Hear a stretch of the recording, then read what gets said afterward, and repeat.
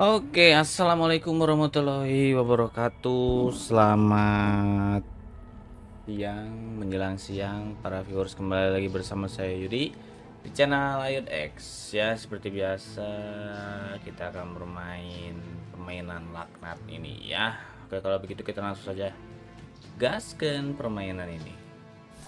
Let's go bot. Seperti biasa refresh ping dulu. Refresh ping. Oke, ping aman. Batuk-batuk ya.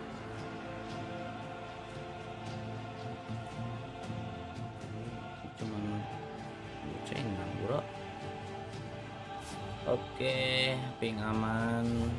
Kemarin main apa ya? Lupa.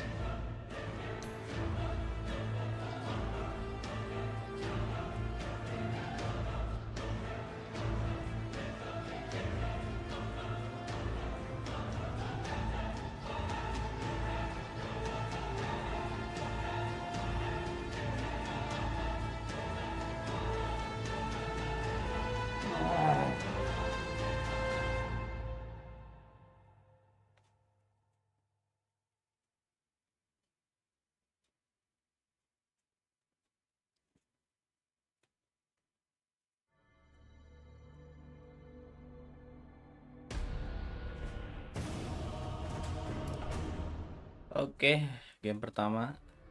Let's go.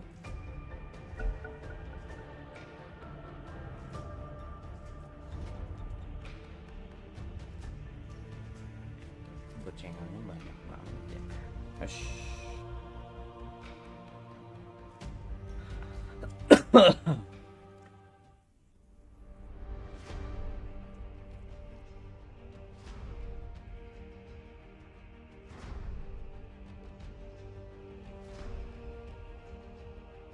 Ten seconds left. Well, 8 now. 5 seconds. Pik, woi. Ah, emang bangsat anjing. Wait, where'd he go? Ah, 2 intel lagi.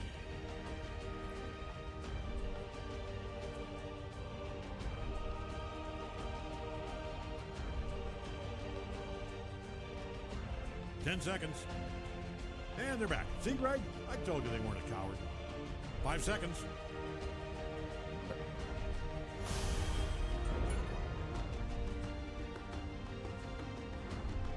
I think someone just got disconnected. DC aja lah anjing. Biasaan anjing baru main. Bro, game pertama gitu harusnya disuguhkan dengan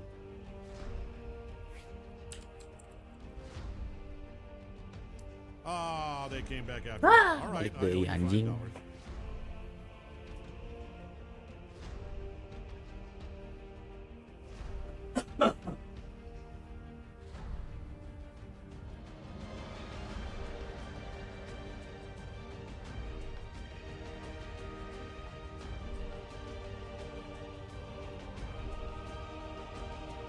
Like mah atau main, bro.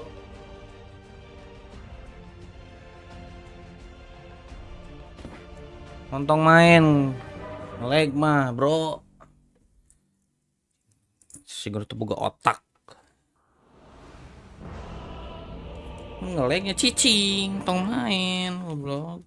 No, itu multiplayer online. Guardian of the Flame. Kami play teh pikela pingna cek heula pingna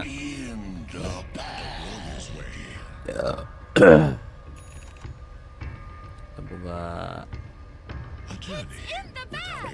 pikiran pisan. Duh, mang punten udah ada susu kap supir brand. Ada malah hard support yang mau jauh anjing. Ngejolnir kira pasti. Oh. Pasti ngejolnir. Tiada lain dan tiada bukan. The way is clear. Heads up, 30 seconds. I wrote up a little pep talk, just your standard inspirational, incredibly powerful and moving speech. Greg was sobbing like a baby when he heard it. It's longer than 30 seconds though, so I'll skip it. It must be done. Kesini atuh bantu lain ngejedog di dia anjing. Ngejedog di dinya si anjing. Kan anjing. Kan anjing.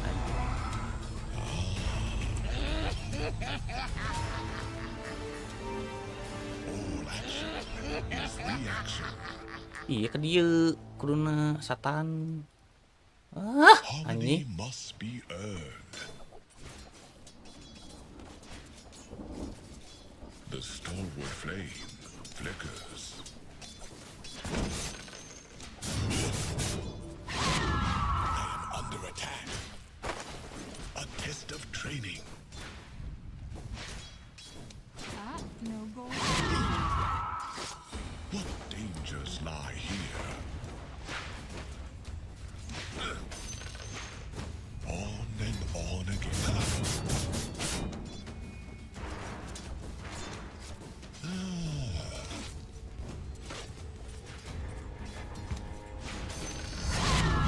Drink deep flame. Fear not the forest.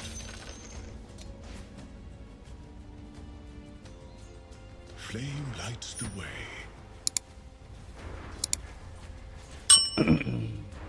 Destiny awaits us all.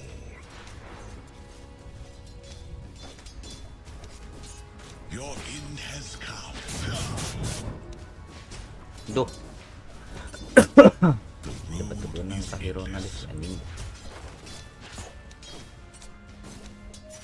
What must be discovered? Balance in all things. Fokus nyicil nih. All action is real.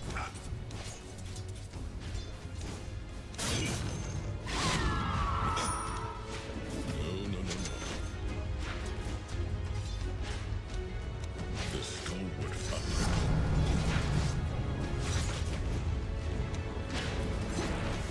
The road is endless.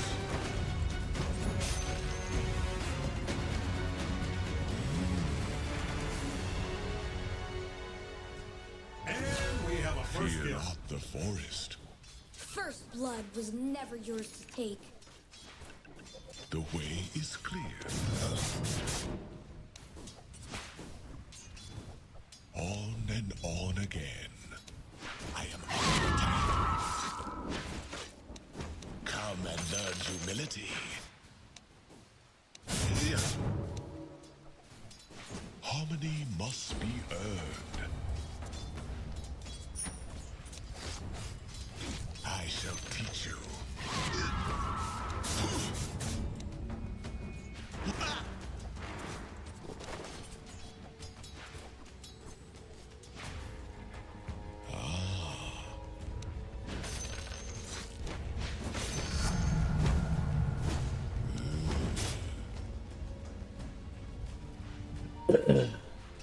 What must be discovered?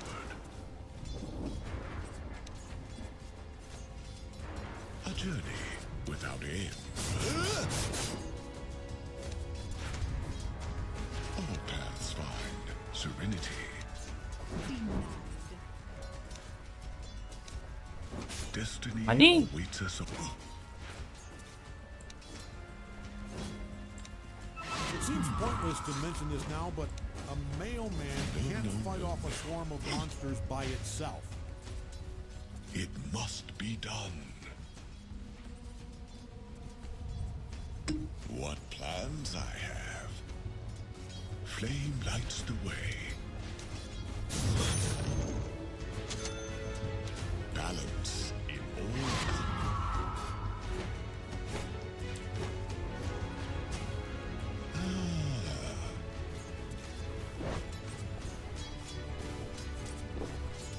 Be wary. Be caught.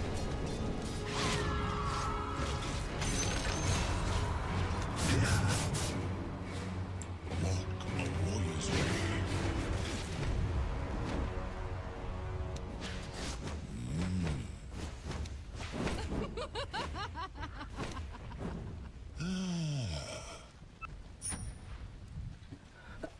All paths find serenity. I am under attack. Jero, Jero anjing. Fear not the forest. What dangers lie here? The middle tower might need a little attention. Limber up. They I fortified their aspire to structures. more. The stalwart flame flickers. You will be honored. Destiny awaits us The middle all. tower's taking a beating. Flame lights the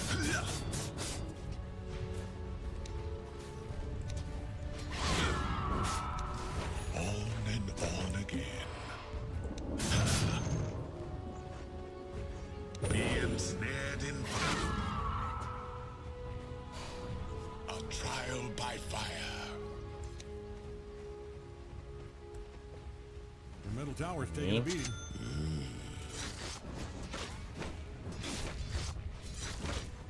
You have no chance.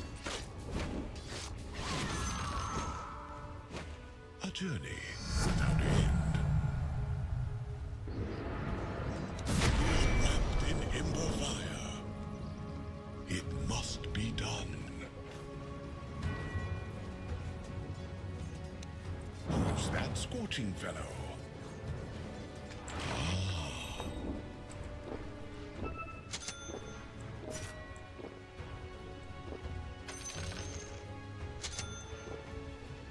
No path but through. Harmony must be earned. Burn forth, my friend. The top tower's under attack. The road is endless. Oh, this is gruesome. I mean, you have to feel some kind of responsibility for this, right? Be You need your wary. top tower? I'm only Be asking because it's cautious. being Middle lane destroyed. is missing. The way is clear.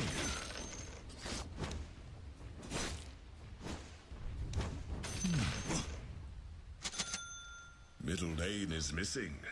Walk a warrior's way. What must be discovered?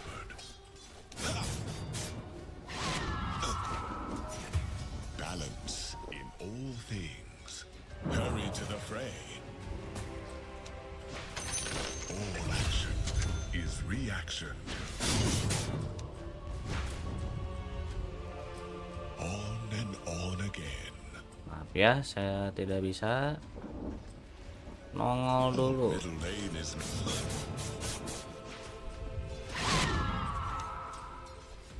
the way is clear. Harmony must be earned.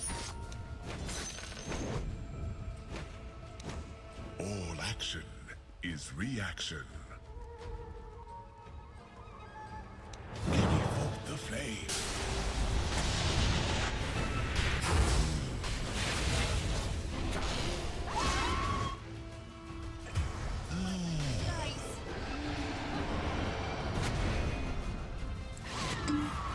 To the touch. Chained in searing heat.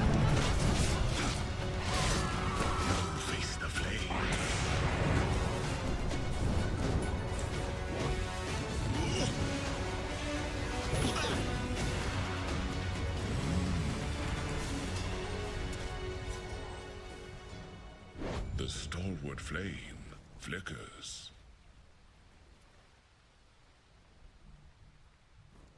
Be wary, be cautious. Flame lights the way.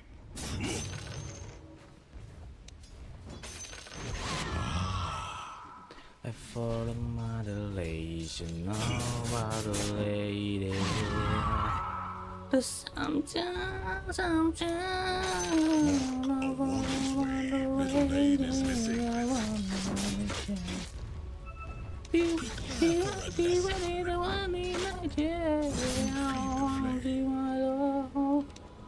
What be on your way? On your crime, A journey without end. is also more. Rule in prison, freedom foretold, balance in all things. Aduh, bisaan anjir apaleun weh. But through. Middle lane is missing.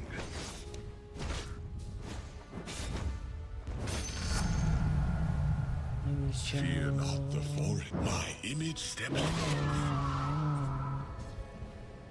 Destiny awaits us all. Oh ya. The road is endless. It must be done. They are on a killing spree. Harmony must be earned.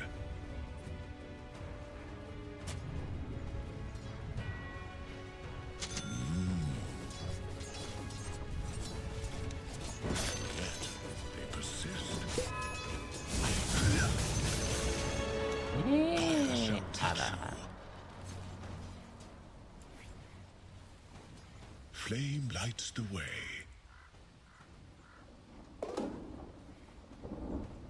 Might want to look into your bottom tower. Yeah, I'd get over there if I was you.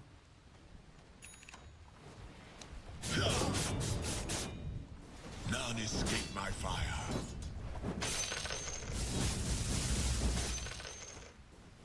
What dangers lie here?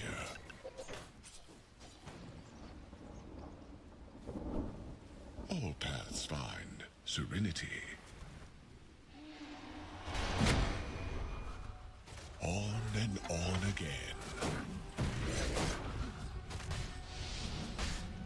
It must be done. Your place is here.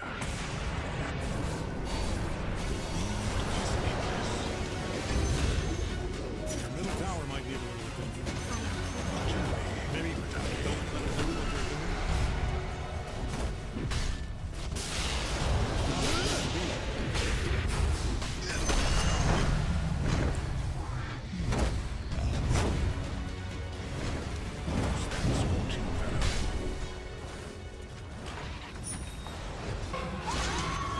Man, you know what that is me. dominating.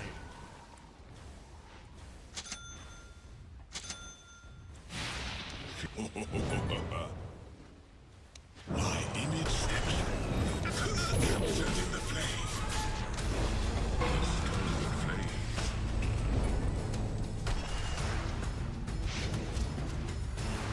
You will be here. I am not ready. Balance in all things. All action is reaction. The way is clear.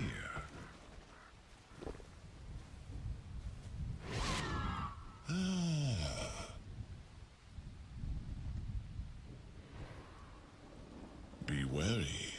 Be caught what plans I have. Walk a warrior's Your way. middle tower might need a little attention. That thing is getting stomped on so hard it's What going to turn must into be wine. discovered? Destiny awaits us all. Come forth, my friend.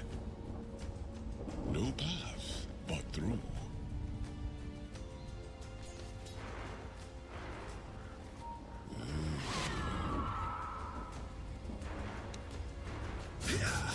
tower's taking a beating. Hurry to the fray.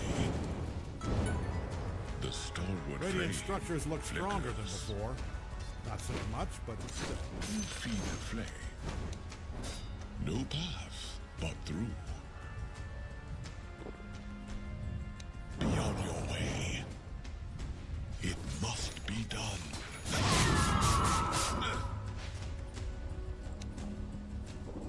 Paths find serenity.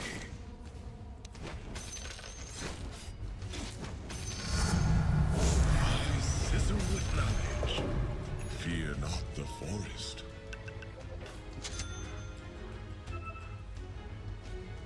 The road is endless.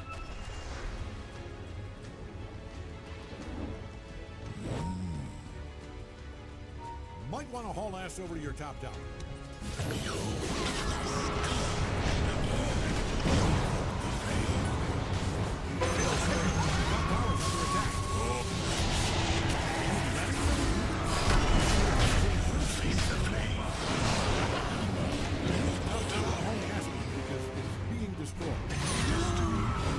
The top tower is gone to be with the big brick in the sky.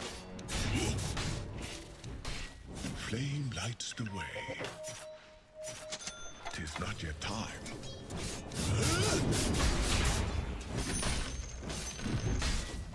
Prepare for a lesson.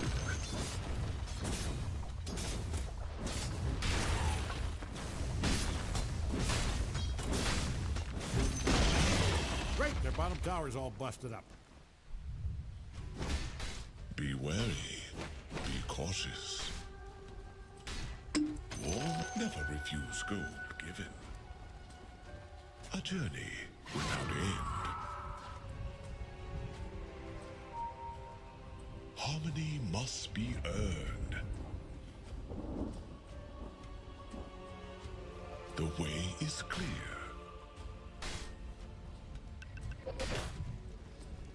Balance in all things. Walk a warrior's way.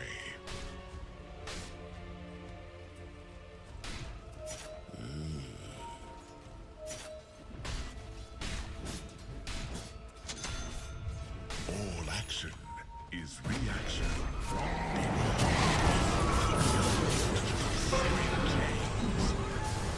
What must be discovered?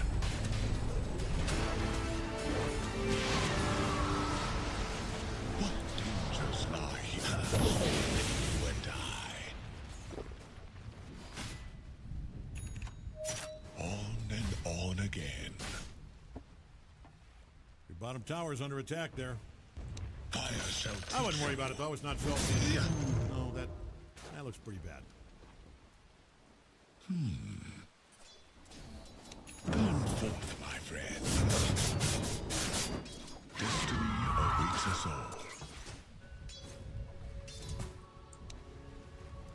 You have no chance.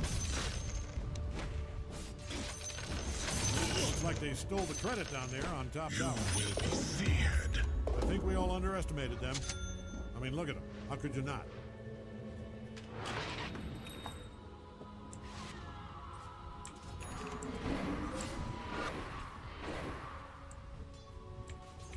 And away I go. My image steps forward. I need more time. Rule Middle and tower prison, might need a little attention. freedom foretold. Ah, good. Perfect example. road See, is this endless. right here, this is what you want to avoid. Paths find serenity. 'Tis not your time.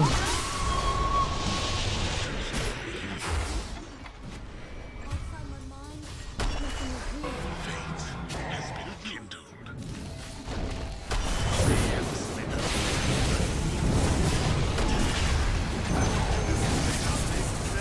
Like watching a lion take out the dragon. Behold, a subtle bird.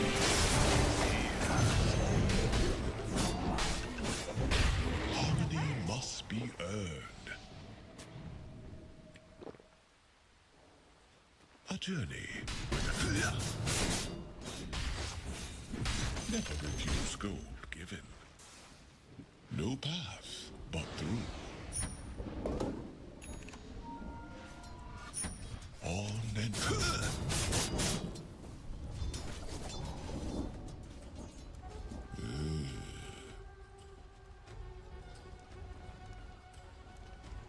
warned that the way is clear.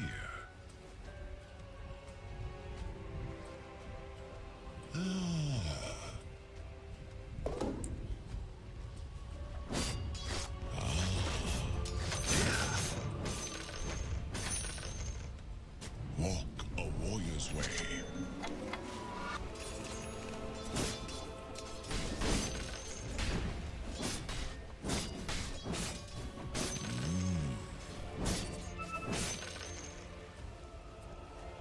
Be wary, be cautious. Rule imprisoned, freedom foretold. Balance in all things.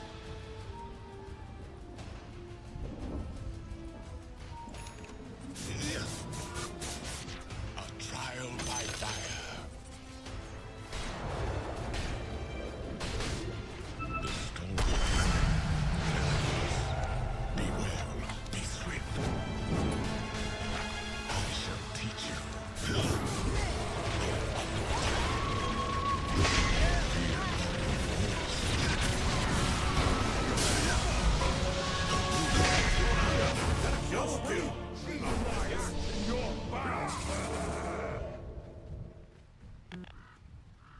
Goblok. Kabur anjing. The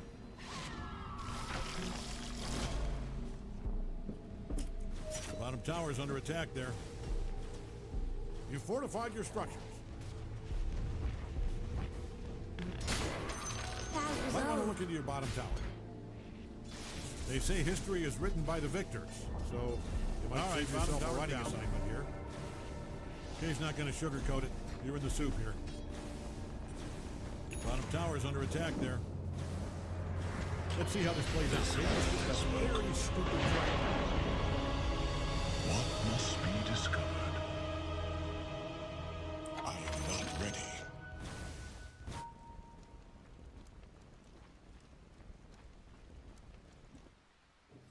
Flame lights the way. Be on your way. It must be done.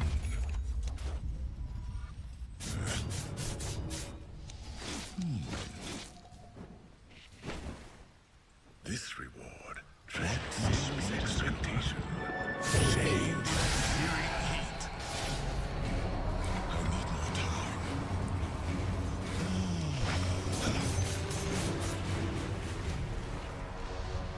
Flame lights the way.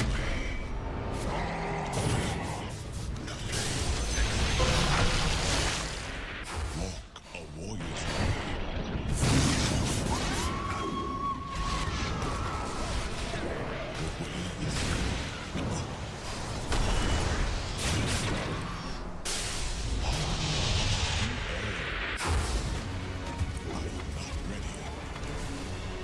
I need more time.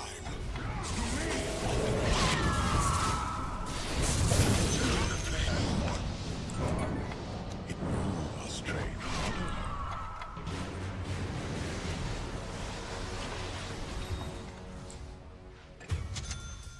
Tree. Be wary. Be cautious. Carry forth the flame. Balance.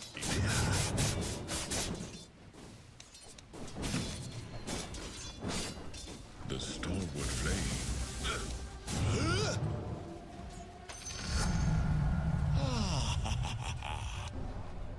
Destiny awaits us all.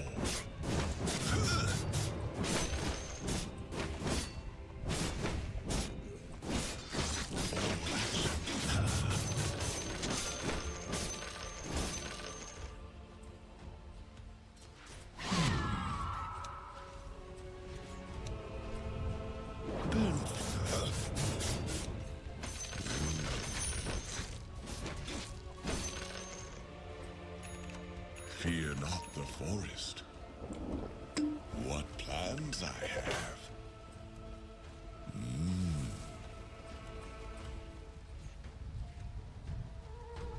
The road is endless.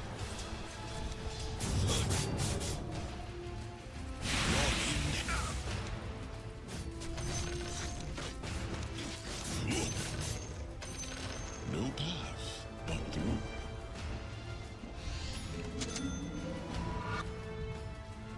A journey without end.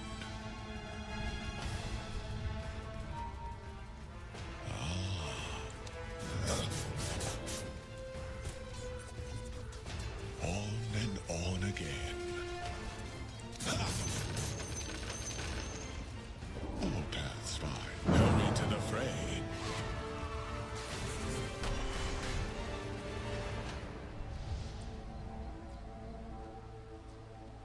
What dangers lie here?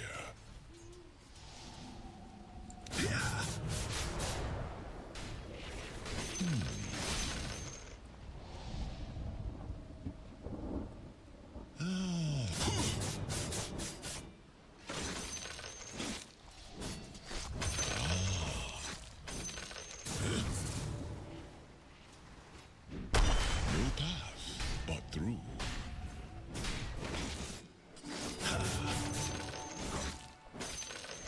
And away I go. All paths find serenity. My image steps forth.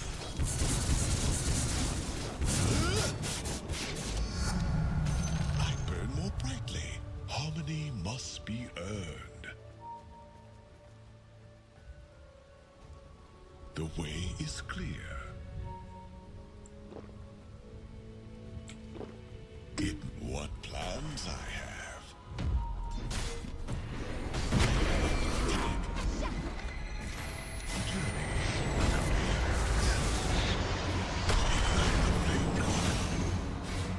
Be wary.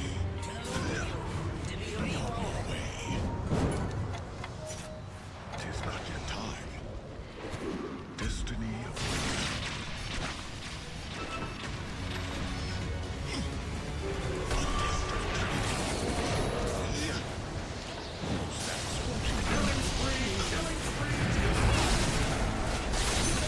escape my fire. Let death be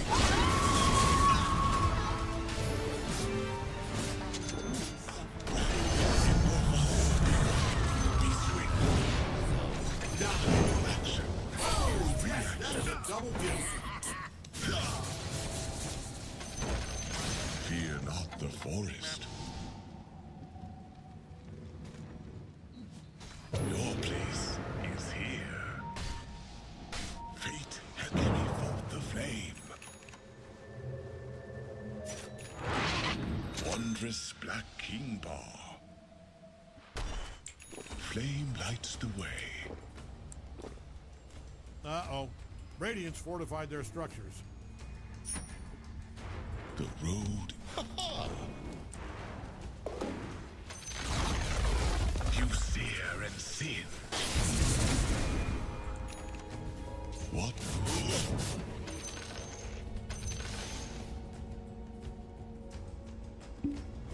What dangers lie here?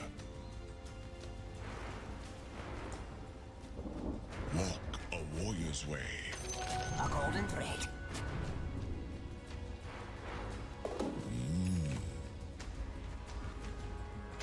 I Bounty. am not ready.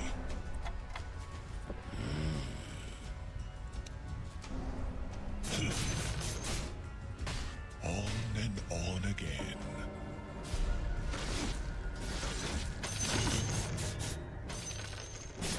The stalwart flame flickers.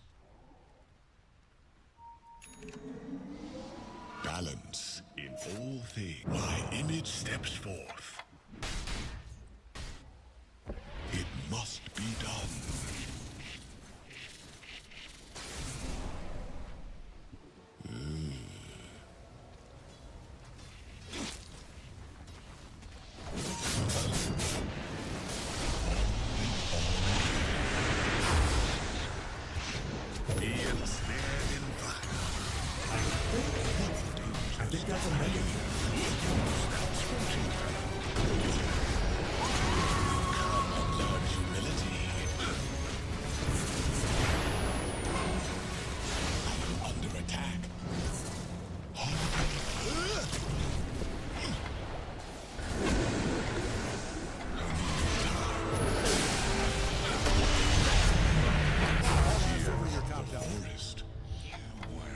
see the benefit of letting them kill your towers, but you're the Screech me expert. well. Be swift.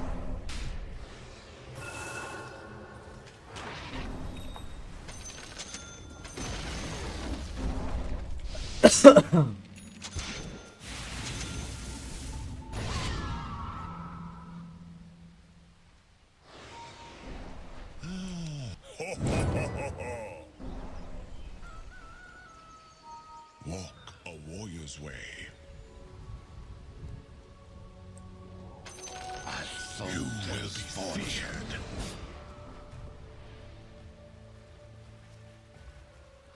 What must be discovered?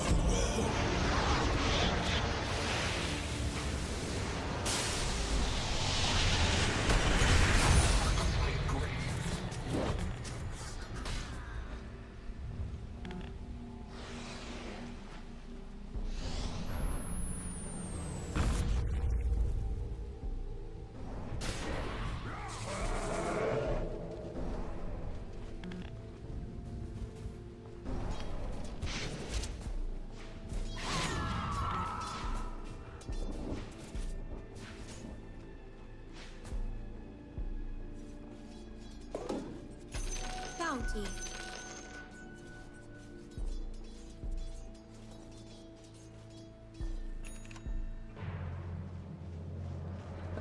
Someone left. Don't tell him I said this, but not a huge loss.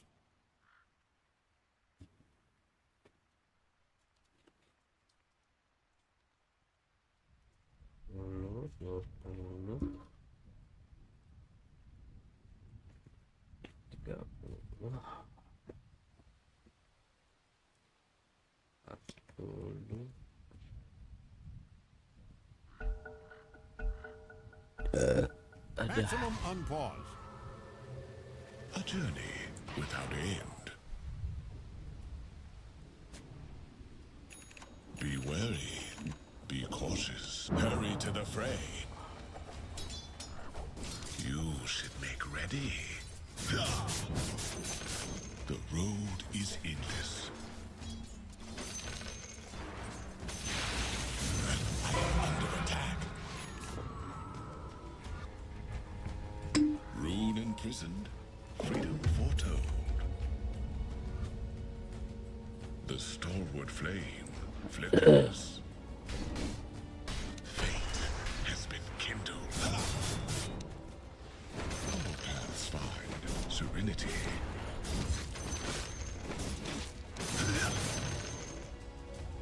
Destiny awaits us all.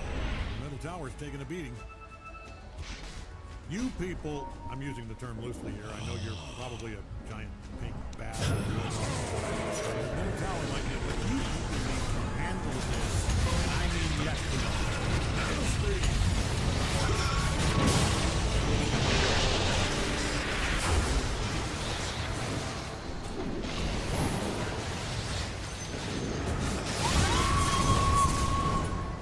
No path but through. Tis not yet time. My image steps forth.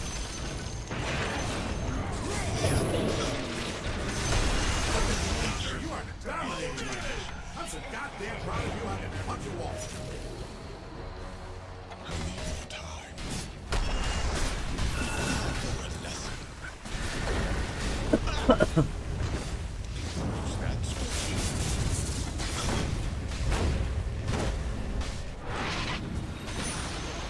The bottom tower's down. the way is clear. Ruined those bottom barracks. Not ready. Bottom barracks demolished. A lot of dead troops. Good stuff. Wait till they see what you have in store for an encore. The stalwart flame flickers.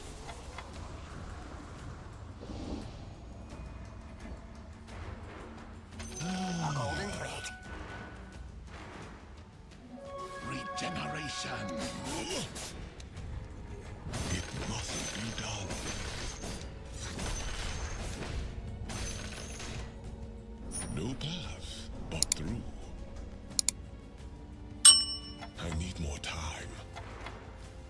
You sear and singe.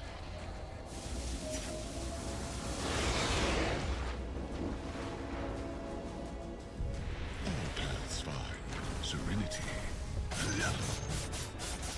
'Tis not yet time. What dangers lie here? All action is reaction.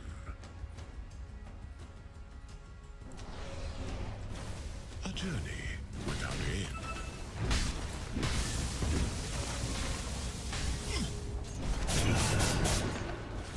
Balance in all Good stuff. things. The middle tower's a sad pile of gravel. I am not ready. Flame lights the way. Your end has come.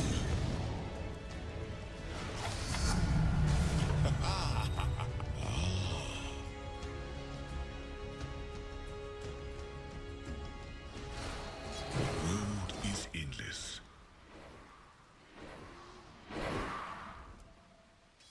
Fear not the forest.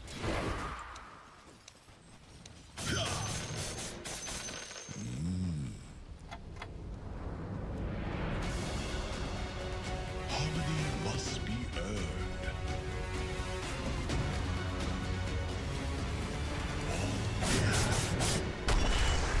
Be on your way. Be wary. Be cautious.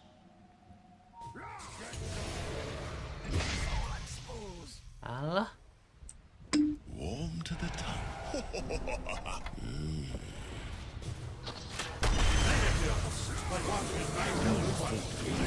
Defenseless spot.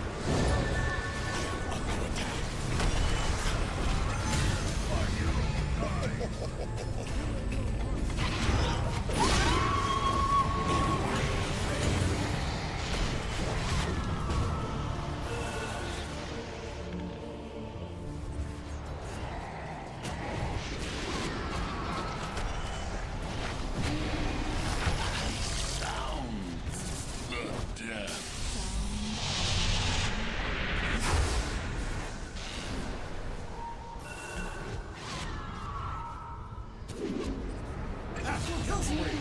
Look at you go. Hacking and leaking. Blood spraying everywhere.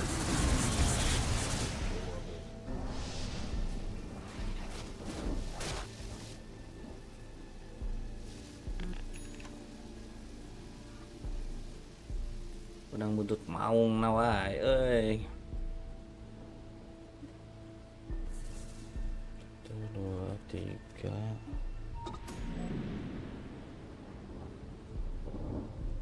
4 5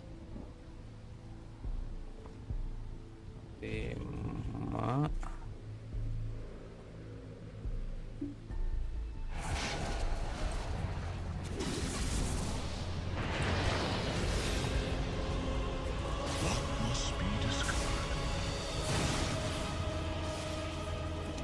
Hurry to the fray.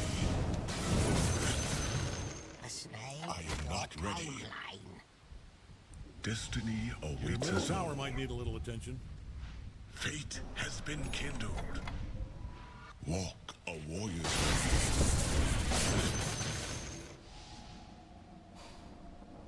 Destiny awaits us all. You should make ready. That courier will be missed. Cut down in its prime. Fear. The middle tower's taking a beating. On and on again. The road is endless.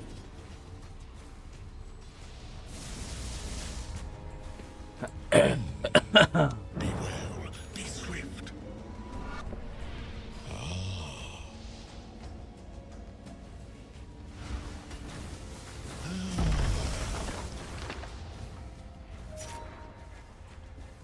The stalwart flame.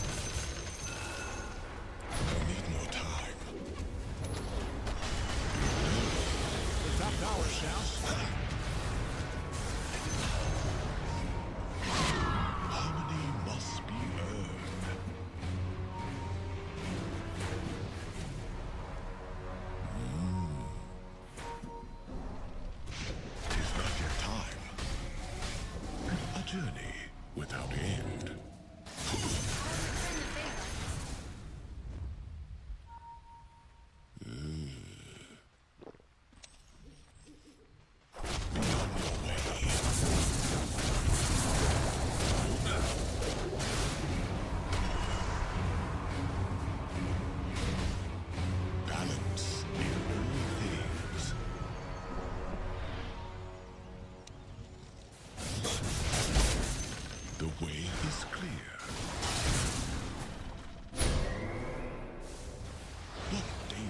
lie here.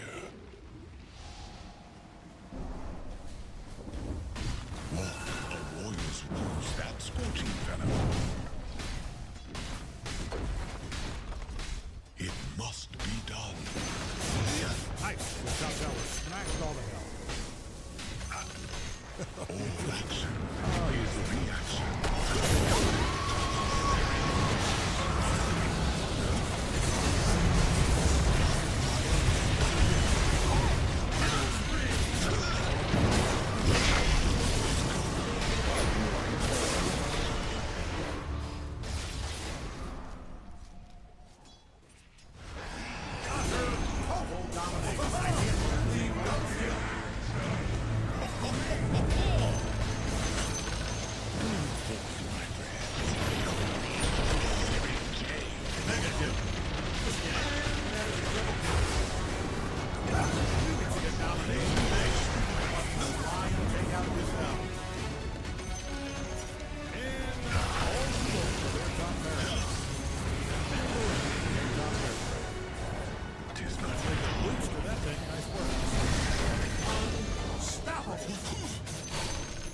Shuttle and room, I weave.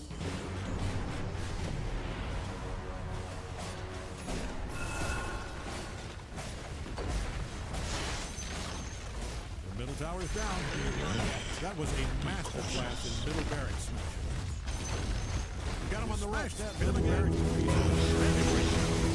The middle tower is down.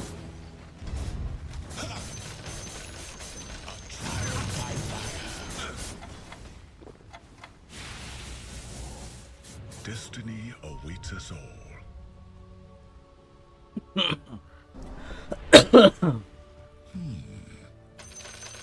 A golden thread. The way is clear. I am not ready.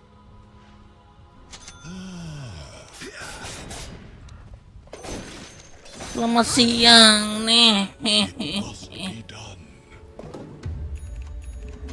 Now his own. Fate has been kindled. Scepter of ultimate Yang power. kedua.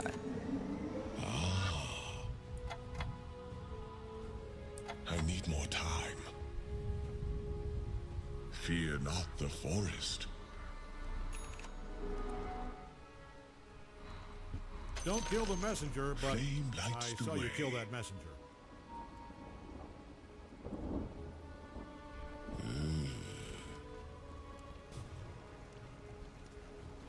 Oh, notif.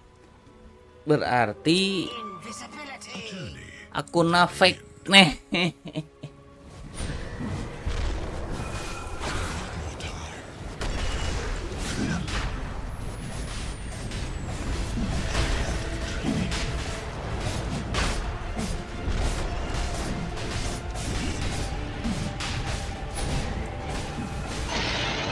Claimed immortality. On and on again.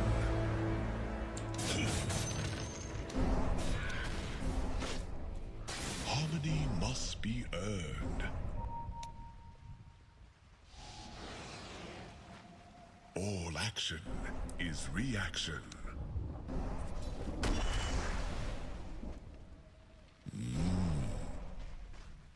Mereka mana? No path but through. Hurry to the fray. Under attack. Balance in Good all stuff. things. Their middle tower's a sad pile of glass.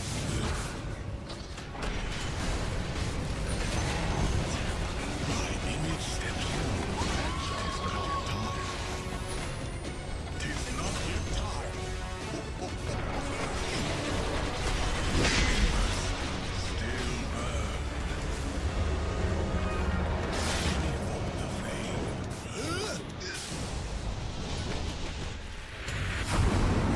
A warrior's way.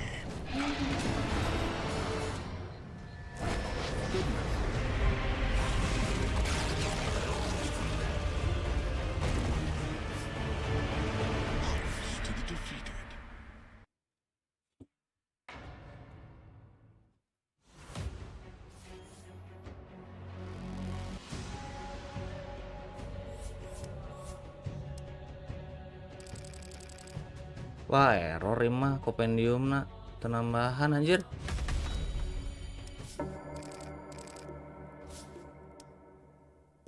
Cek sono lah mikna ya kan. Ah ya, itu udah jang nih. Ini kompena penambahan anjing mentok level 30. Naon betul pas. Kompendiumna heuh. Tenambahan-nambahan deui si anjing. Teu menang treasure eta teh betul pas.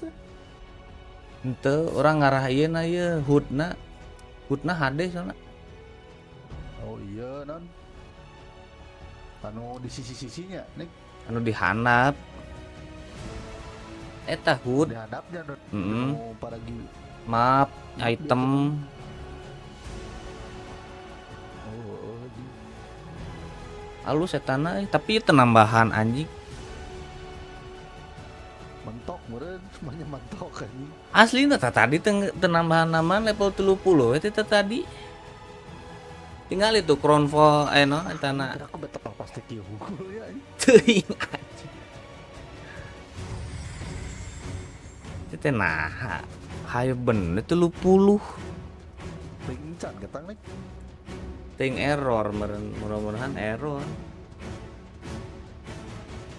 Di kamari main teh 30 we hayu mentok kan.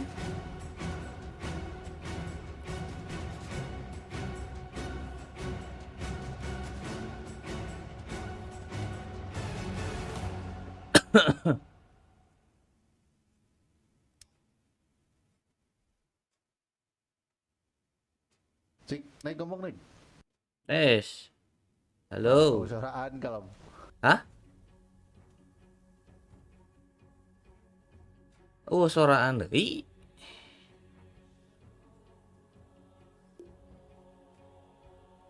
Advokat.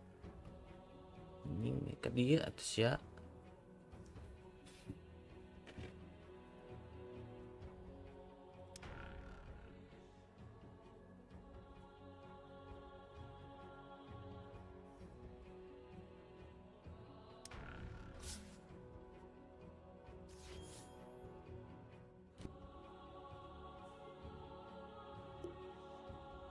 Tes. Itu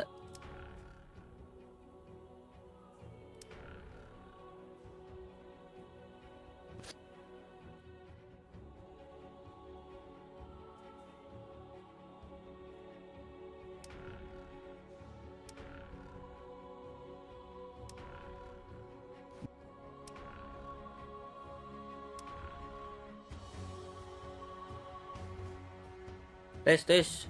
Oh, soraan. Anjing. Ah, bener mentok ya mah.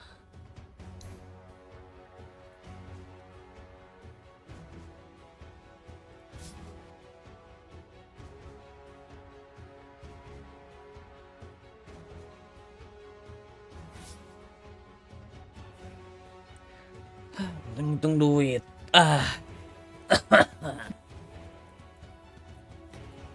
Dua, tiga, empat, lima.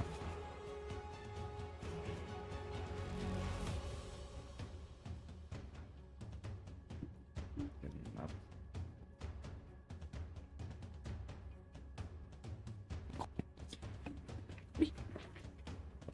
Si Aji.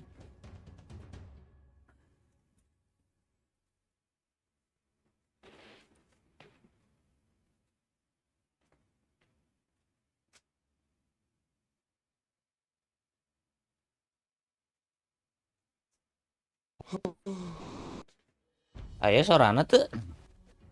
Ayo. Oh ya.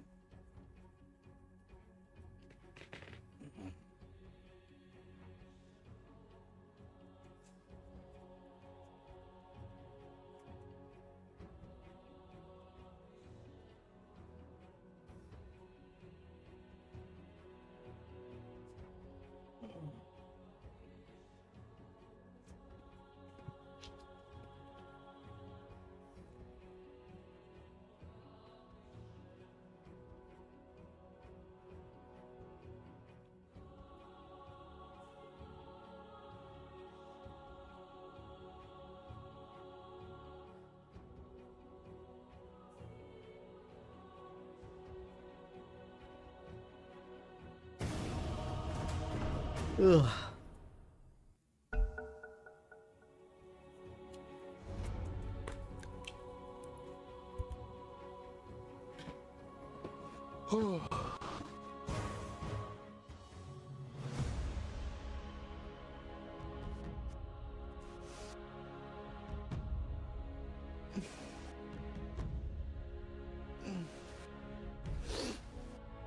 seconds.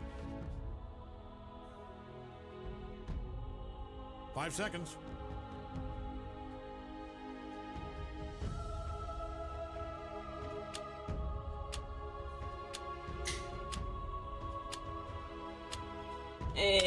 Karena nu ngepik anjing ku aing ngepik put ge anjing tah anjing bali lapisan aing ngepik ge anjing ok benar Mual nih. Itu ngepick. Anjing alchemis. Ya yang main silencer silencer carry. Heeh. Tapi ting ningali offline heula naon. Offline Wind Ranger no bala anjing. Ultina bala. Duh, kan cek aing ge. Iyalah, oh deui anjing. Setidaknya ada CM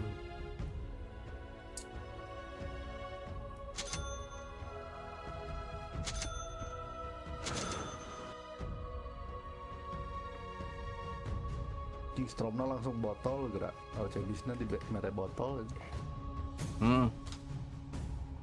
Alchemisna nyokot anu ieu nek nu duit nu duit tuh.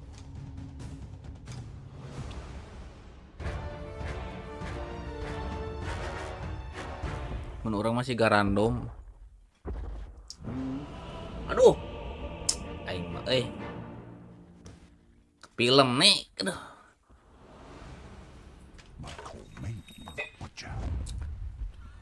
Edan bugena arkana. Teu make nu itu urang You want a bag? nu budak leutik. I can get you a bag. Pada didinya mah arkana kabeh.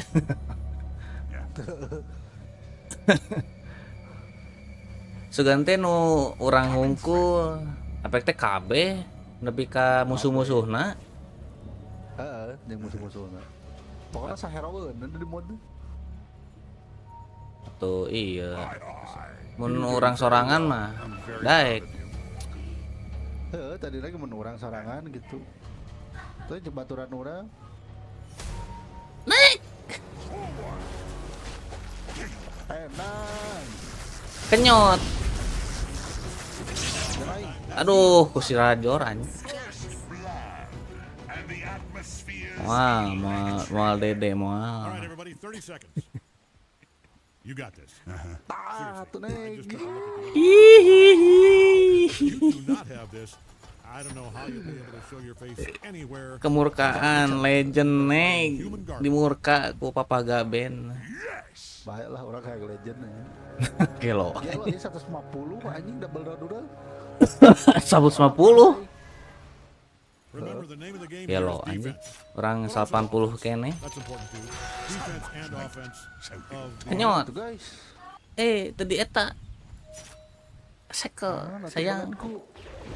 Tong eta tuh alah. Kagok nu eta ayana ge. Wah gitulah sekali nih. Oh. Anjing. Slow dah. Tah. Beri ko aing tah.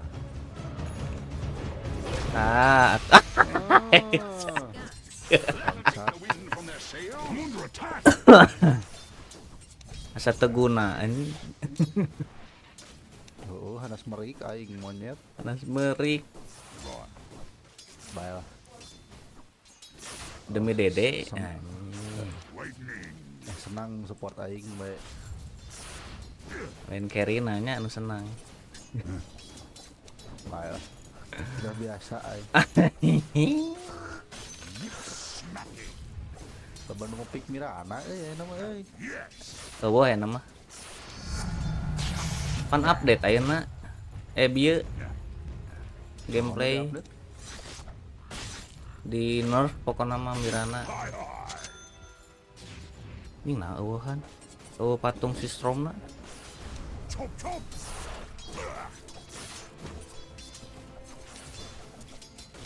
Forward.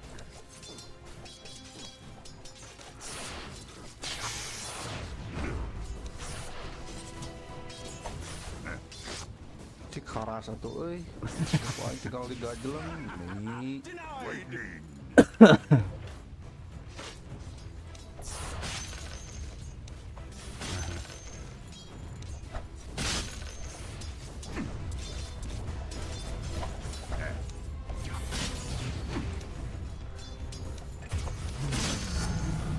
Time for a chopping block party.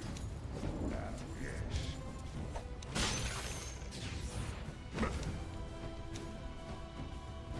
Coming, friend. Ieu naon foto nu kieu di anjing ganggu.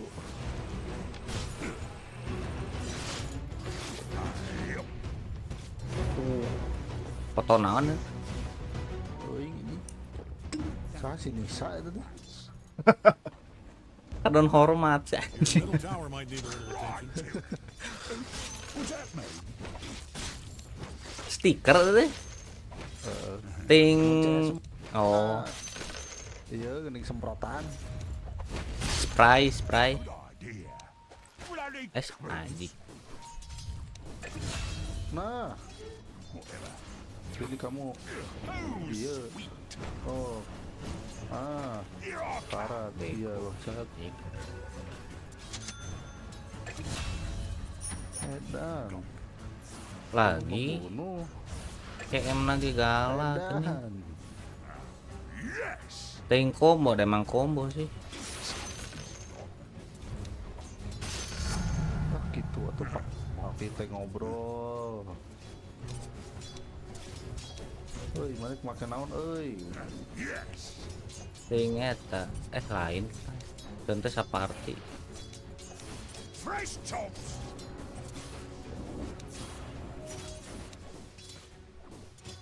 Deep breath. Disangkan apa itu orang anjing. Nah. Right. Aduh. Hook creep aing. It's cleaver time.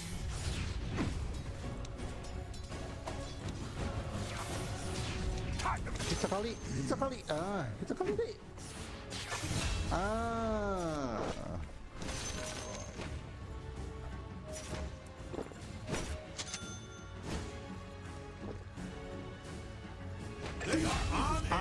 Edan. Double kill. Cokro Dinoto.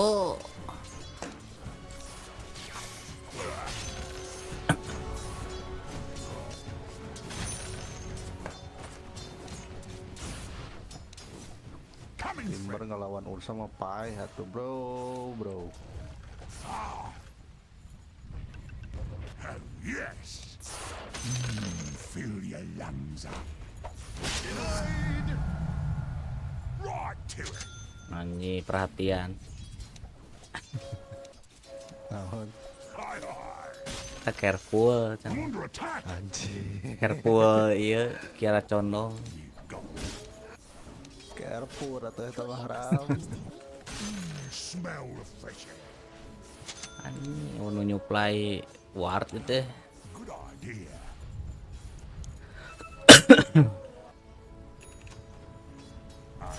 Dulu. Animal. Ih si Kamu, Cok. Dominating.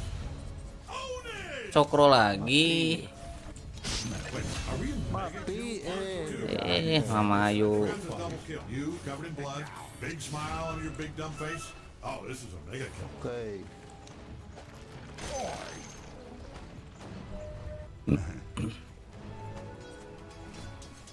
Tumben hoodwingna bener ieu mah euy, skillna benang wae anjing. Kadang melawan. Geuring. Kadang sekolah teh sok melipir wae anjing.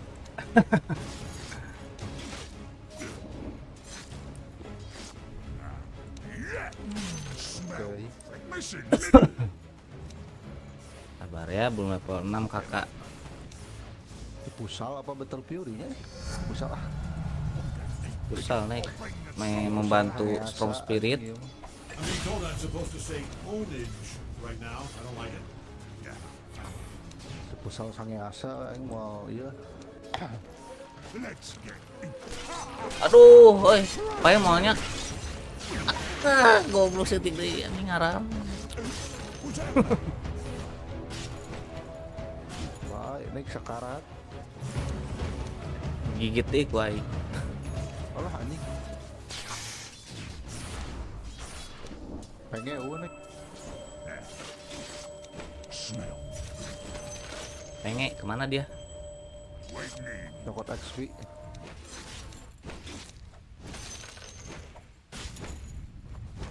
Mission middle. Mission middle. Itu teh alchemis apa? Lina Kerina teh. Oh, Alchemis mah ieu support seperti biasa. Bro, kata bro. Penggalangan dana Aganim. Aya what emang di dia euy?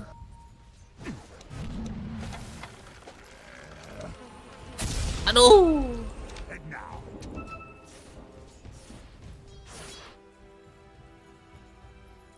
Apaleun euy? Ini kuring ke bawah.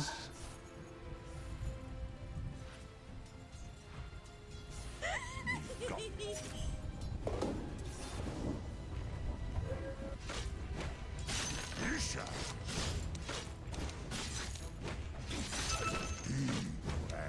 Mission middle. Missing modal. Pigi, kemana Mission middle. Missing middle. Mission middle. Anjing, nah di luhur gobles. Karun duel yang level genep. Sahabat balik jang. Lu Ya. bangsa aing.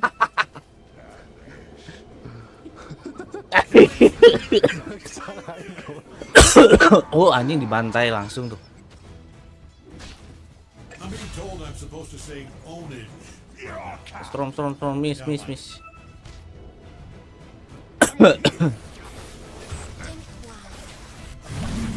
Bye, ini kita mah. Nice. Defending ancients. This feels personal. Look at him go. Carnage. Goblok. Aduh anjing sumput. This age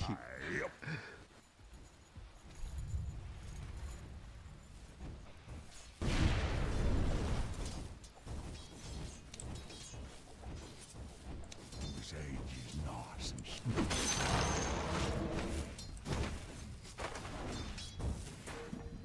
Right. I'm seriously tired of this place. We'll devour you.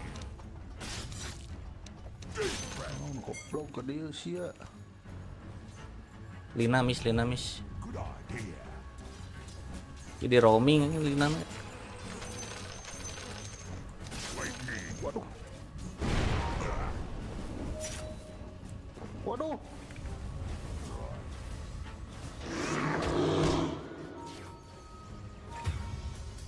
Berdua. Anjing strong.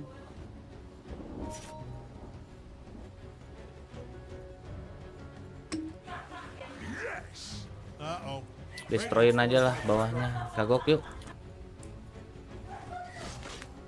Anjing. Storm pengennya di mid. Belajarnya mau Dota ini.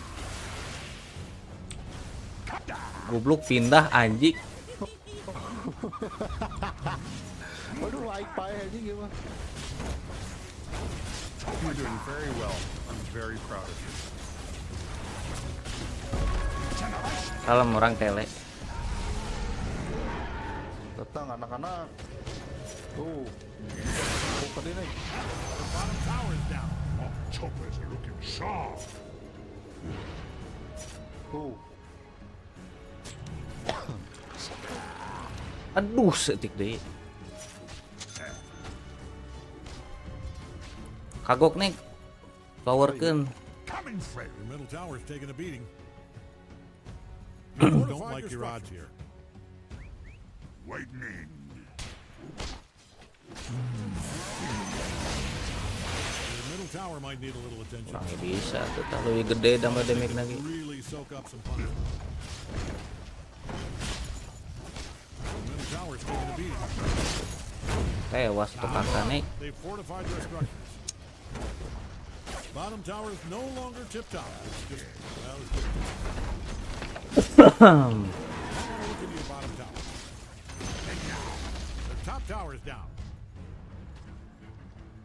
Nah, nih lewat sini dia. Your bottom tower is under attack there.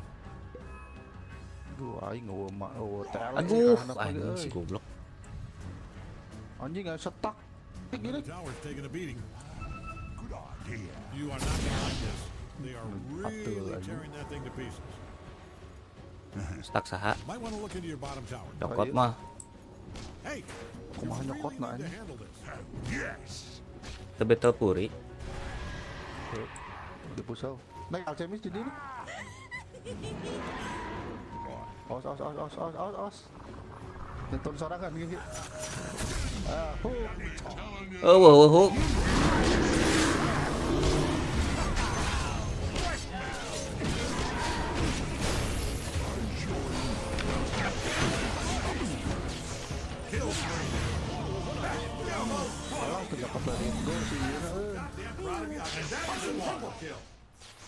Penyakit lelit go gening. Don't you dare stop.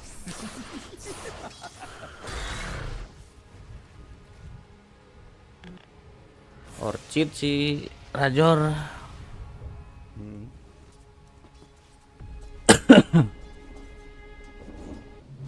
Dengri dagger ya. Kapikeun anjing.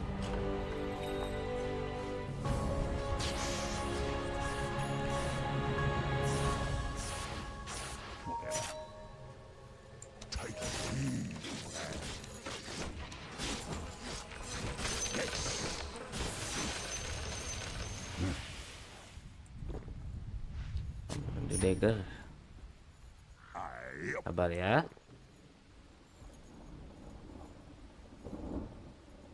Forward. Ambung ka luhur. Ye go. Tanah kita nih. Si kan aya wat an. Leave this bit for later. Apaleun. Yeah. Kalem lah gedeng deui ya. Dagger. Sabar ya. Chop him block.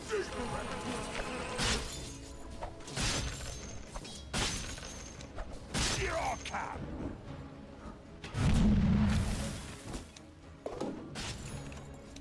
You won't feel the pain.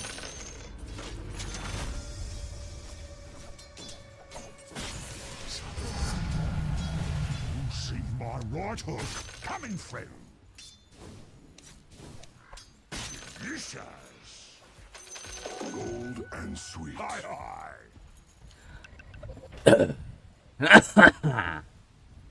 Nyarumput musuhna. Di luhur aya.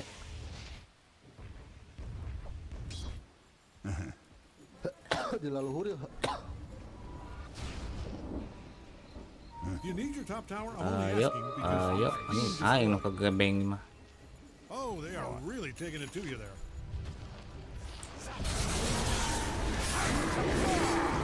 Alah nek kasetun. Padahal ieu. Wah, mata astro mah. Mana tah? Jauh ka dieu.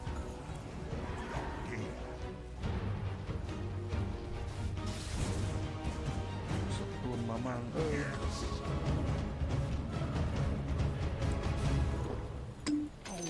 Lovely.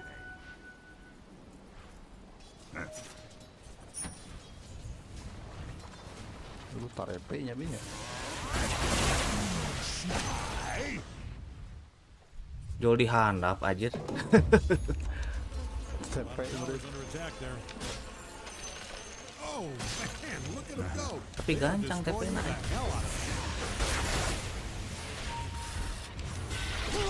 Aduh, nanti dulu dong.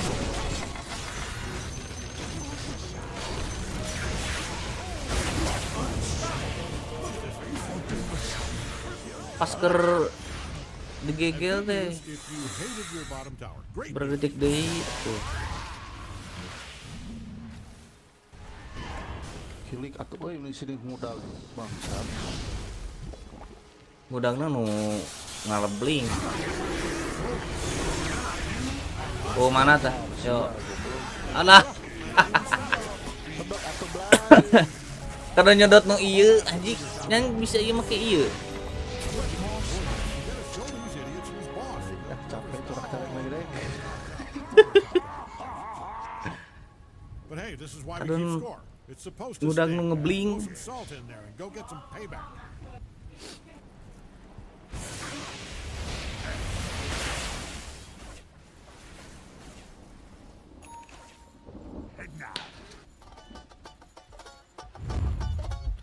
Kadang berdansa anjing.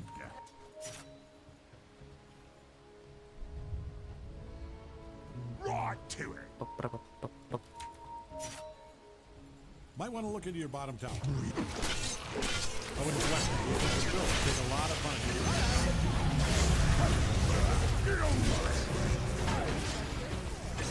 Nah, gitu ada momennya make orchid ya. Orang ngegel itu orchidnya anjing kabur atuh musuhna. Harus ada tektokan. Hitung-hitungan nih. Heeh. Pasti lah. Siga game kamari make seven anjing. Terus hiji deui Leon babarengan satuna si I'm not opposed to taking the occasional bounty. Leon nyetun, seven nyetun anjing. Meni rame anjing segala keluar setelah itu goblok. Semuka tuh dajal ieu. In peace lebar. Gis. In peace nek. Oh, in peace. Aduh sentri euy belah dieuna euy.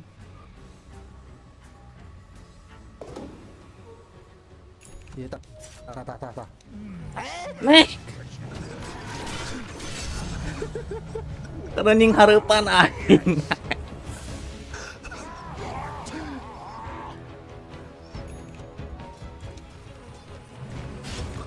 Kagok euy aing ngasa anjing. Geus dagger can? Can. Tah, Tulina tuh. Lina Smok sahab ya. eta Willow. Wing ya. Willow. Hoodwing. Aduh. Awas aing lah. Ah. Mali bareng. Segala keluar anjing.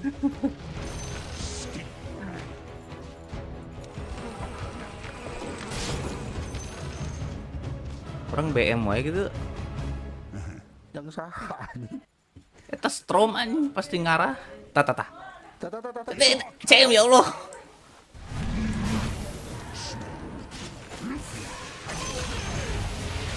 Pasal ini singan dajal anjing. Your middle tower might need a little attention. Orchid anjing. You know what? Put ke orchid anjing. Your top tower Si pagar we nek. Nya si Pak. Sini sayang. Terus Don't want to use it all. Lotus gak bisa. Lotus ngan si Strom unggul. Si ieu Belum penge. Yang si pas heula. Aduh, salah satu sopan anjing. jangan ngehewos. Siapa nih? Oh, tara tuh aing naik. Balik nek.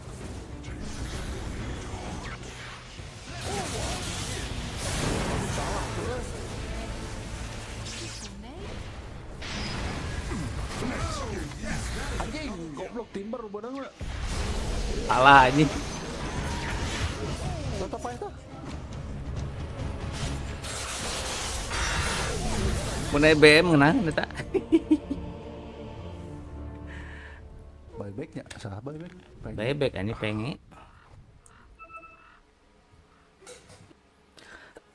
Ini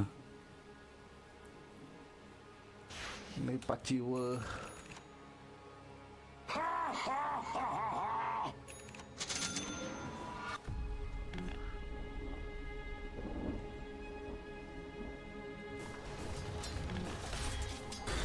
Udah ini BKB.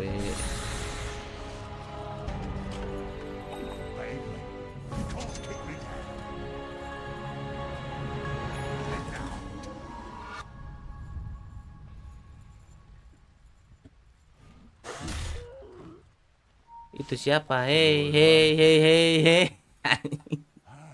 Good idea.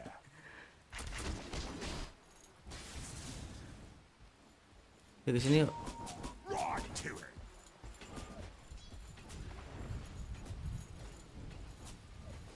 You got it. Si Stromna rada teas tanya mau di gegel kemana untuk ke spell posisi.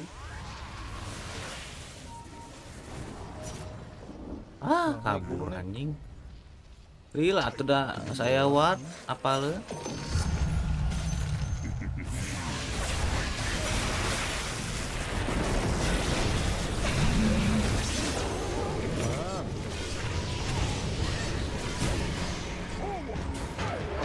Oh, blaze anjing. Nu kitu. Balik rata sih.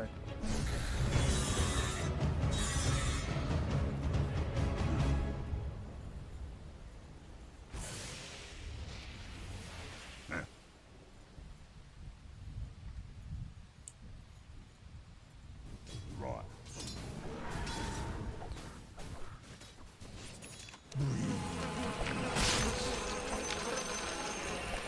Here I come.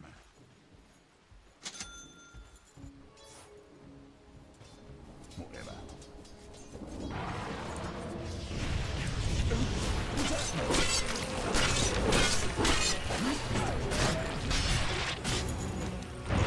Kan dia nggak mau ngehit. Anjing. Coming through. Tower's under attack there. Look, Greg called the cops. Setrum nih kayaknya nih. Assaulting these towers is not a crime. Tapi tangkal kamar anak ini tuh.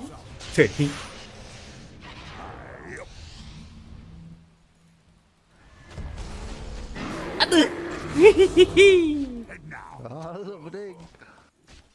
Sendirian pengen tak edek nah cokot. Degen. Good idea. Mana botolnya? Langsung rosan ke. Boleh. Malah kepake. Siapa? Baik aing ka dieu. Rosan kan kagok dah sepi. Heeh. Ayo, ke mana? Beri ku aing sok. Kudu tepe si anjing. Orang kanap dah. Sok.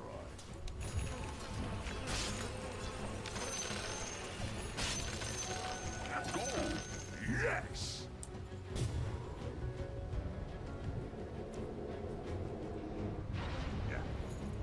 Apa aing besar heula nya?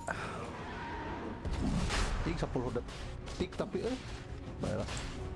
10 detik gila. Yes. Dek mah. Right.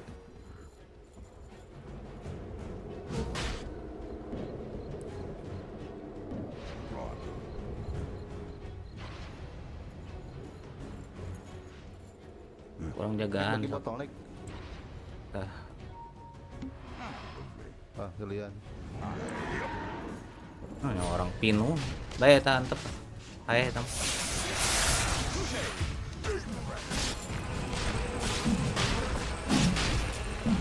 Kau orang kan nih.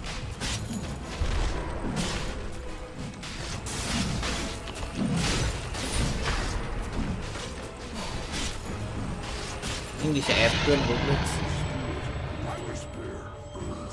Pulang dulu. Abi Haus. Your middle tower might need a little attention. Aduh, di porti anjing. biasa anjing kebiasaan goblok. Nyerang mal ya. Tower's taking a beat. Anjing gak ganing serong lu goblok. Sok. Disetun ai. Lu kayak anjing.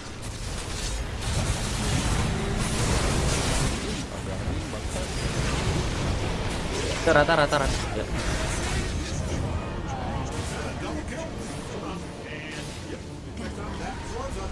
Apa ya ini?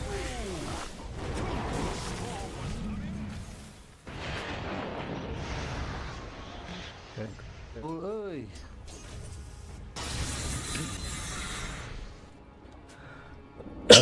BKB deh sih anjing.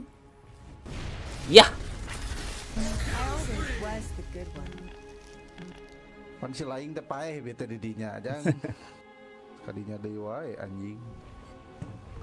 Your middle tower might need a little attention. Dibere agani si Stromna. Aduh menyerang sih anjing.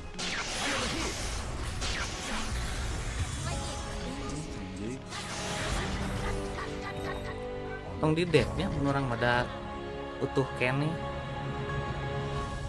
Itu di porti nu salah nama mun udah ge bieu pas perang. Right.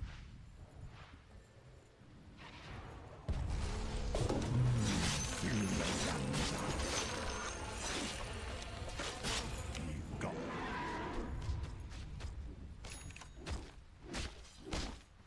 Hi, hi.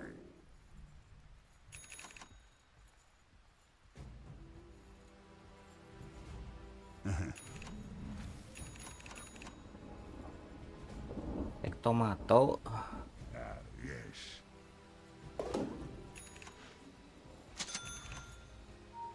Lightning.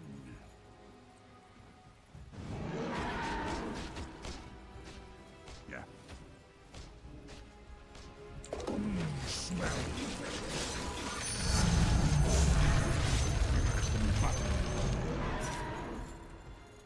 Huh?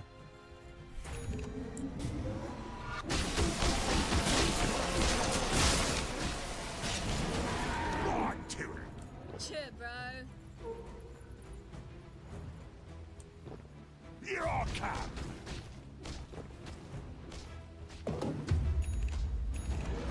Coming through.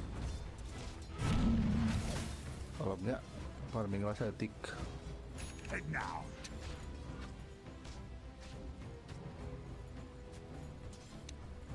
Forward.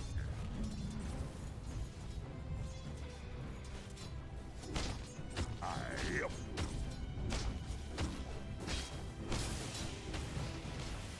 Lightning.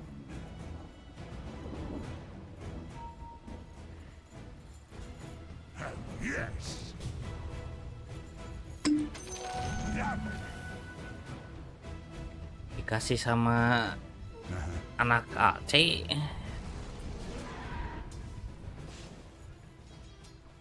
Kalau batu anjing kagok. You're all come. Tuh Roger lagi farming kene anjing. I meant to do that. You're on.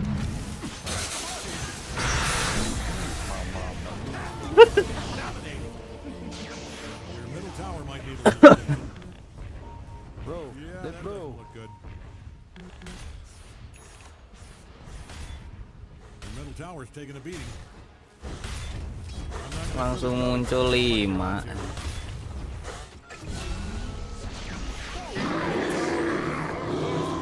Largely ignored, badly protected. Goodbye. Apa dia goblok? KBN. Goblok anjing pinuh deui manana. Tower's taking a beating.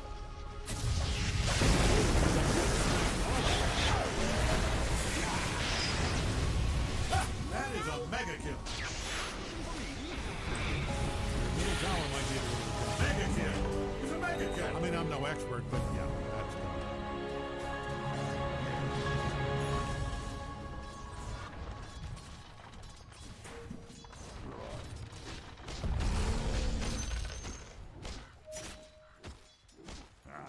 Yes. Aing ka dia Stromna da.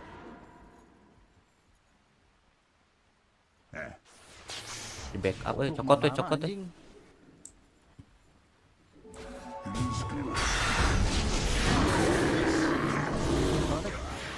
Wah anjing. Waduh, alchemis anjing.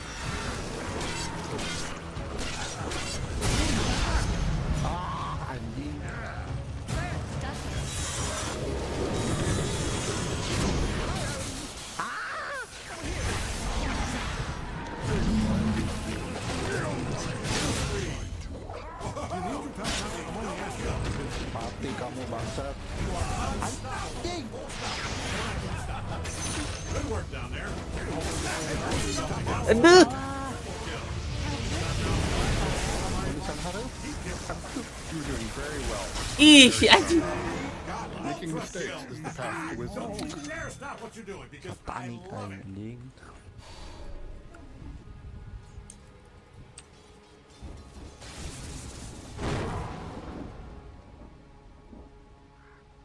Jangan kamu karuan.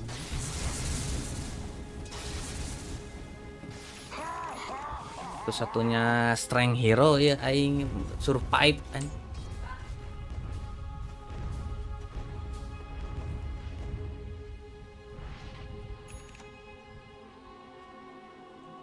Might want to haul ass over to your top tower. Oof, oh, this is gruesome. I mean, you have to feel some kind of responsibility for this, right? Your top tower just fell over. This is trouble. Si anjing CM jangan 2 sepatu goblok. Lagi sepatu mana si anjing?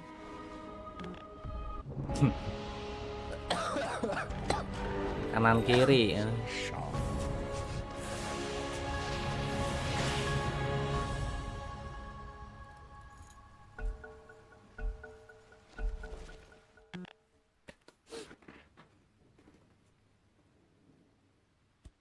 Aduh.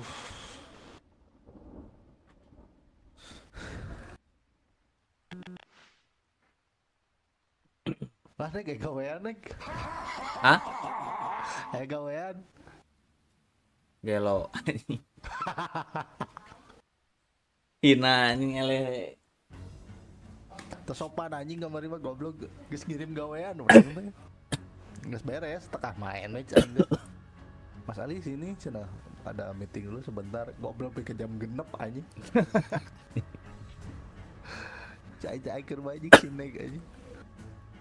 Keur mah hiji mabok anjing. Kuit anjing. Hey, look who's back. Good idea.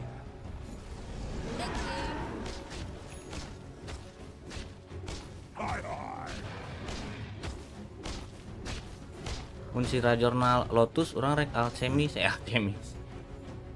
Anjing jadi support, jadi offlaner aing mah lila-lila. Mau di Lotus wajorna anjing. Aing ngen Lotus. Ini serangan dadakana bahaya anjing. Pampangna timbar bisa nyusul. Nah. Oh, bait. Anjing. Coming through. Tata strong bijil ya. Tongah hiji we mah. Coba Heeh. Nek mau nek. Cokot orang jauh. Anjing. Jauh pisan. Ayo. Goblok per 2 genep si anjing.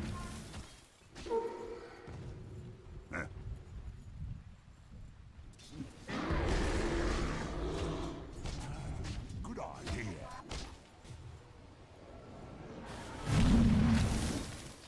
Kita nggak santai di luhur ya? Di luhur. Om diwarkeun atuh belai.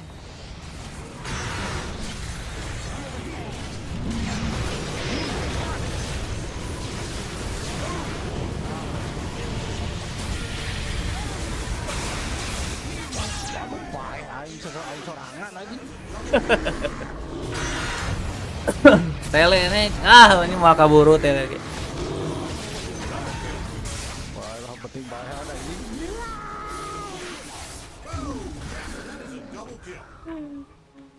Ngeteng naon offline maneh anjing.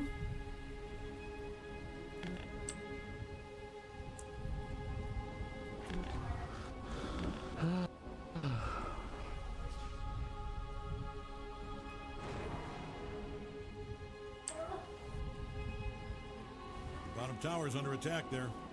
Un X kenahan ya See how this plays offline. out. Maybe it's just a very stupid trap. Bottom tower just bit the brick. Tinggal call Cisco. Might want to look into your bottom tower. I wouldn't worry Zaman about it. It's not Majapahit anjing offline aja. From non Ajor. Middle tower might need a little attention. Maybe don't let them do what they're doing. Oh, Biasa? you let them take out Anjing tong main Dota you need biasa. that barracks down there, the one they're destroying. Well, so much for your bottom barracks, genius. Come on, rush into barracks. Let's get back out. Destroyed. Good news, you have a pile of bricks. Bad news, it used to be your middle barracks. Yes. Not the worst news. I mean, it's in the top 10. Top tower's under attack. Stay positive.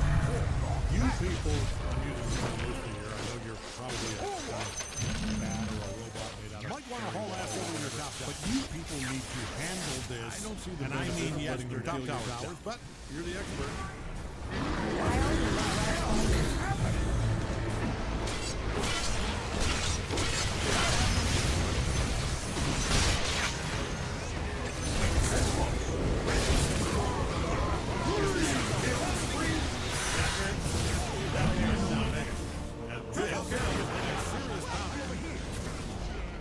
It is every tower that is well defended. Raise your hand. Not so fast. Radiant's top tower. Yeah, they just. Yang offline gerak Well, anjing. more bad news. They got mega creeps. I'll be honest. I was kind of hoping they'd forget taking a beating. Mega creeps.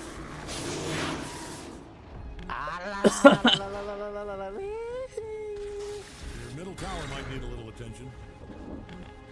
Making mistakes. Middle tower's taking a beating. Ah, good. Perfect example. See, Main this atuh sia goblok. right here. This is what you tower's down. Biasa lemah. Terus mata guna. You know, just because the AFK tower's deh down nge-SL. doesn't mean it's never good.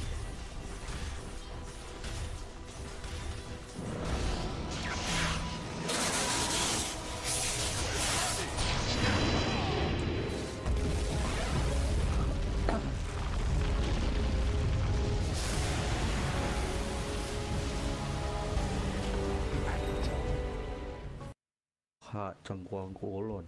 Si anjing jalan ke dia tolong. Dinek Ayo. Orang offline. sok.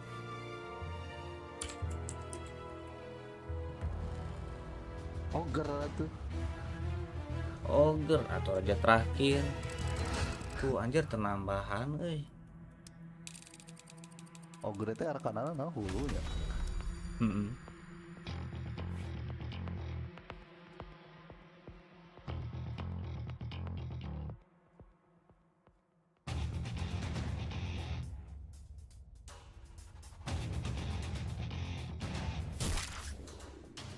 Arkana ogre-nya anjing goblok. Lebar aja.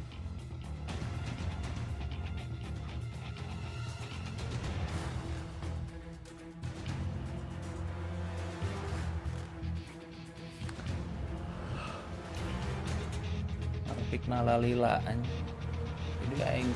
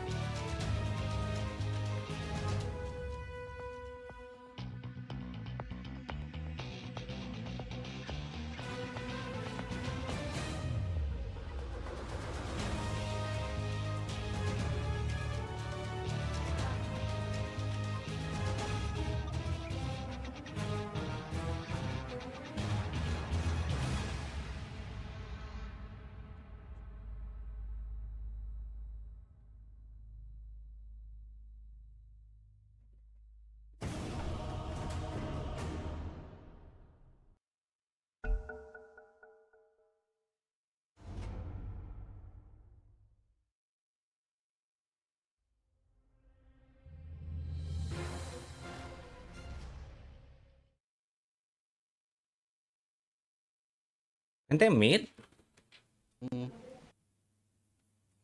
Hangman Ember aja. Ember cepirit. Remember.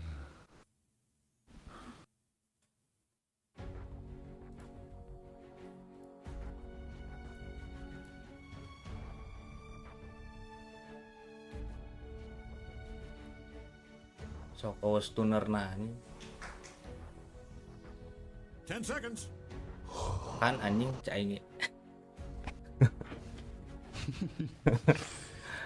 Jumoron. Pasti was stunner nanya mentak aing ogre ge. Tuh, hing loba beuh hero support alus teh. Your pick. Tah, gitu tinggal nih musuh mana. Tabiat mengalahkan timnya sendiri. Tabiat menang. Liur anjing manjing Sule mah menang goblok. Aduh. Temen tinggal heula kita.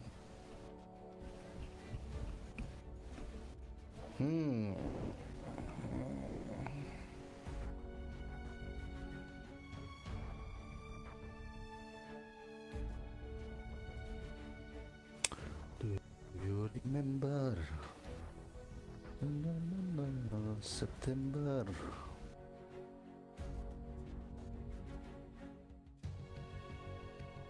Ode, aduh anjing gagal tuh.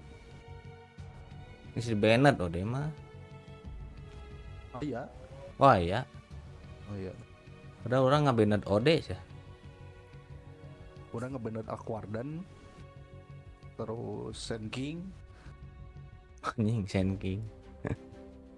Rudet anjing. Langsung rush Bloodstone. Si Pagar Bloodstone aganin geus. Jeung Mirana aing ngebenet Mirana. Jeung eta tah support haram Ringmaster Rajal nih. Kadon senyum tinggal ya. Seven win in a row. Oke gas lah. Edan Arkan. Nah, di urang mah. All right, get ready. Just as I envisaged. Arkana nek di urang mah nek. Di botak. When can I hit something? Tolin mong. Ligirnya. Boleh sikir aja kita mah. Lu dia mah alus aja sabda. Kita emberna Arkana anu mana? Lain Arkana, iya non. Oh immortalnya. Pedangna nu divine. Tak-tak jeung puluh. Guys. Sing megah gitu nya. Mergah. Harurung anjing. Baik. Kesiga Kumaha newakna sok. All right, gang. Lah anjing bener. Kabeh goblok. All right, battle time. mundur kakak. Si anjing tuh main gitu.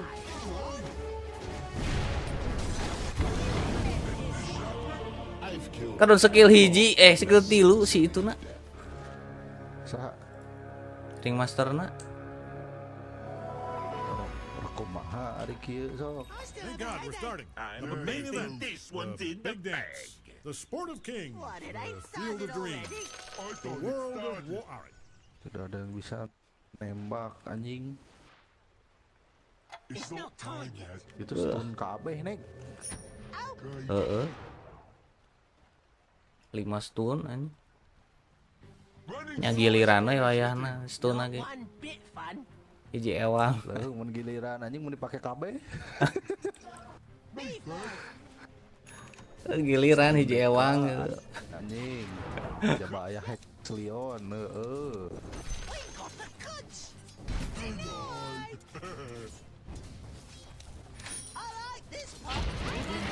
Well, your courier's dead. Rest in peace. I guess. I don't know. Who cares?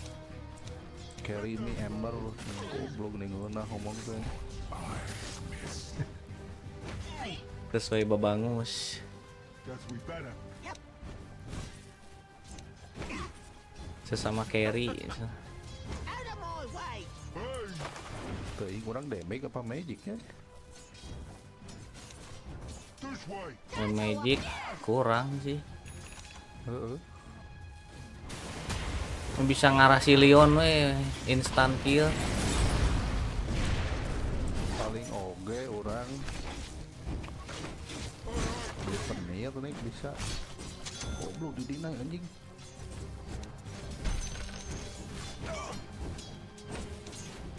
Stuff is fun.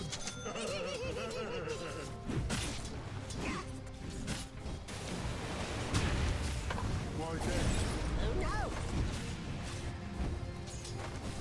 Remember.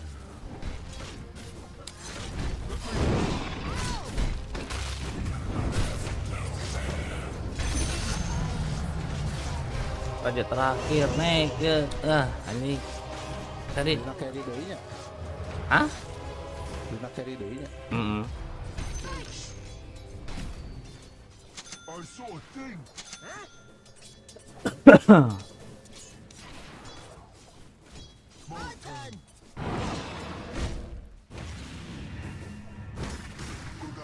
Because it was mine.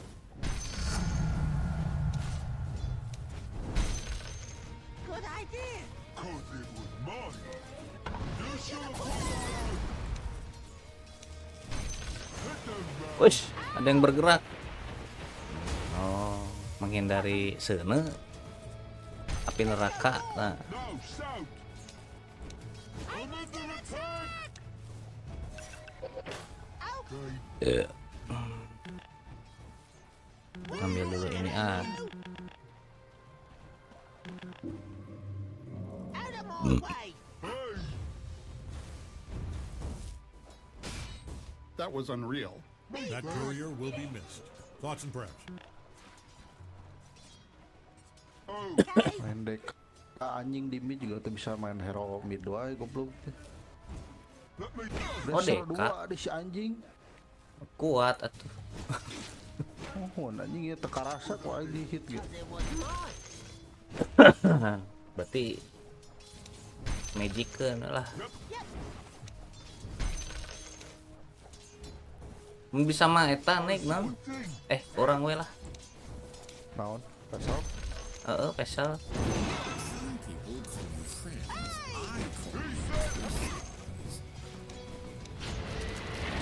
Ini guys.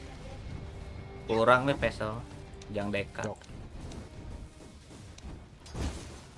Aing mage slayer halus tuh. Nulu player. Mage slayer. Halus nih yang eta. Tapi Lina paling oke. sih.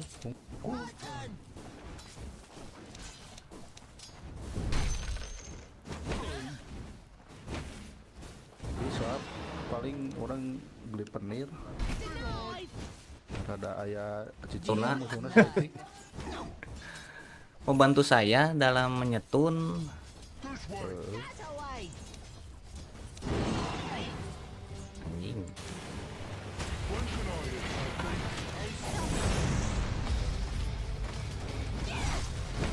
Baik. Udah diselamatin. Oh, belum beak anjing.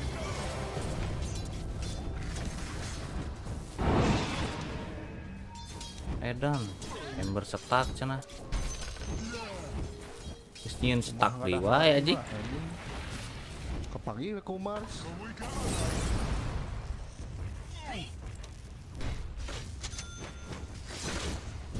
Is that a squirrel? Come on.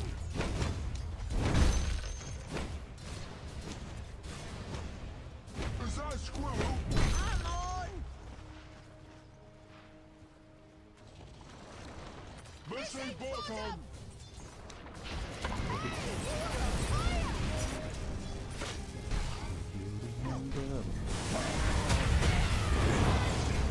Aduh.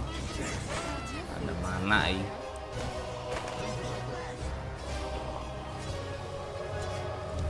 Refill dong manis.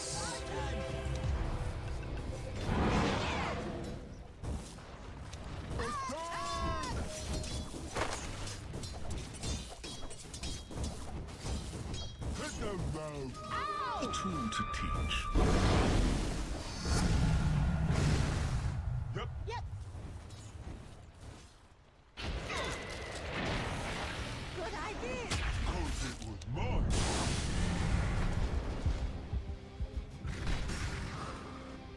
When can I hit something? Who's stopping you? Never refuse gold given. Me first. Saya anjing kill deh karena gitu. PC. Running's not as fun as hitting. Not one bit fun.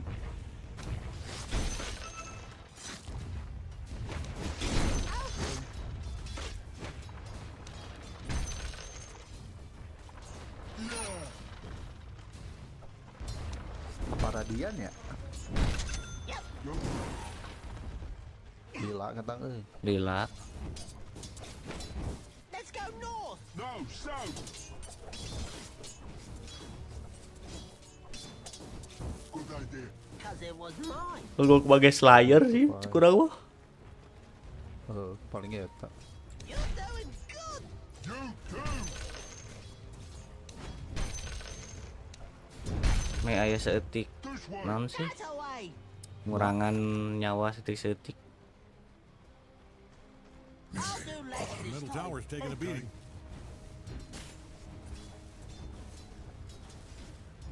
Guess we better. Yep.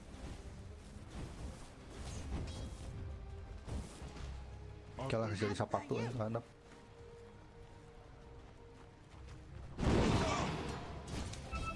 Let me through. Ow!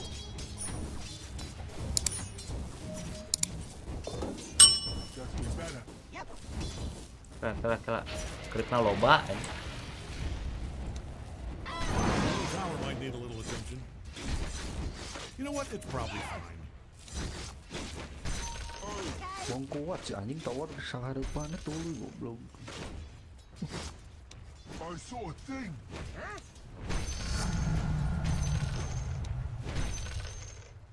Out of my way. Hey.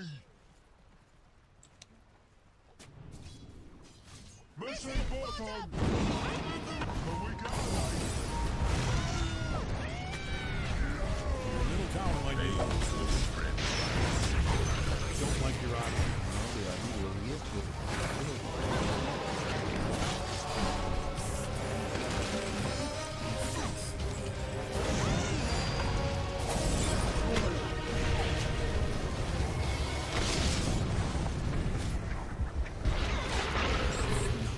I'll do Be. Kalah sekarang rata mun aya aing paeh. Zeus. go.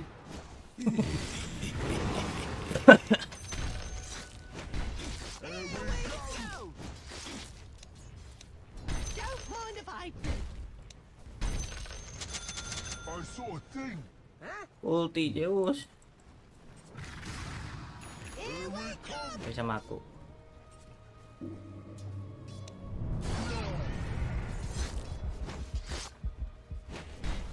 The middle tower's taking a beating.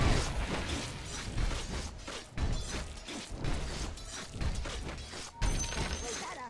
Naon ngepik-ngepik bangsat. Sia tuh.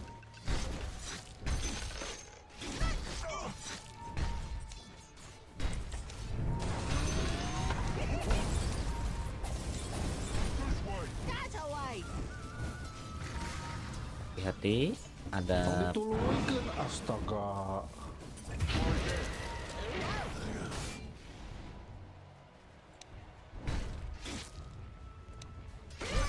ETE cenah. After you. Lobaan. Me first.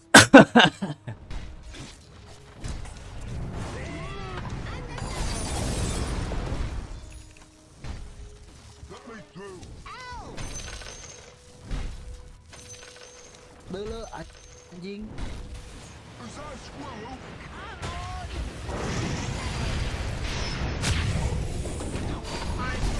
Kurang datang deh.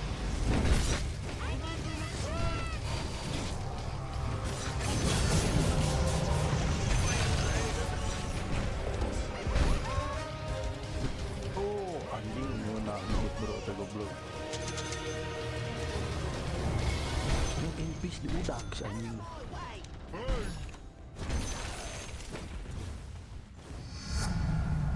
Where'd that funny light come from? Running's not as fun as hitting. Not one bit fun.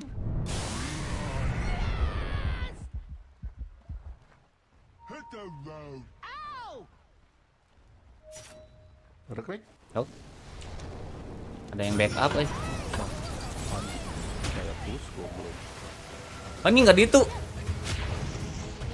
Aduh, ternyetun 2 kali orang.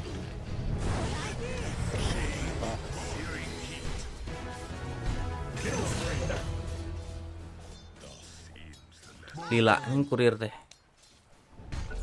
Naik lumayan.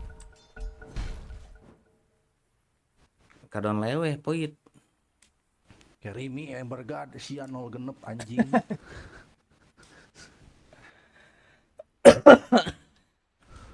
Nickname nage halus nih, CF. Enggak ada naon. CF otak mah. Kurang cokot ya. Langsung akomid South. GN. I want to look into your bottom tower. Guess we better. Sekarang duit Midas, habis Midas Di mana, pesel. Oh iya naik. Ayaan, aya etaan. Gawat juga na. When can I hit something? Who's stopping you? Lumayan. Your middle tower's taking a beating. Yeah, that doesn't Ah, look good. Sentry ya. Let's go north. No, south.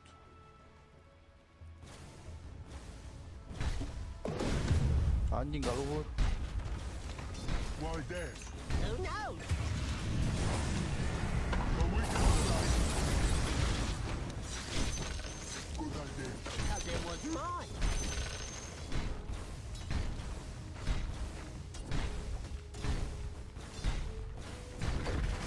You need your top tower? I'm only asking because it's being destroyed. Diadu hit jeung saya eta kurang ajar. Nah, kurang halurnya. Tower's all busted up. You need your top tower? I'm only asking. Si anjing skill tilu nanti ngacak anjing.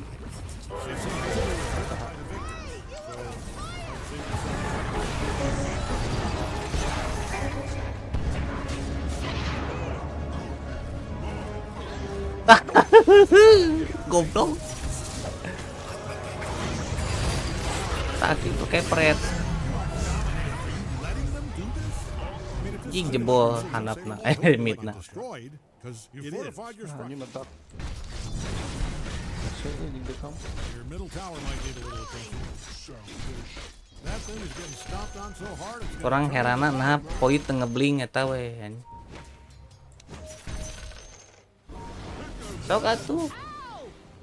Bantu dia.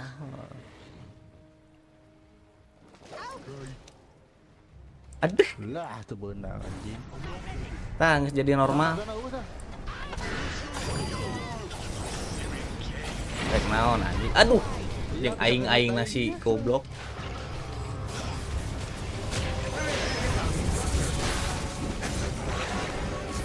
Waduh anjing limaan. Back aja.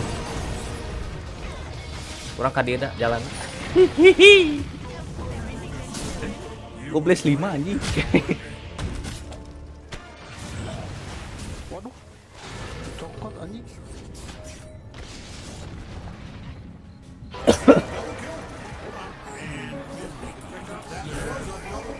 Telat anjing. Babaturan geus parae karek ulti ini.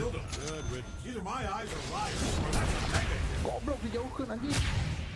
Yah teu beunang. Kemana goblok ah? Separated at Oh kurang datang. Ayolah. Disumputkeun nek. Teka ciri anjing.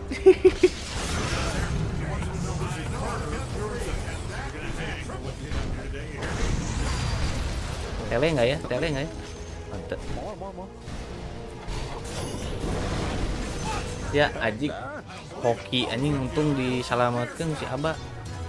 Maju keneh anjing. Ini nih. Anjing dagger. Orang dagger kan untuk peselnya. Peselnya mending kayak Asal bisa. Tapi dagger tapian kan. kalau naik Limber up. They've fortified their structure. Balik ke nih. receh dagger mah kurang. Anjing. Buru creep atuh anjing lila.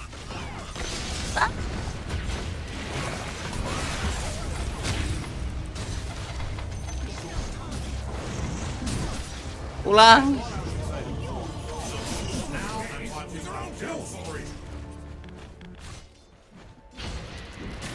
Nah, Arisya warkene nih bangsat.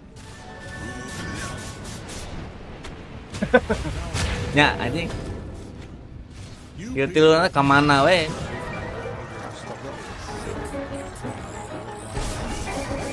Bottom tower. But you people need to handle Kumaha this, irung. and I mean yes. All right, bottom tower's down. Cut down in the prime of its tower life. Taking Leon. Rest in peace. Bottom tower's under attack there. I'm not gonna sugarcoat it. I don't like your odds here.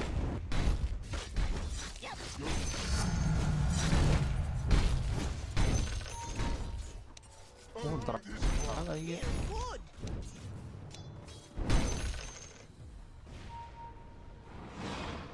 When can I hit something? Who's stopping you? Hah, nge-smoke.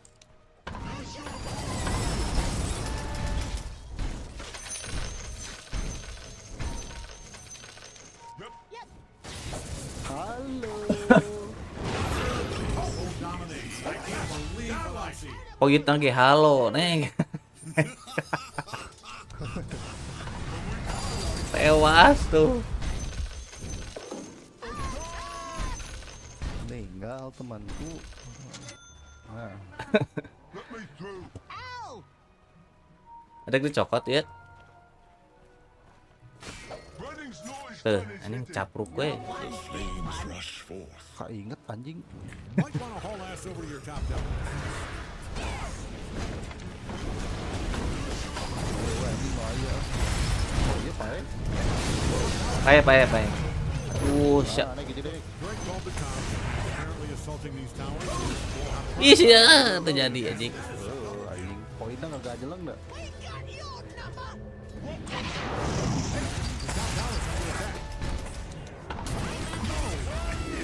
Go.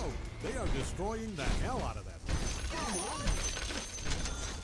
Middle tower's down. Atas. Is that a squirrel? Kurang ada janik.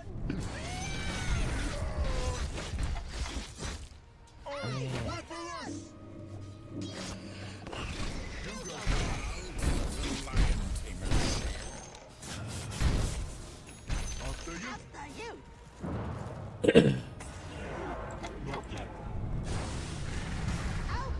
Anjing Leon dagger Here eh. we come! Aduh. Musuh kaciri mah. Kaciri musuh mah kau orang.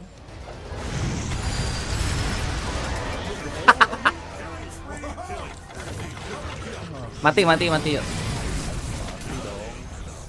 And that is a triple kill.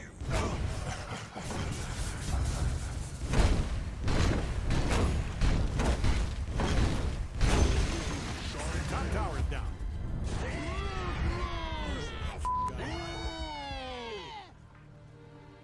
Let me through. Ow!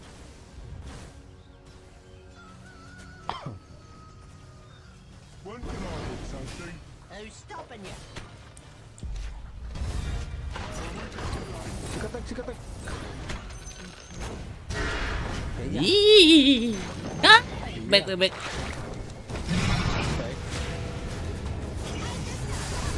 Wah nian anjing Tuskar HD anjing. HD eta krono asline.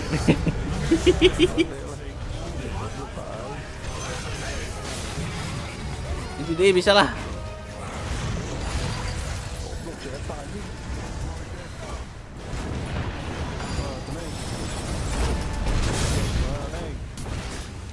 Goblok. Oh tele anjing. Pae mau ai. Goblok. Aldo likes this.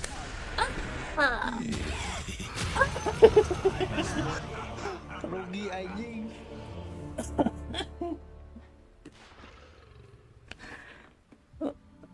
Tele orang di creep anjing. Di creep di kurir. Goblok tower iya 2 ngehit udah terus iya. Nana eueuh lagi bangsa. Kagok edan atuh da. Karedang anjing. Cai naon anjing. Aduh anjing. Lah deket musuhna anjing. Gitu udah molor anjing. Tuh di ulti deh. Ulti naon anjing eueuhan. Dipencet kan. Oh. Oh gitu. Heeh, Dipencet pencet. anjing. Si haram ngetik. Chance. But I never got a first one. Support deep cenah anjing galak nih. Your middle tower's taking a beating. Gandeng lah legit anjing. Goblok. Double take. Support deep cenah kasih tuskar. Out of my way. Bawa ini gua. Namanya yang beregen-regen ini aja bro. Nah, Oh, No, at last. I saw a thing. orangnya receh dagger mah. Ini gas lagi. Smoke mah gitu. Hah? Ah, Mereka di dia tah? Running's noise. neng hanap nek. Might want to haul ass over to your top tower. Nice. You just Lina got on top carry. Aduh, tower. No time to glow. aduh ada balatna. Ini nu ieu we lah. Nah, naik tempat tampo kan.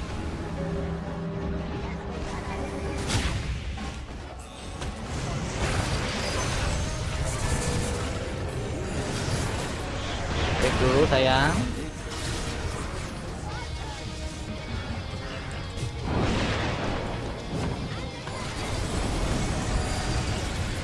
Alah anjing salah. Mati mati mati.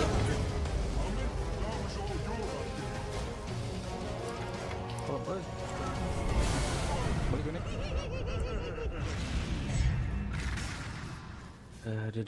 Duh.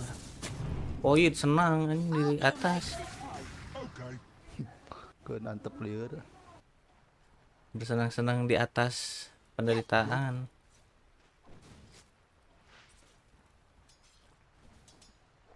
Good idea. Cause it was more.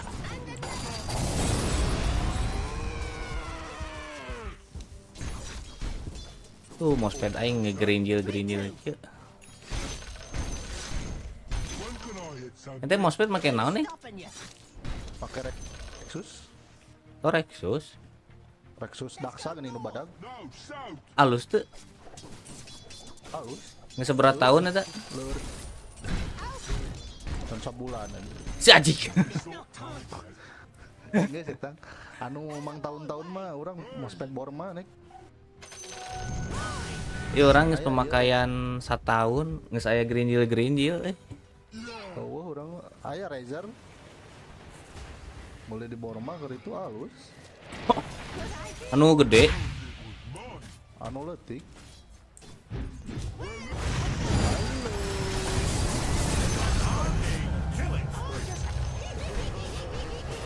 Nah, gede kagok. Anjing. Kabur dulu anjing. Gak. Goblok lain aing tolong. Chrono Ricky ieu anjing. Allahu Akbar.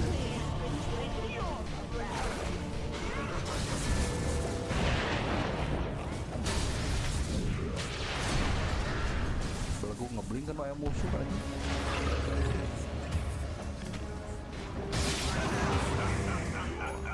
Dan tertawa si anjing.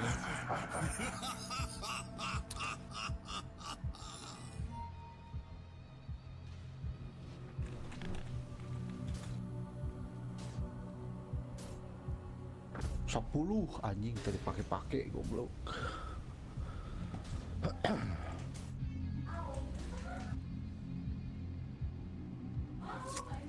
Aya ya urang mousepad mau loba.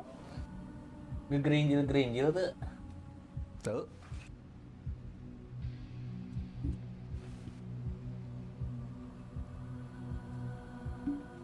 Ngerinjil naon sih teh? Ting kotoran ting naon da. Kotoran ada lain. Do I know you? Ya, makasih. Running's not as funny. Not one.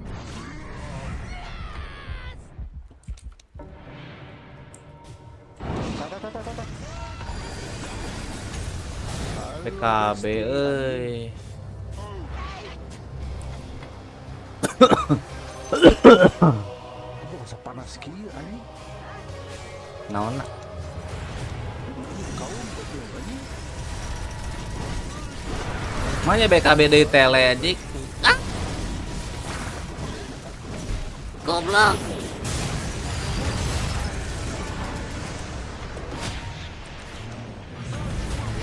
Saya tadi kan. Baik nih. Orang pae. Kita tadi anjing ngulti nasihat teh. Datang si goblok mah.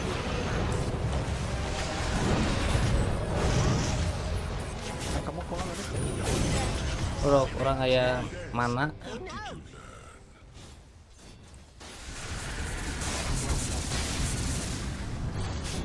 Radiant structures look stronger than before. Not saying much, but still. Hit the road. Ow!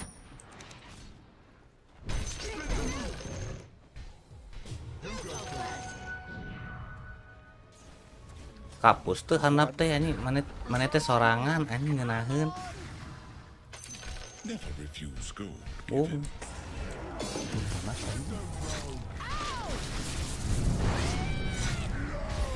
Kaum panas. Di ditu. Oh, jadi mau orang panas kieu anjing. It was an ugly tower. It even fell ugly. Goblok anjing.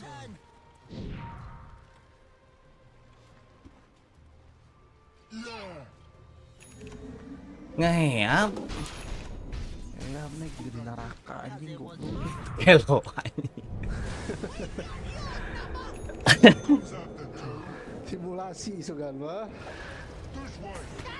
Simulator.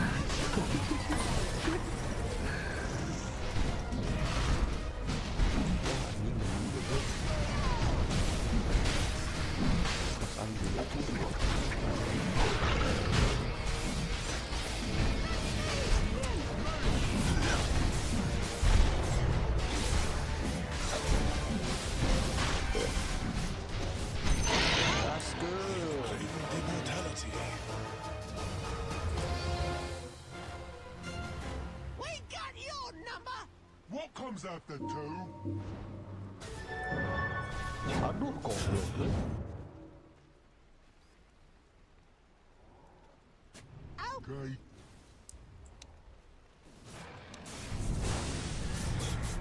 You go first.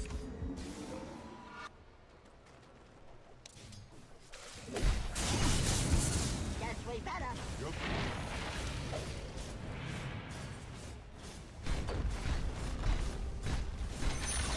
Gitu nih. Tower is down. Who's stopping you?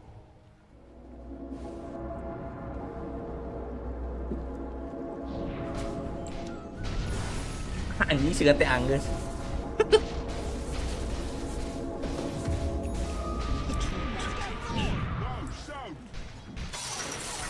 Cicing tong farming. Let me through.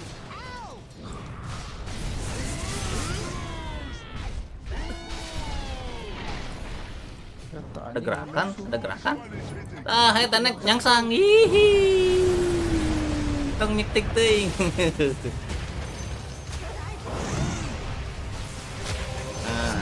Nais. Jauh.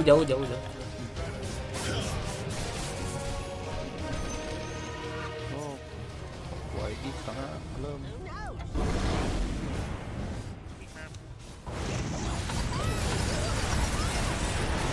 Hanya itu aja, intermezzo aja. Ada deh. Benar anjing. Udah nyangsang aja. Ya Leon ya orang ngarah Leon ntar ya.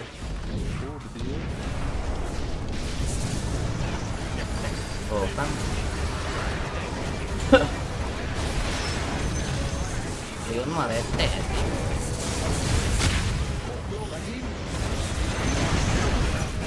Wah, kuat tuh. Euy.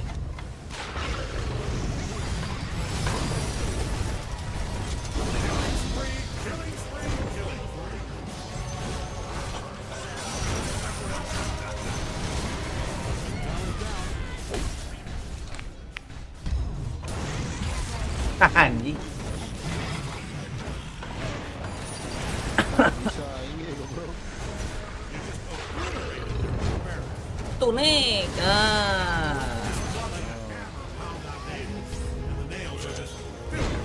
Apalin raja terakhir. Ini dede mah. Itu musuhnya gede deh lomba Bang.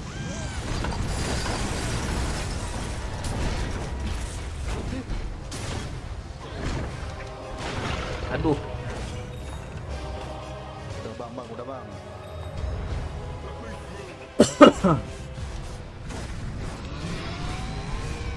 Towers under attack there. Anjing gridnya jauh. Balik. Kata betul. Tele ini Leona gitu terjadi. Tele kemana sih?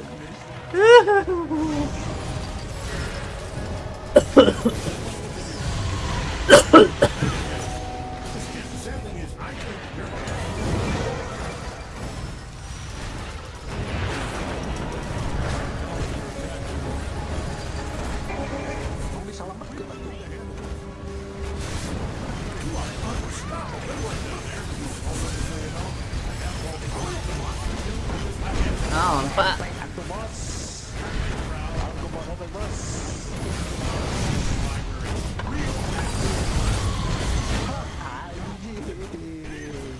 Untung kurang di cancel hit aja. Weekend anjing di dahar.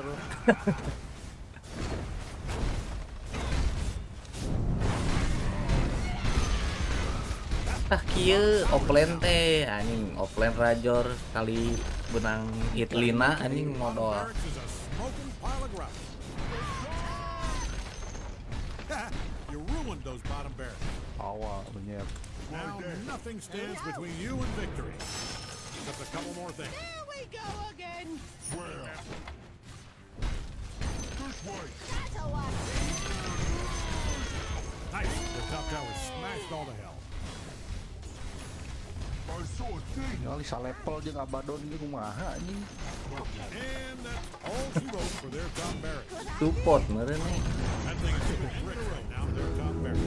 Hey, we got mega kills now. Geusan ieu teh ah. Ayo maju deui. Ngerempek deui. Cokro dinoto. Oh, anjing abu geura sok. Ini nggak respon.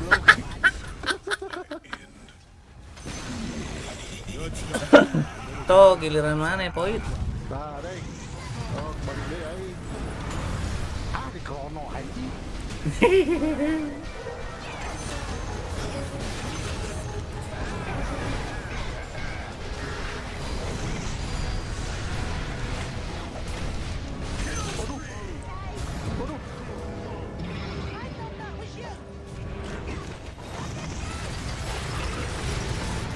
Kuat.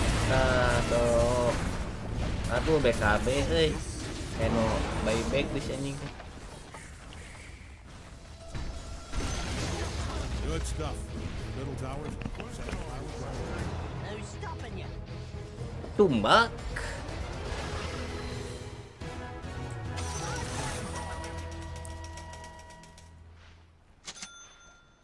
You go first.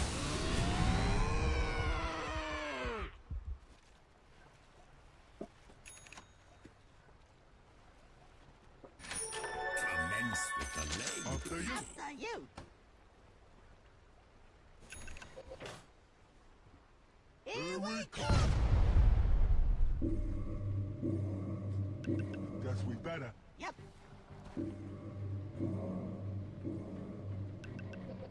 Guess we better. Yup.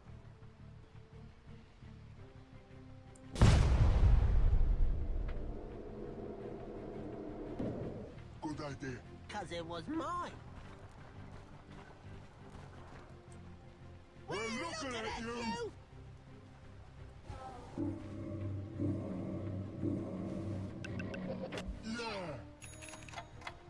Yeah. Orang geus boga cicikian. Gaskeun. Mine.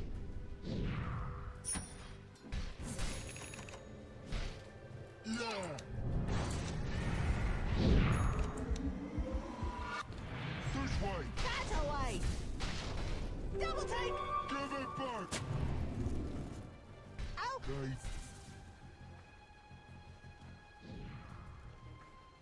guess we better. Yup.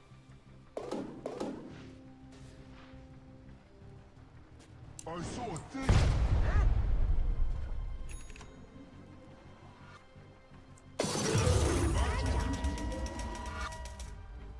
When can I hit something?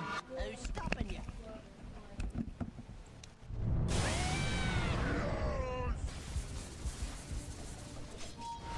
Right there.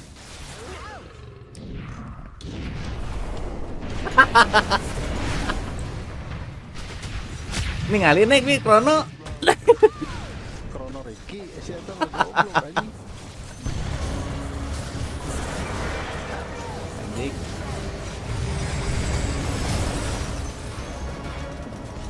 Masuk paling enggak.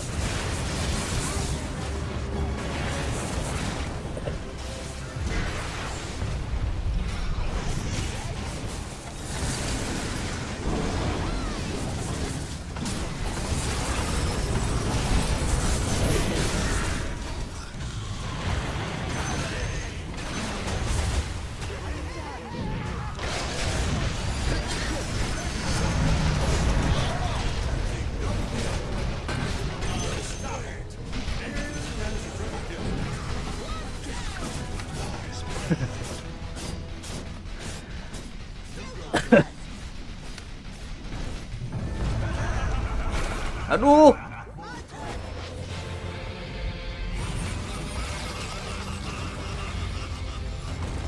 Carry deep anjing ah. Makan siang dulu nih biar mantap. Sok, mandi heula hareudang anjing. Kuat euy.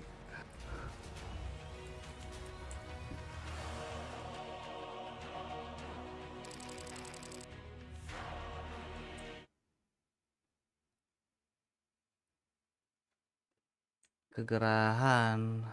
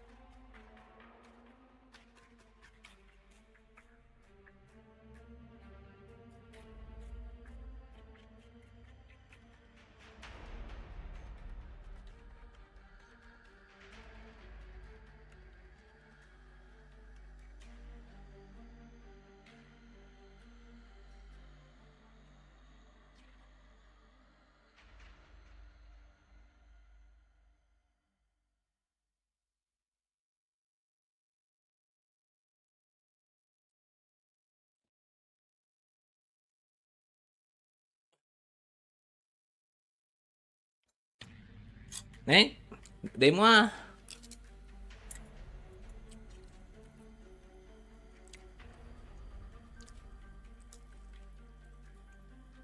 Mandi si Neng mah.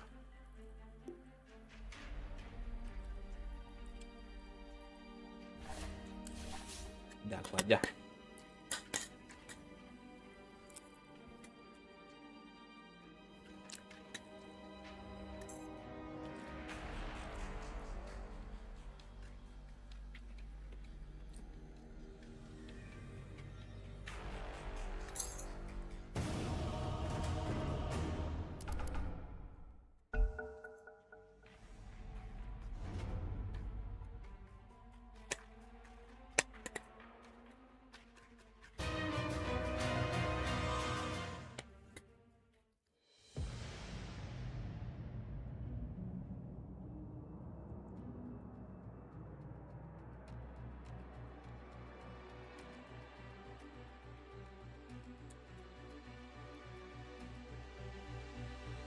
Your turn to pick.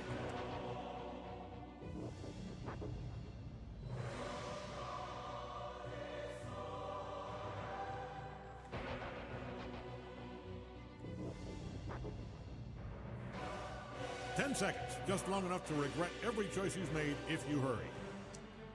5 seconds.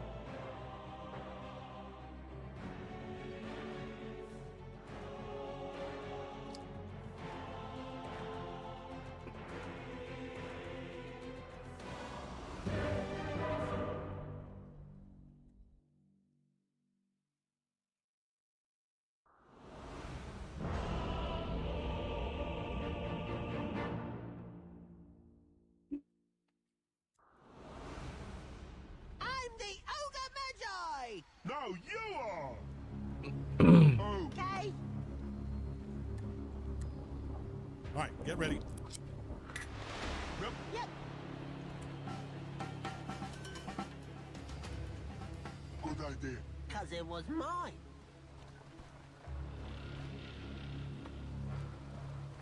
It goes without saying.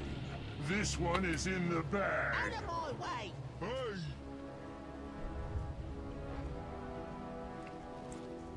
After you. After you!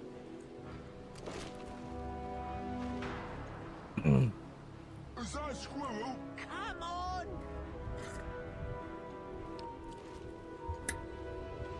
Me first! Running's not as fun as hitting. Not one bit fun. Heads up, 30 seconds. 30 seconds to showtime, folks. Let's see those game faces. Not you. You just don't make Yep. any faces. Guess we better. Yep. Let me through. Ow! Bring it in. That's first blood. Okay. Blood! Did you mean to... What, it ain't started already?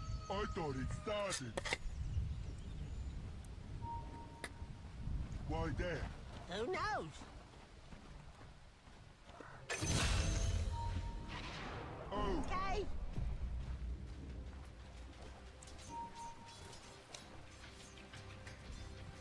can we get a light? Let's go north! No, south.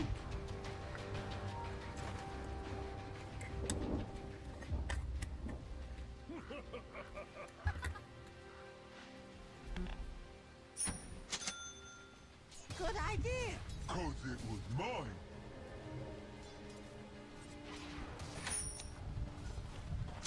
This way. That away. Denied. When can I hit something? Who's stopping you?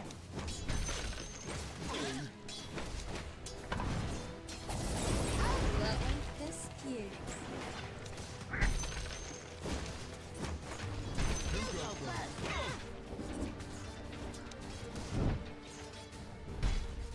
I'm under attack. Guess we better. Yep.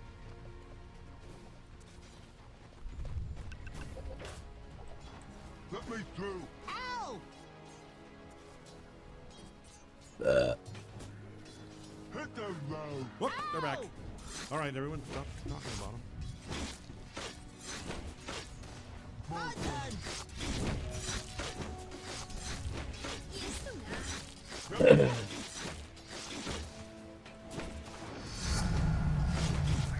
Out of my way. Hey. Missing top. Go on. Let me. No, me.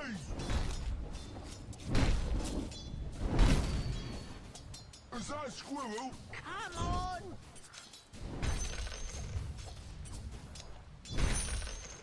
Running's not as fun as hitting. Not one bit fun.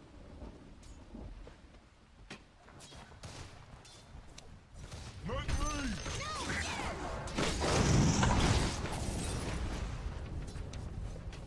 I saw it.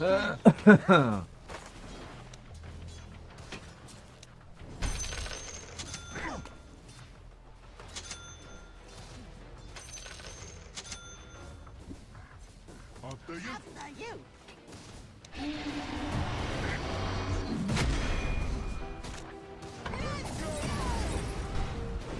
Get a bit caught up here. Better.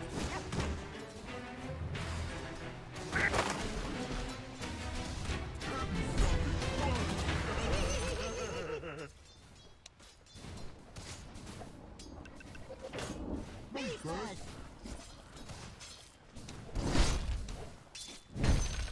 Yep. Yup.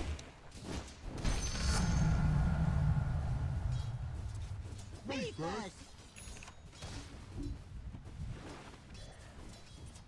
Out of my way.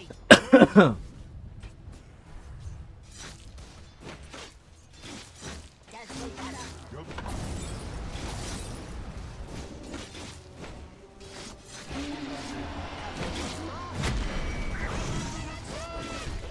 All wrapped up to take the reins. Yep. Yup.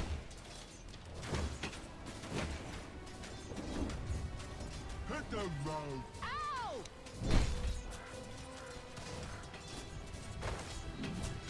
Ow!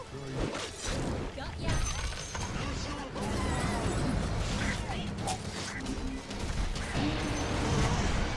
You would.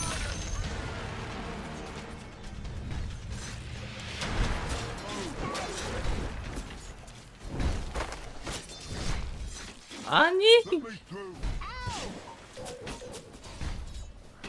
Kill spree. Whoa, that is a double kill. Yep. Yep. There we go again. Where? Why there? Who knows? Hey, you were on fire! Good idea. Cause it was no.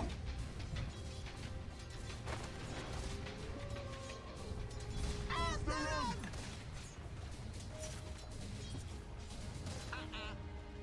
Running's not as fun as hitting. Not one bit. Missing top. The sad thing is, I think they're actually trying out there. When can I hit something? Who's stuck? Missing top. Is that a squirrel? Come on! Let's go north! No, south. Membuatku lelah hanya dirimu yang After you.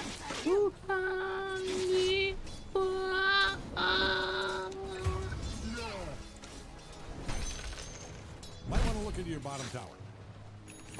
How about you just ignore this? You gotta show these idiots who's boss, or they'll never stop. Kak, building that request poor kentut tower. kak. I'll do legs this time. Belum mau ini bro.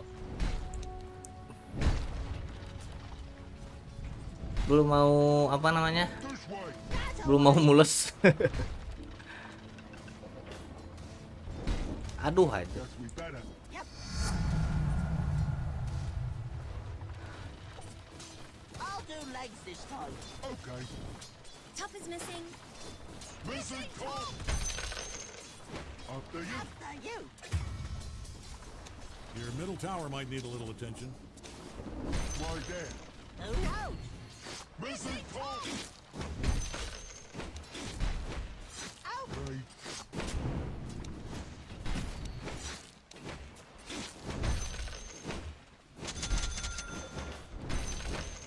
let's go north. No, south. This for the Magi. You're doing good. Missing top.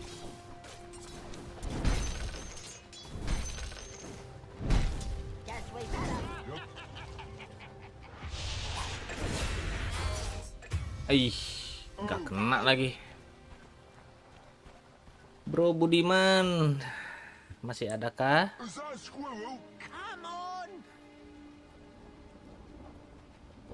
Diambil ini cok. Ready, Dikit Charles, lagi. when it's hitting. Not one bit fun.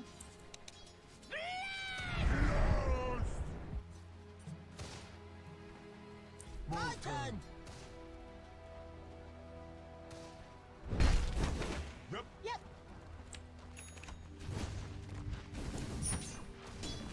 I saw a thing.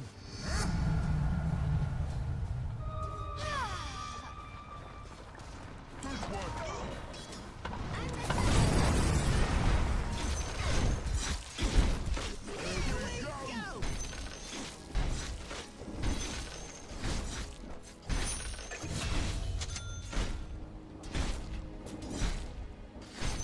Yup. Hey, wait for us! Missing top! Good idea. Cause it was mine.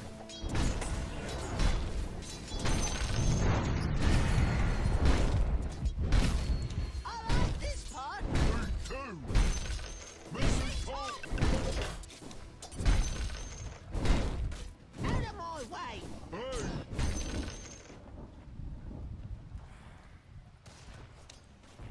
Guess we better. We'll find this way. Me first.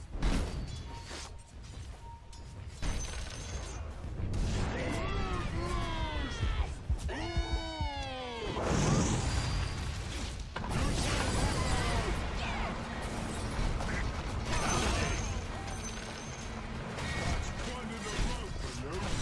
And you. You go first.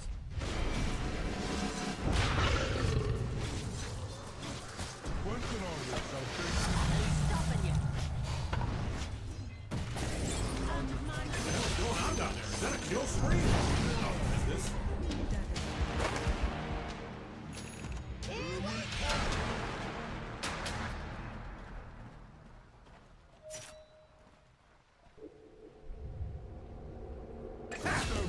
Dominate! Oh, yes, that is a double kill. Good idea. Cause it was mine. Every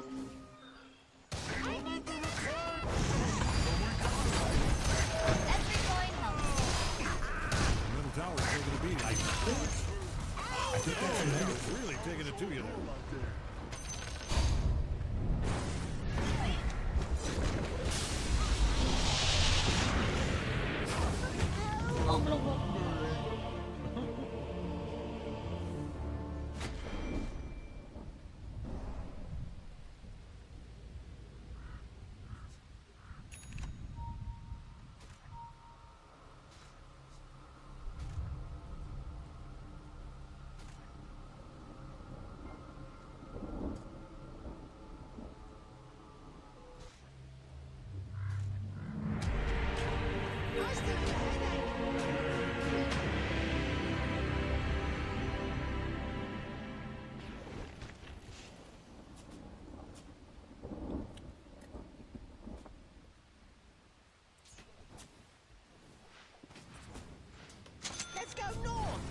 south.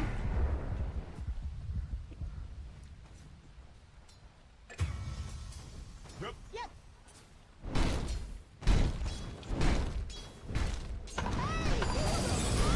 Double kill. That was unreal. I just had a nice week off the cuts.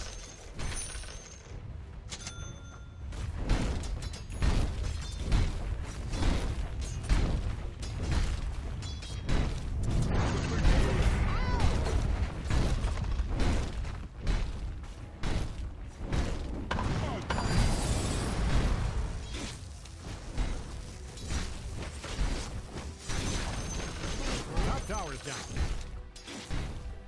Get him on the ropes. Hit him again. Guess we better. Yep.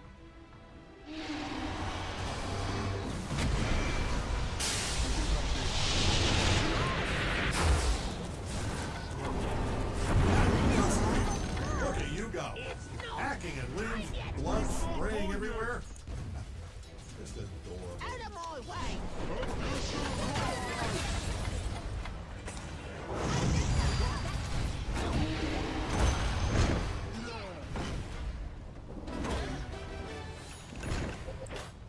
Get going.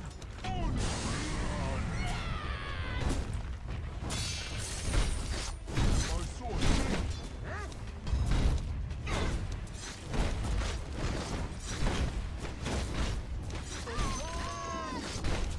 Dyer's fortified their structures. That's no good for us.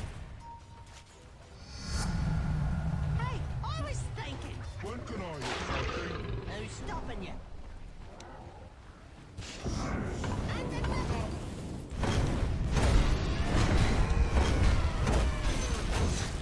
Middle tower's down. Running's not as fun Pulang as Let's dulu. see what you have in store for an encore.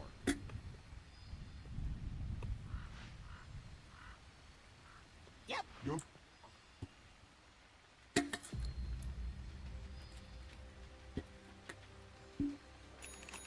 Oh, Okay.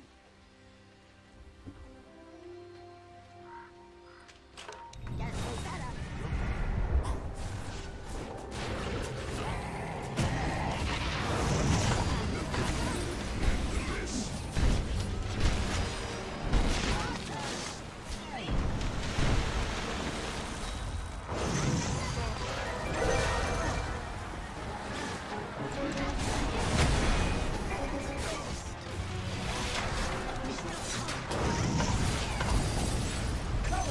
hit the road. Ow!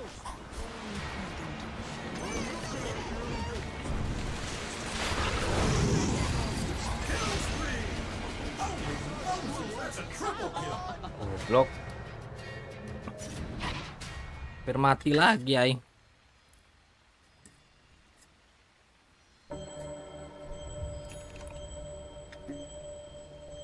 Good idea. 'Cause it was mine.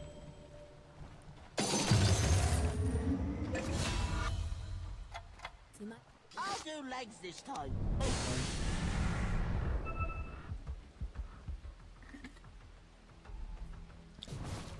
You go first.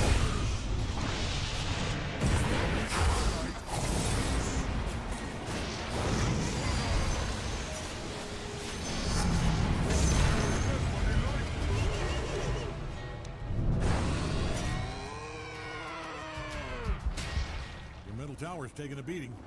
Reload, bro.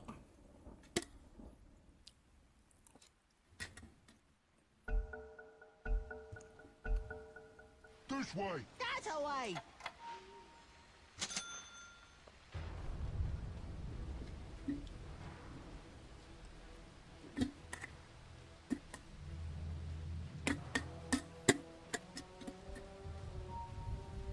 Running's not as fun as hitting.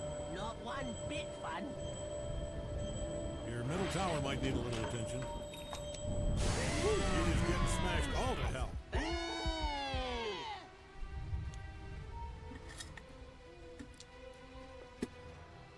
I saw a thing. Huh?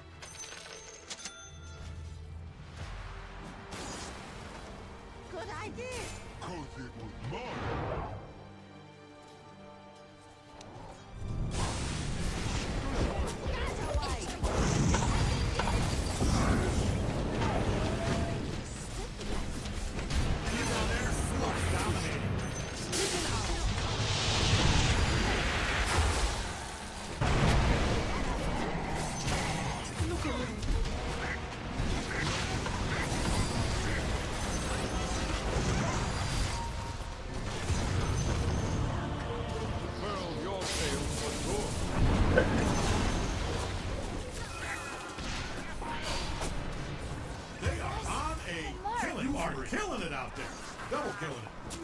reward for what you're doing.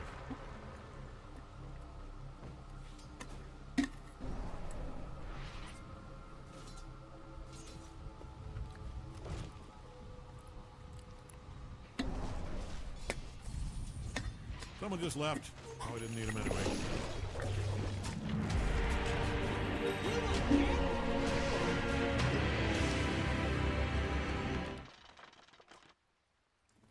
Wah, Me first. This should make my life easier. After you. After you.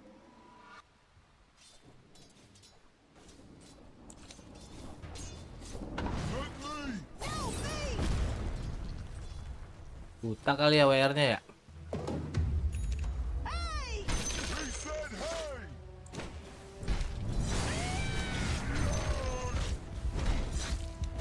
Is that squirrel? Come on. Hey, you were on fire. Let me through. Ow. How many levels is that? One. Ow.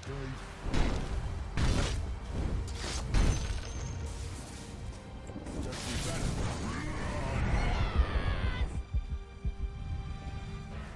Oh, Okay.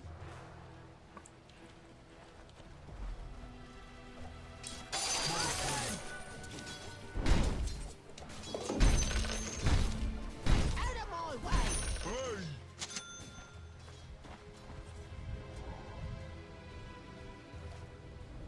Good idea. Cause it was mine.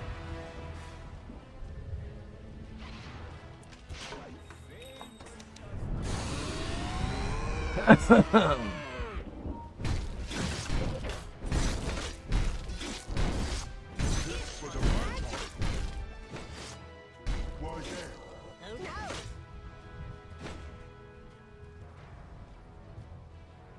Let's go north. No, south.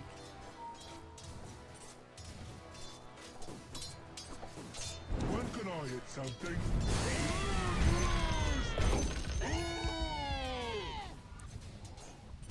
Yep. Yep. And another.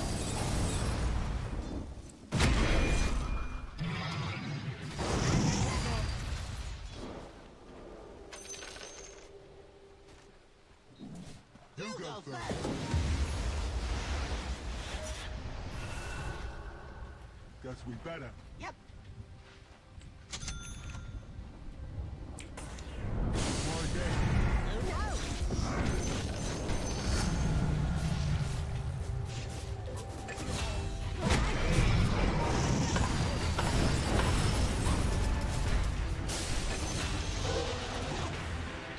How to get down in the dark room to go.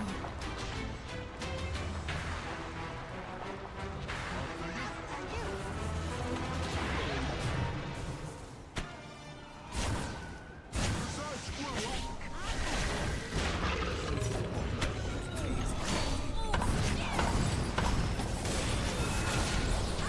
See a domination today? Like watching a lion take out the smell. I think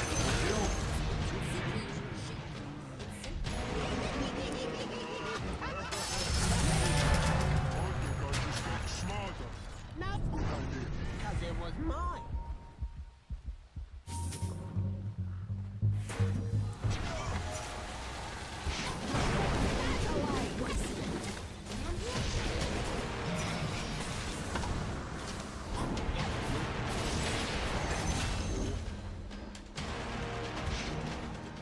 You go first. Pulang anjir. Ini kan kan makan sambil makan live-nya juga nih. That thing is spitting bricks right now. Oh, sambil nyatu enak. Numpang nama setengah hati lu ngejemput Who's stopping you?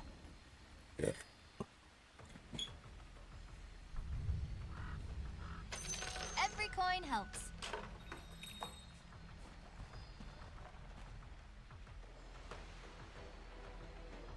Your middle tower might need a little attention. Well, that thing can really soak up some punishment.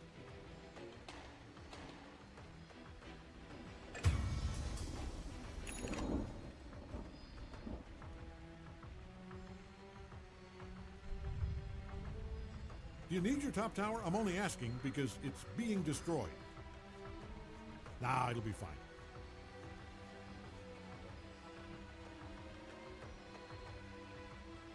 Might want to haul ass over to your top tower. You are not going to like this. They are really tearing that thing to pieces.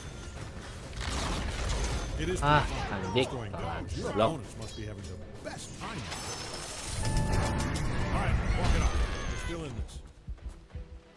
Yep. Yep. Oh, Okay.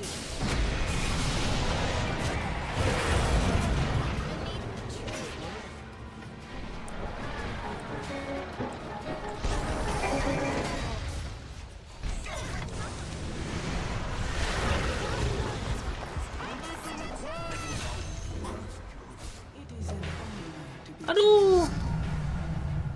Out of my way. This tower's taking a beating. I mean, I'm no expert. Your middle tower might need a little attention. Look, Greg called the cops, and assaulting these towers is not we have to handle this ourselves. you set sail or fail.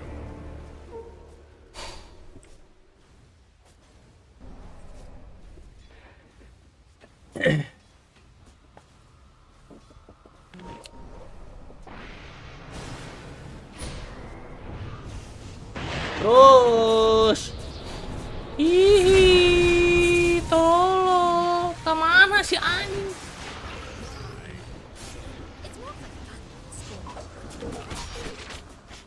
Killing spree, killing spree, killing spree.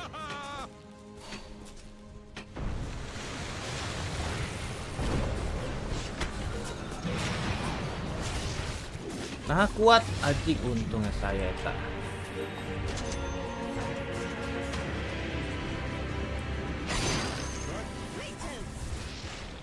Ngebas. Yes, that is a double kill. Okay. It's not time yet. Running's not as fun as hitting. Not one bit. Bottom tower's under attack there. I like this part. You would.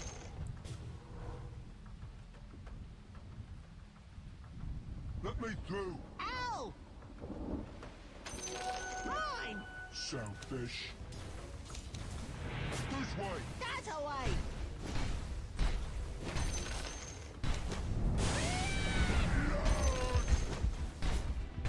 Hitting stuff is fun.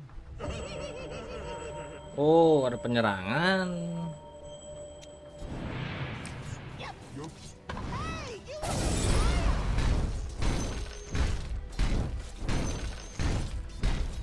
Button.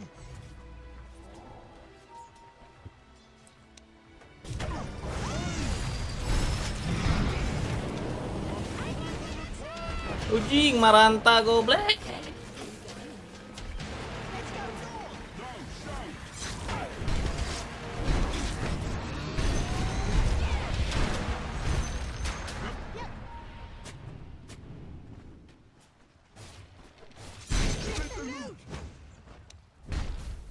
Guess we better. Tadi aja.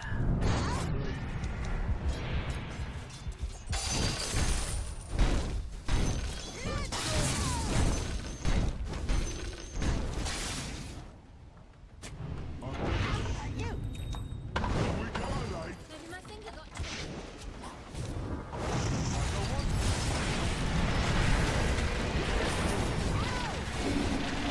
Ujing manta goblek.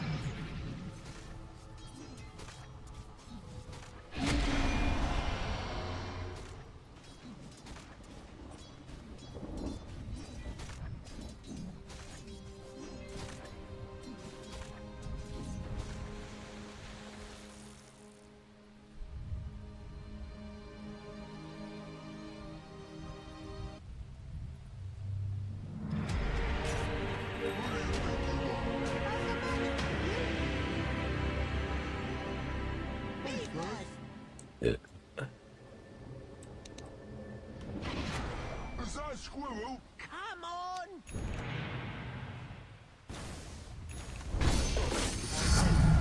Give it back. Right there. Oh no! Have we got a light? I saw a thing. Huh?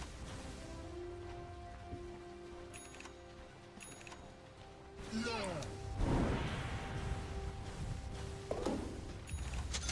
Hit the road. Ow!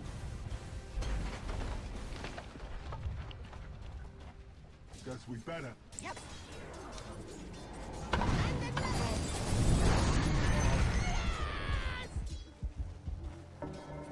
Good idea. Cause it was mine.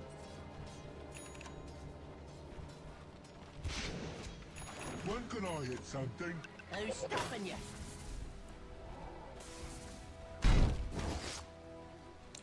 What is noise fun is hitting? Not one bit fun.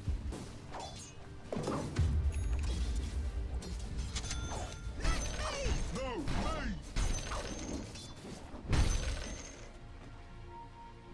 You You go go first. first. Hey, you were on fire! Illusion! Out of my way! Hey!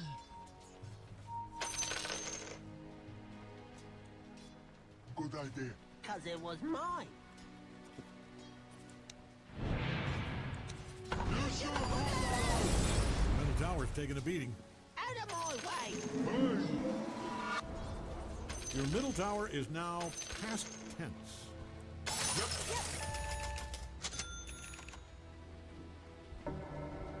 You You go go first. first.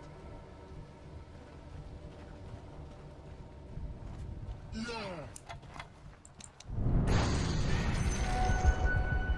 Let me through. Ow!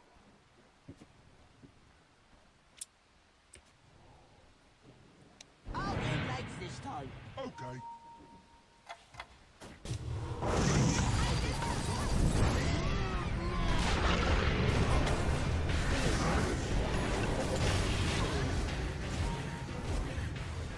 Good idea.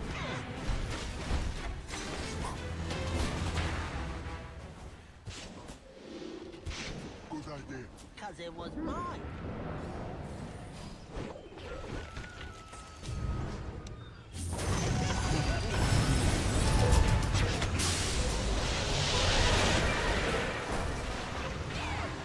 Guess we better.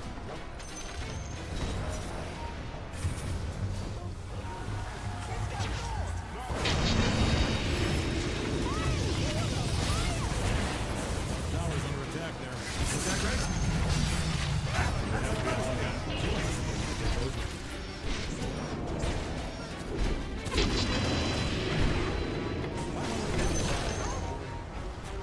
Benefit of letting them kill you now. Kill spree.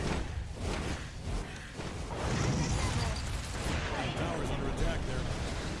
News if you hated your bottom tower. Great news, in fact. Come on, brush it off. Let's get back out there. You're doing good. That right? That there is dominating. My turn. I'm not ready. ready. Right there. Who knows? Iyalah. I saw a thing.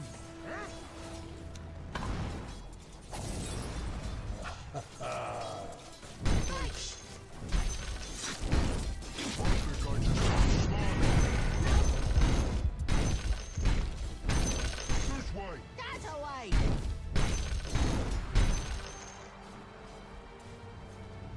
When can I hit something? Who's stopping you? Is that a squirrel? Come on.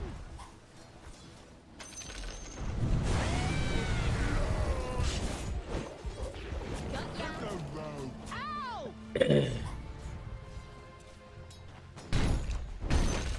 Guess we better. Yep. Oh, Okay.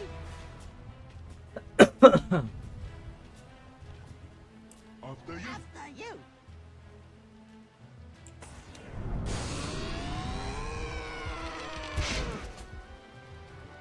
Good idea.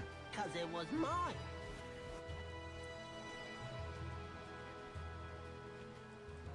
Let's go north. No, south. Hey, your top tower's under attack. Hey, I'll do like you really this. need to handle this.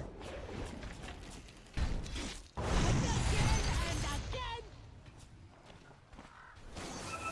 You go first. Is that a squirrel? Come on. Hey, where's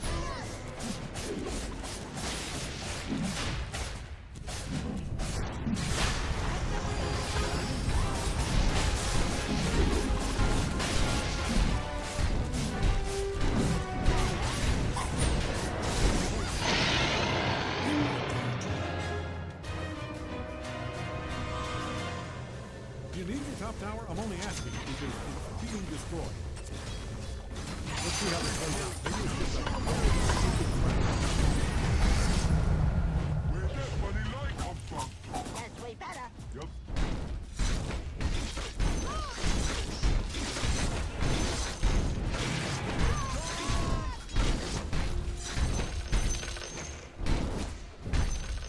Guess we better. Yep.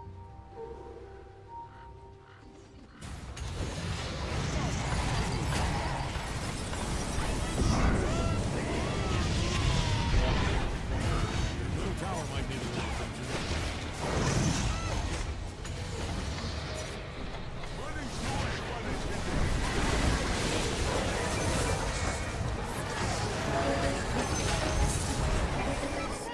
Pay attention next time. this way.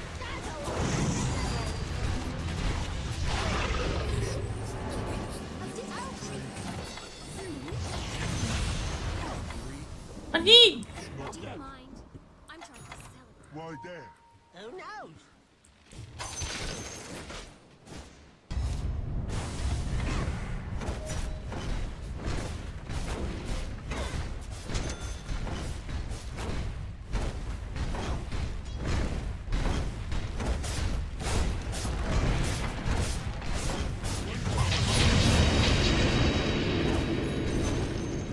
Nice. Their top tower's smashed already.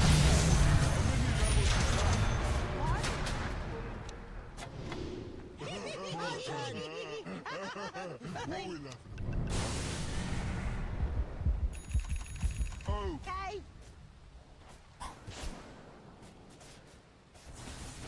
that don't matter. What we laughing about?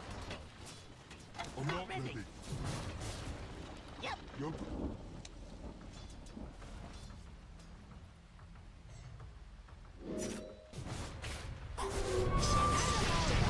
Hey!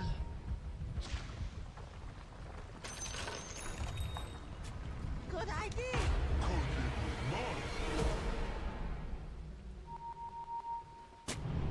It's not time yet. Ghost walk I wanna look at your anjing. bottom tower. Mine. Selfish. I saw a thing. Huh?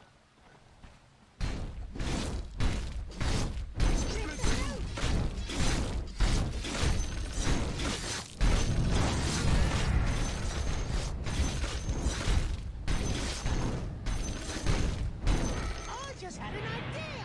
So did I. After you. After you.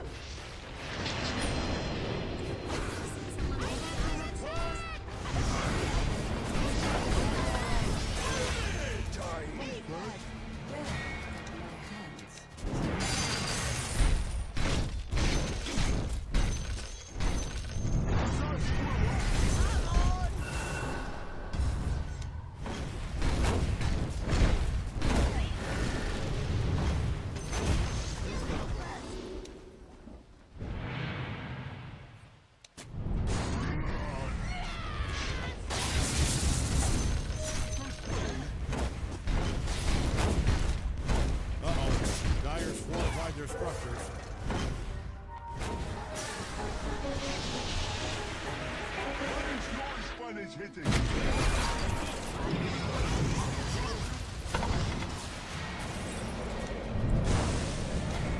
idea. The middle tower's taking a beating. It's not time yet. Ah, good. Perfect example. See this right here. This is what you want to avoid. Haste!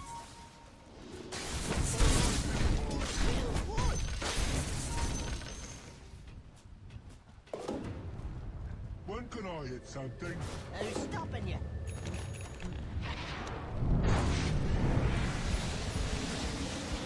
I saw a thing. You need your top tower. I'm only asking because you.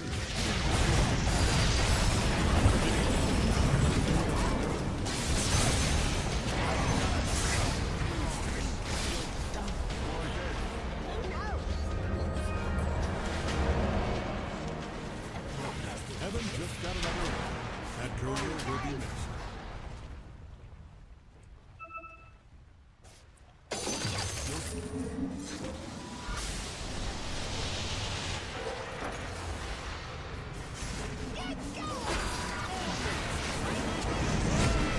Selamatkan anjing.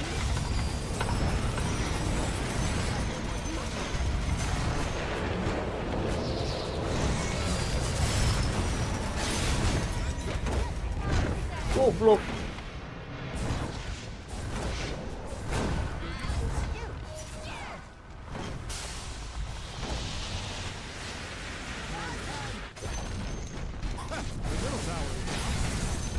I'm not ready. Let's go north. No, south.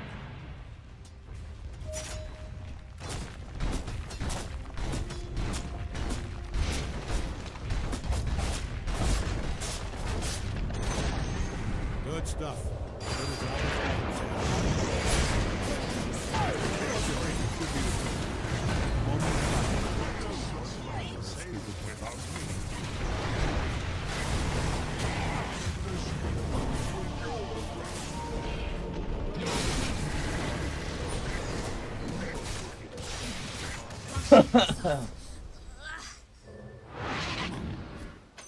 Every coin helps.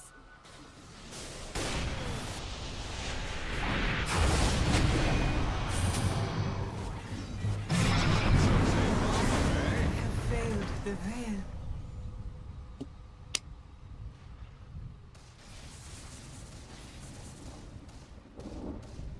Yes.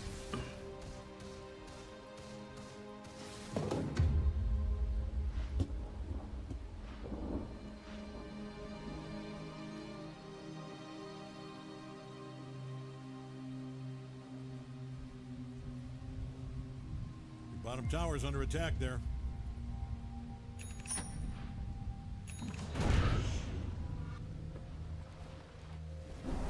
Might want to look into your bottom tower.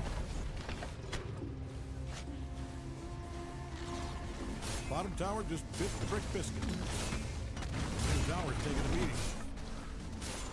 Don't get a big head about it, but your structures are fortified. Your middle tower might need a little attention. Middle tower. Goodbye.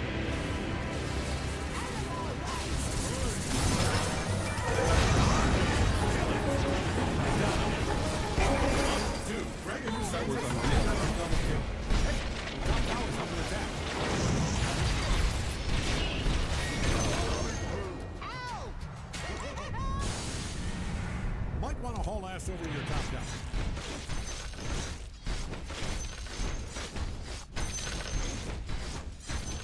I'll do legs this time.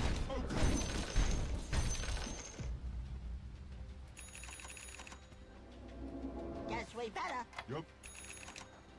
And the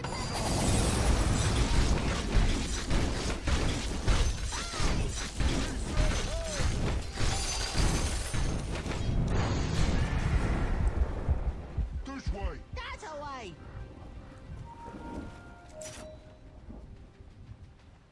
It's not time yet. When can I hit something? Who's stopping you? Double damage. Hey, I was thinking. Uh-oh. Sir Squirrel. Come on.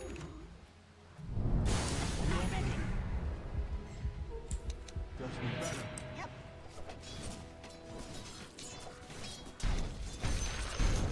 Stuff is done.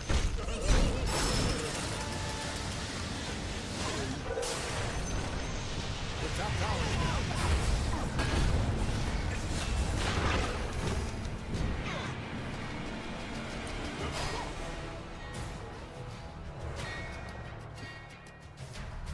Right there.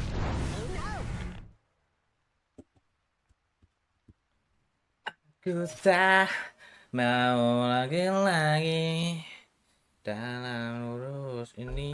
Anjing, ngeri.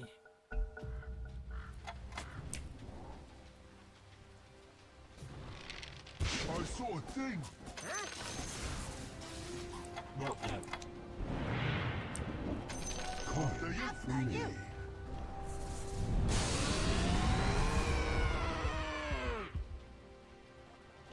Guess we better. Yep.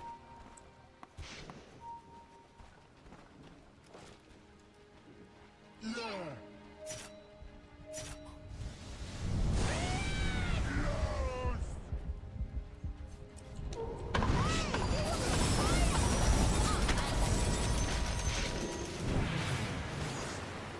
I'll do legs this time. Okay.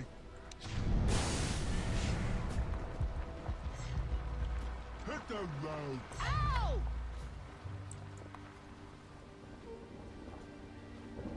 Let's go north. No, south.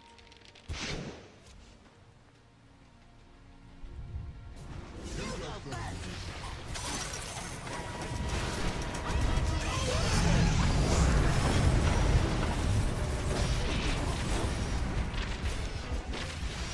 Good idea. You just obliterated their little barracks.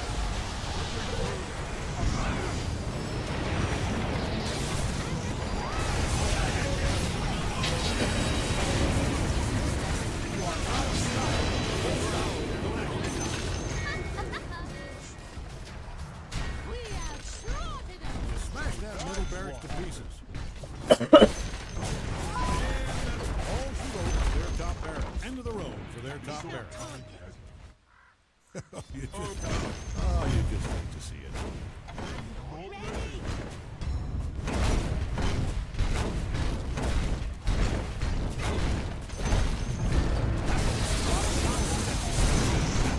The bottom barracks is a smoking pile of ground.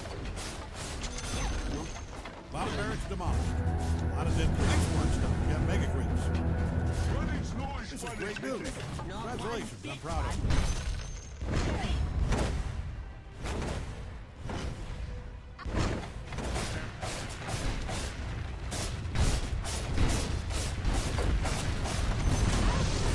The tower's down. Got 'em on the ropes now. The tower's down.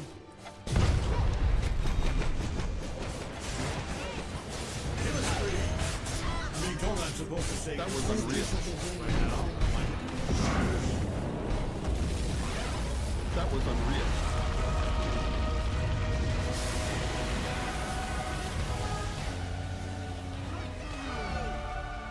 Rek ngejemput nih. Gue orang ke main dah. Oke main. Sok sok.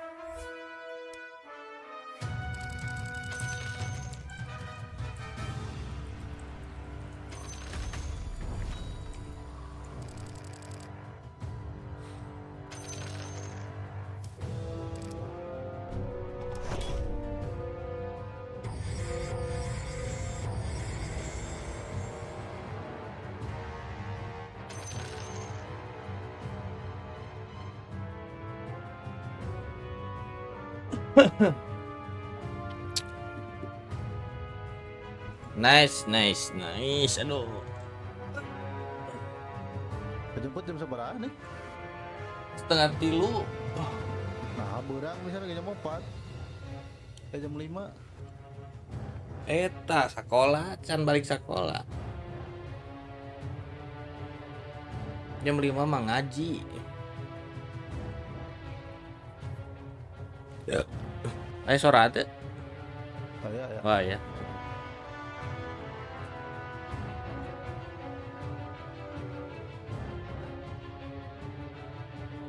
Nah, Nek.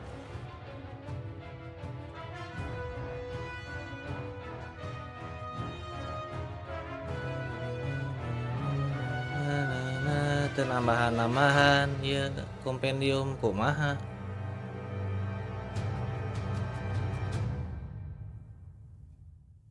Waduh.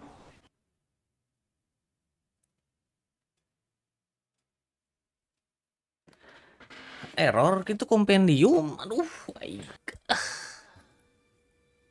Emang paling gede rank sabaraha gitu? Nya terus we. Sampai bawah.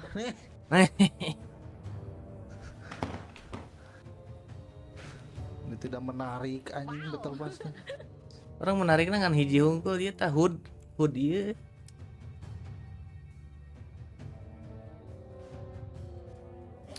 Tekan hood nu urang ge kan nu aya efek awan kan. Jadi ya. Sekarang pengen yang ini tapi nambahan-nambahan anjing.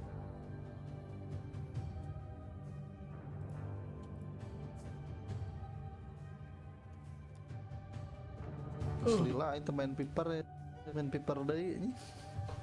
Piper nah teu Toyota Kijang nih. Offline anjing. Offline. Kan checklist KB. Sok. CSKB bio ge. Nah menang mid anjing 2 kali deh. Teuing. Berarti pantasnya di situ nih. Biasa midna anima apaleun siga band meuteun neng. Untuk dark system nih.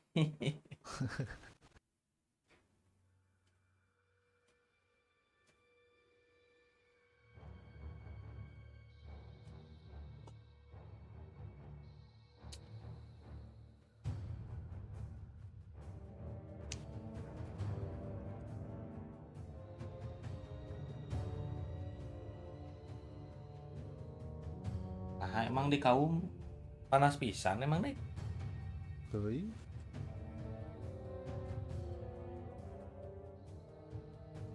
Jadi masa adem ayam. Kieu euy. Dengan hayam dia mah. Euy. Can mandi kemarin jadi ngahayap. Oh, tapi mandi heula.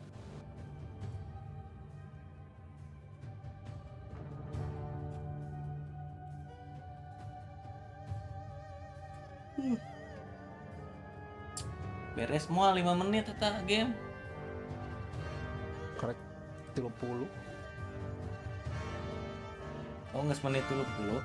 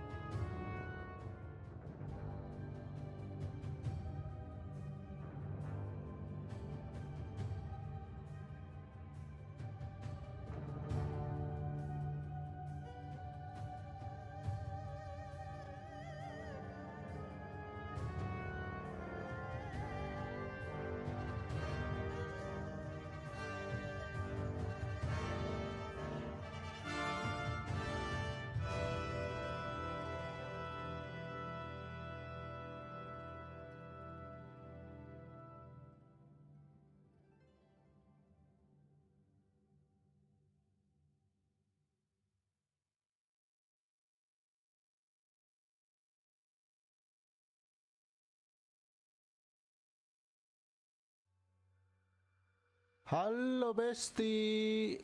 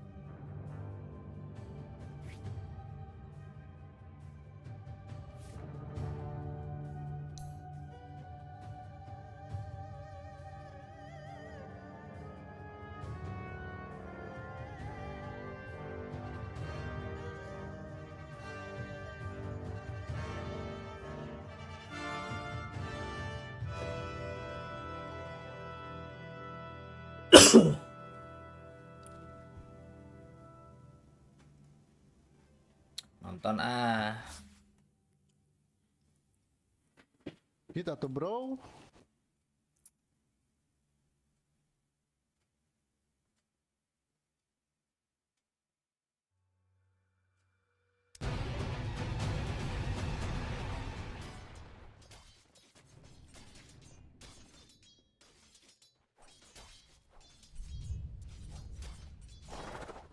Dekana mana? Astagfirullah.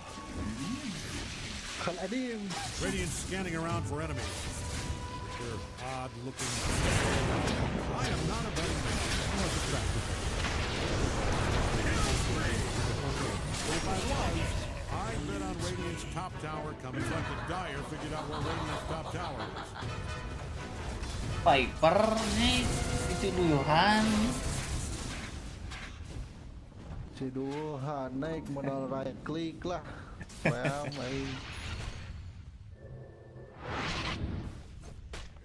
Lawan PA. Oh, kalau lawan PA. PA Enchantress kan halus.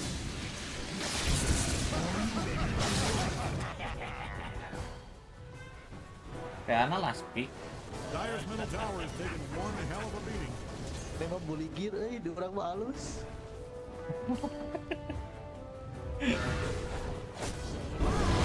Ejo tiga sekuda gitu.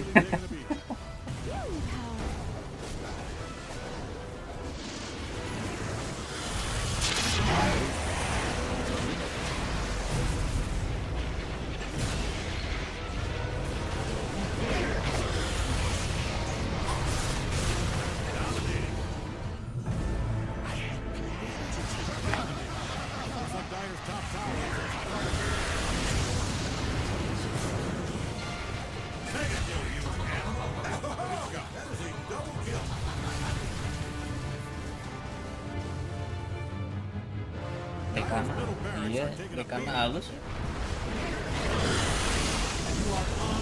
Si Elang Jawa.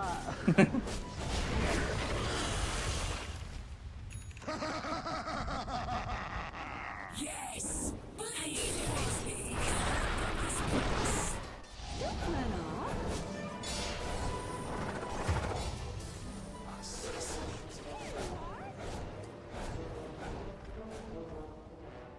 Saraan deui sih, hah? I'll take that. Cik ngomong. Tes. Ah iya. Ah ya. Orang menguap dia.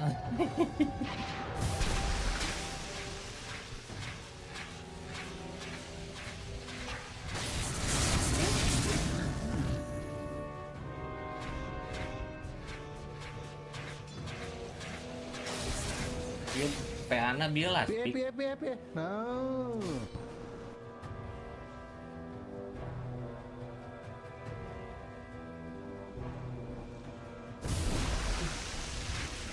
Betul ah.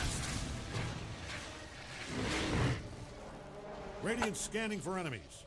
Or maybe for friends. They look unpopular. Tuh, urang heula karek kepik PA. Kan pinter.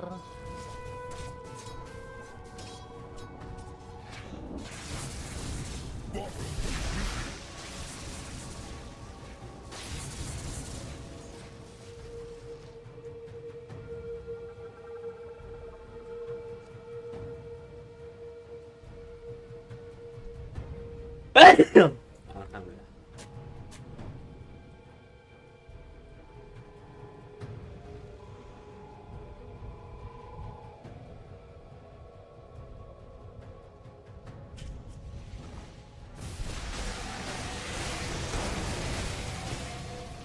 Dire is scanning for enemies. Ayo beres ya. Probably hoping to catch a glimpse of them nude.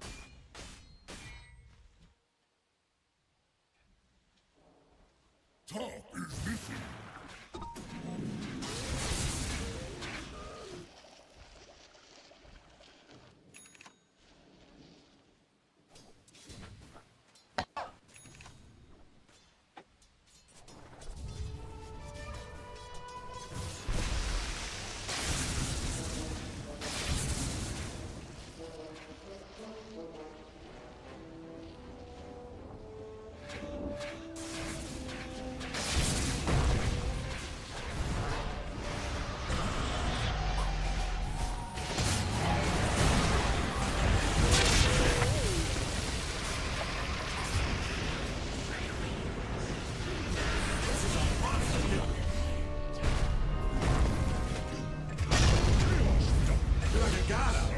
for your benefit. I don't say this often, but I'm losing count. Are we up to ultra kill here?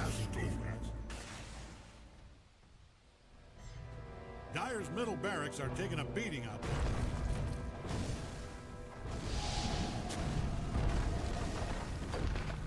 Dyer's middle barracks just fell. That's a $10 Dyer does not like that one bit.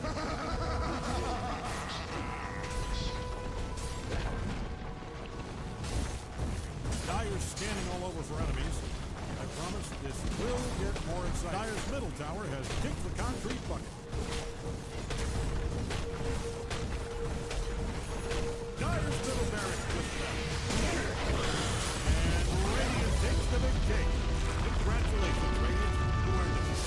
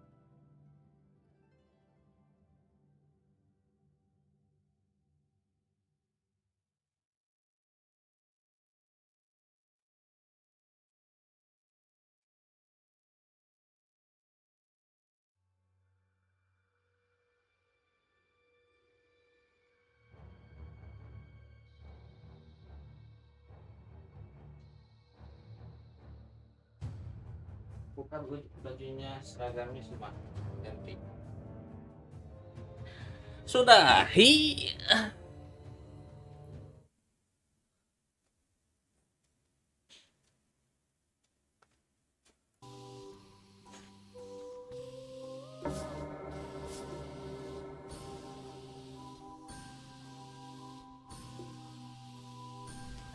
Gas kene.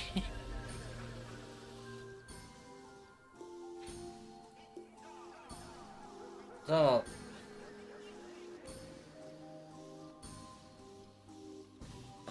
Oke nih.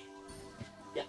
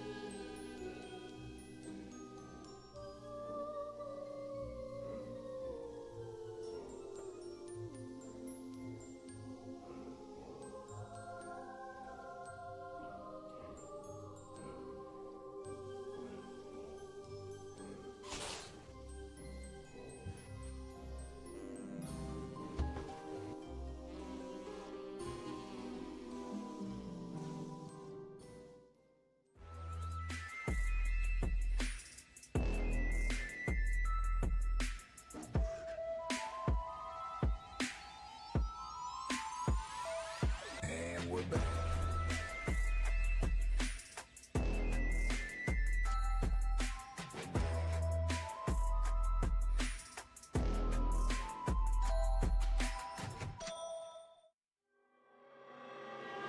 Welcome. It's that time of year again to take ourselves on the road to the international. Talon are looking like they're setting up for a bit of a bait play. Hoping someone farms the mid lane and Ramses, he'll be the man to show up. They'll make the immediate jump in. Drinking buddies out, but the arena gonna lock both of them down. GPK pops the Dragon Form, looking to move in. Epicenter out from Gunner. They'll try for the DK, but he's got the Mage Slayer. He's just not dropping quick enough. They'll even drop a Static Storm on top, but Gunner's gone. Yuma, he will bite a boot. They'll finally get GPK. Late near Dust, they found him. Nikke even thinking about going in. He doesn't exactly have that BKB for another 30 seconds, but 33 with the Shivas. He'll pop that. They'll slow up Ollie. Ollie on the run. Static Link is there. Ollie pushing him back with a Psychic Headband, but now the ball ending in from Nisha. They're going to go and find their attention on the 23 Savage. Ace and Quinn have just shown up. They were close, but now they're going to go to the ball lightning, go to the backlines. They've got the Orchid on a DY, but they get the kill on a Celery. Now the Orchid, the silence, the kill is in enough. Oh, DY! After the Orchid's able to survive with a sliver of health against the Supernova off! You've got to be kidding me, they can't even kill the Phoenix! They finally get the kill on XXS, but the right clicks onto the bear. XM free to just shoot away. Gleipnir's going to be used. That's on Ace as well as his bear. They get the kill to the bear. They'll take out Lone Druid next. 3 heroes dead. In comes Collapse. They found Alina. The opening is there. And Team Spirit, they found their man. Pyke is dead. It looks like Vitaly is going to follow him into the grave. 6 feet under now as Lumpy is bumped around, but does TP back to Fountain. And it's going to leave Roshan to Team Spirit, though. Can Collapse find him? He's trying. He's got a kill on the server ward, and a torrent lands on the Monkey King. Well, he jumps down, trying to fight this. Here is Lumpy as a backup of Moose and Pyke, but a Marauder, the damage output, incredible from Radan, and Collapse is still alive. Inside the Wukong's command, now blown up by the Lina, finally dead, but Radan with his damage output, shredding through them. Lol arrives on the scene of the crime, a double kill for your Marana. Lexrak in the pit, about to drop as we'll see the tusk disappear. A 5-man wipe is incoming, and Collapse drop in the chat wheel lines as he goes, yeah, you got me, good job. Papoka, dive, Hex, spear back as well. Dragon Knight sent back in towards Monet with a Sun Ray on him. Makoto dies. Now Akashi, he's leapt forward, trying to kill off nothing to say. The Supernova lands. The MTS Prophet's dead, but buys back immediately. Oh my. Now Talon, 3 heroes down. WS about to be the 4th. Tries to stand his ground, but Monet is tall and powerful. 7-8, hasted up. This is Parasma Puck. Roshan nearly dead. They jump in with the Nightfall out. Snatched Aegis by Erica. Wind Ranger gets it. And Alchemist, look at the damage coming out of this Wind Ranger, destroying him so quickly. Lassoed up. They need a little bit more to finish him off. Nightfall, he falls. And the follow through from 7. He kills off Toronto Tokyo. These 3 cores on the side of Extreme are starting to reach towards some of their critical items. Vailama gets 2 heroes inside the hook stomp. It's Centaur starting off the fight well. They've blown up the Tree Protector. Now they're looking towards XXX. He's dishing out a lot of damage with this Bristleback, but it's not going to be enough. K1 Hector brings it down. Ame with his BKB active going for the Whirlwind, but he dies during the Whirlwind. The MKP a little bit too strong from K1. And now XM yet again getting caught in the double stun of the Vailama. He gets killed off. He throws in the bugs, but they're gonna arrive just as the Roche has already been taken. I don't think they can take this fight. Analog does have a double damage though, so it could be very tempting. He jumps in onto XXX. The Visage is already blown the hell up. XM trying to hold the backlines as he's looking towards Schofield and Analog, but instead there's gonna be a Doom jumping in directly on his face. Divine Llama misses with the follow-up hookshot, but doesn't need it. They've already killed off this Void Spirit. Ame threw out the Requiem just as he has to watch DY die. Shin-Q, can he TP out? No, he cannot. K1 Hector is there with the Gleipnir. Stampede was popped for this one. And he's still really tanky with the Shiva's Guard. And now look at this. Skeeter jumped in with the backlines looking for Erica. They want to burst down this Weaver. They can't do it just yet. But now with Malrine showing up, they do. He's down without buyback. Skeeter though might die. They try to force off him away. He's at the corner of the fight. He's dishing in so much damage, Flu. The burst damage from the AoE of this dragon. Yes, he will die, but he put in a lot of work before he went down. But now, beyond finding a 3-hero stomp into a multiple hero crush. They see Lelis, they're like, all right, I've got BKB, I've got Gleipnir, I'm just gonna start chasing people down. Skeeter's going very, very far away from him. Oh, but the Boundless coming in from the outside, followed up with the Wukongs. They'll end up finally getting Skeeter. They need to be very careful now over here on the side. There's Amar getting himself a double kill on Lelis and Gunner. They'd love to get themselves Copy, love to get themselves Yuma, but they kind of spend everything that they have for the most part. They'll get Copy. Uh-oh, Yuma now on the run, and you can see they're teleporting right back in. Ranger 33 though, so tanky. Nisha comes in, has that Gleipnir again, trying to just move Pike away to safety as Vitaly's stuck in the middle of the sandstorm. Scatterblast going onto multiples, and Dragna, he's tanky, but I don't know if he's gonna be tanky enough. Still alive though, Terrorize coming into play. They finally get Pike. The chase is on. What a nice stun from the Sand King. Takes out Lumpy. Now Vitaly's got a curse count. He's got everybody on him. Oh, and the Boundless. Oh my god.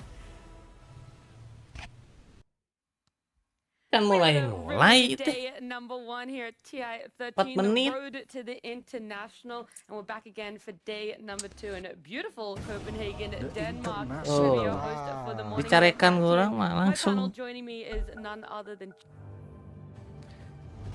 Agar not mid kita orang naik. Hah? Oh, mid day Pak.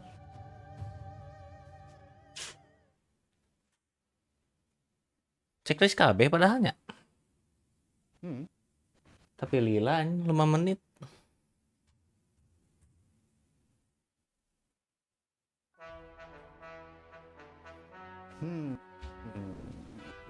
Tinggal ya ini mentok itu 30-an itu nambah-nambah anjing. Keruk. Teuing. We're 10 seconds out. Plenty of time to tell an announcer you love them if that's what's in your heart. 5 seconds.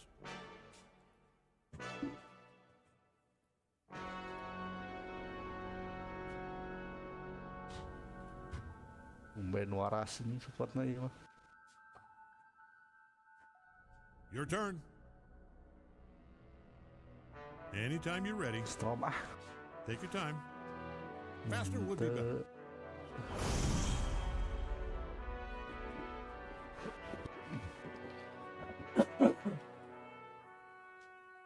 TA. Kopi.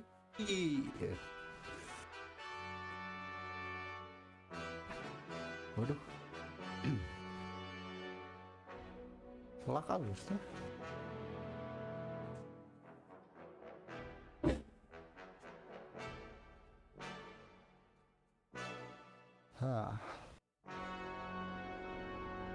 Nah kita drone karena asli nih.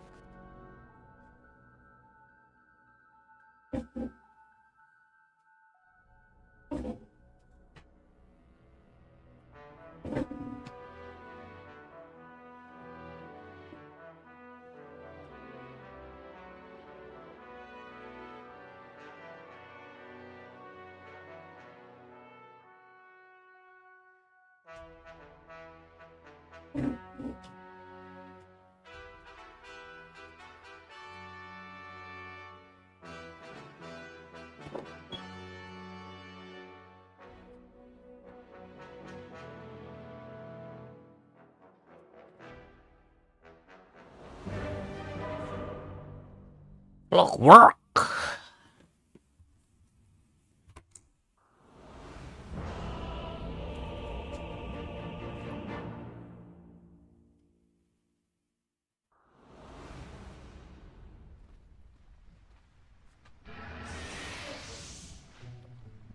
Cermoli hitam.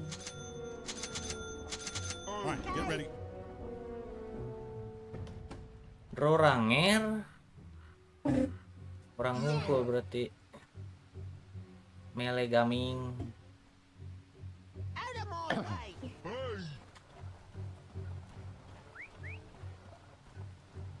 Toasted. Guess we better.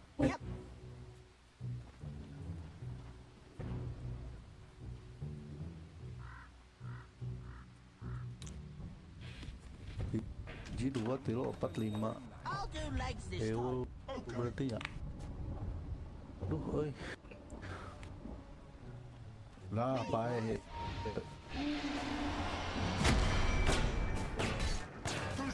That's away! All right, everybody, 30 seconds. There's the first blood.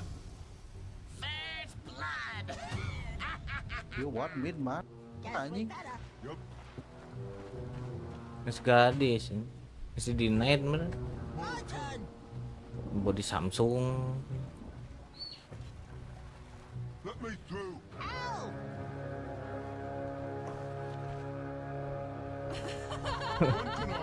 Itu di bere anjing gitu mah. Today in this fantasy forest land, Bae di dahar kabeh kok aing.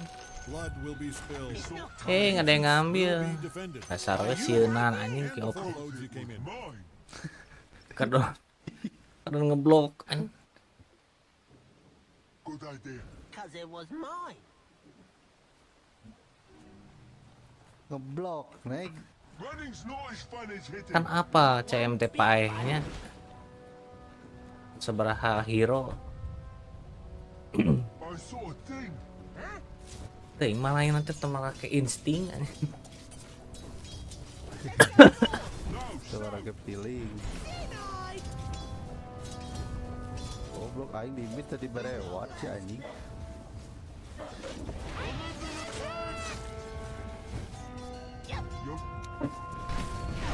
Wow.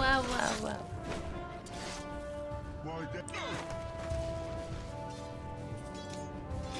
This for the magic. After you. After you! Bizarre squirrel.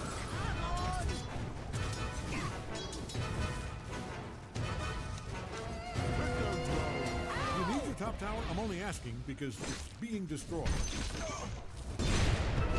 Bahaya, Jakiro, bahaya, Jakiro, get back.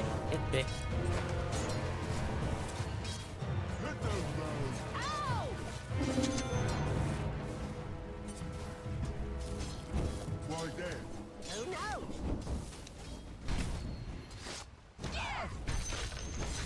Let me through. Ow! I like this part! 3, 2. There we go again!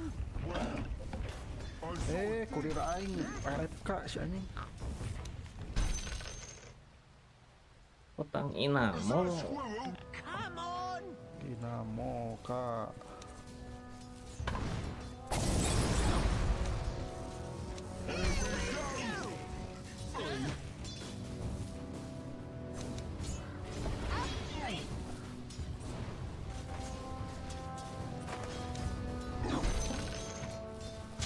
Good idea. Because it was mine.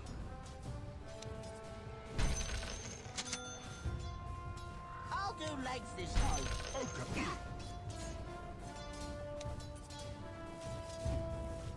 Running's not as fun as hitting.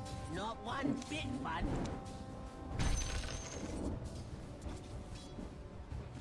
Yep.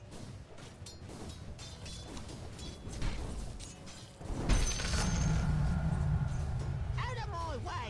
Hey!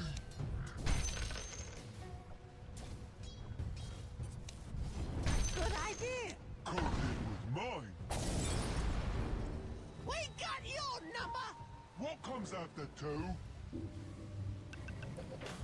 Yeah.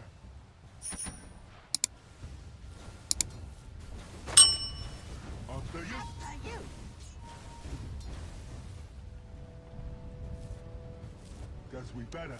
Yep.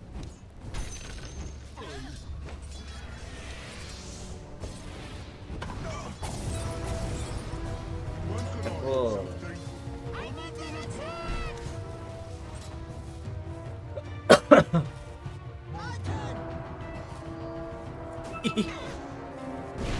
Ah, motor. Oh.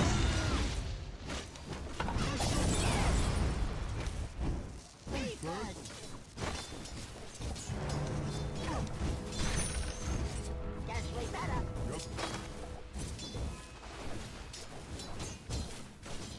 You go first.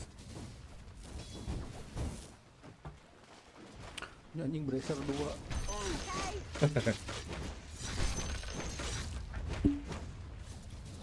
Biar kuat.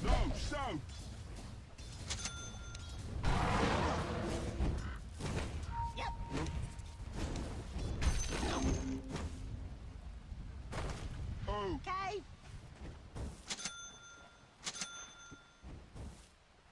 Guess we better. Yep.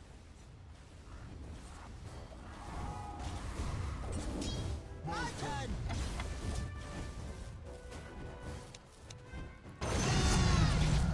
How many levels is that? Hit the road.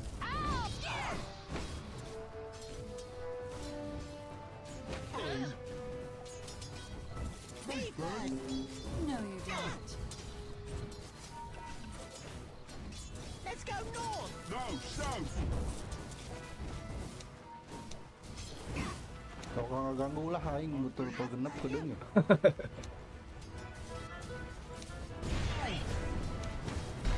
Middle What is can I missing. with something? Middle is missing. This way. Middle is missing.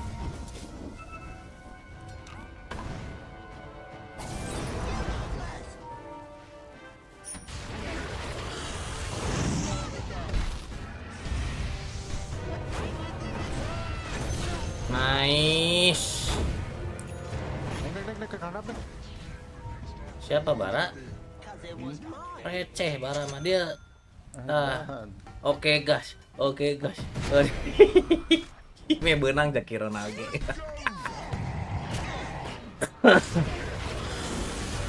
Nuhun atuh. Boleh yuk. Goblok anjir. Mana aing beak, Nek? Masih ada lagi. Ih. Jar. Ini. Kumbang. Kabur dulu. Oh, mana aing? Si Jakiro. Si iya mah kalem. Jakirona kadon braser anjing.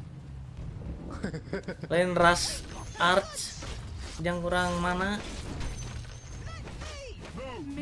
kadon ngeteng oge sih anjing. Ayo daripada bracer mendingin Renrock cukup ini. Hah? Daripada bracer mendingin Renrock ya cukup. Air mata buaya. Hei. Kewarasannya dipatut pertahankan. Oke, salah Bara eueuh. Bara di atas. Saluhur. Nih. Guys.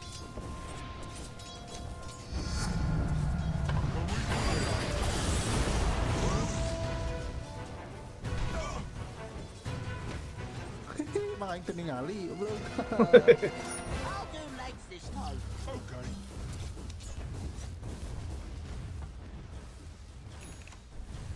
Okay. Nyin pesel deui wae ieu mah orangnya ieu mah curigana. Boleh. Yep. Good idea. Cause it was mine. Aduh, si hebos. Ayo gerek nek. My dad. Taha. Warlock. Kurang warlock tah. Saluhur aing. Nih. Double damage. Cause it was mine. Oh, tukang atuh jang. Edan, Cokro. And yep, it checks out. That was a double kill. Aku melihat temanku di atas karunya Your middle tower might need a little attention. That's away.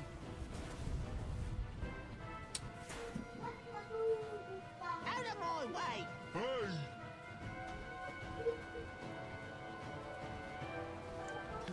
My turn.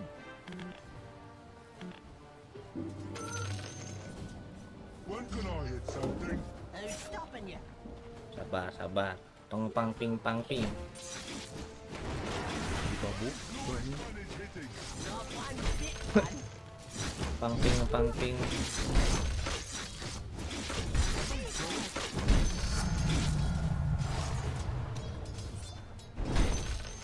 That's way better. Oh, nyaho setak dari kusaha di dahar udah tuh bisa aing. Kurang.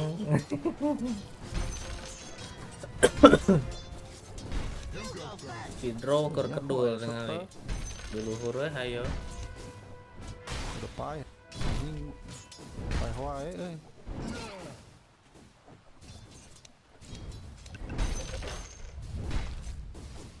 Is that a squirrel? Come on.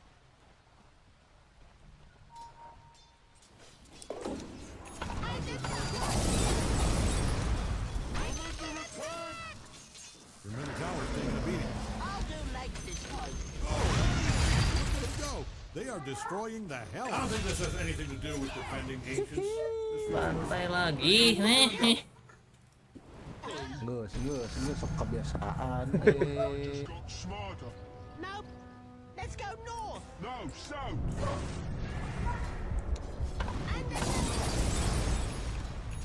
Let me. This ain't water. Ade Den, di luhut Den. Sorangan maneh. Yep. Yep. Let me Apa ya? Tuh, Lina terepoda. Ulti Zeus. this way. That's away. Bara.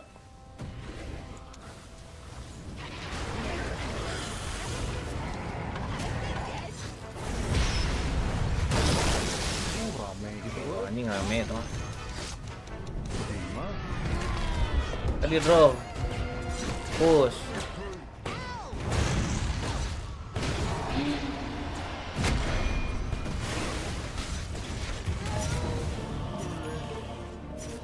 bung pae goblok. Bottom tower. Push bro, push. Mumpung kayak mobil. Gitu hirup. All right, bottom tower's down. Ini langsung Not the worst news. I mean, it's in langsung the top 10 worst modar news, but stay positive. Nonton. Heuh. Gue kulimaan atuh. Hit the road. Sama dari bunga nih.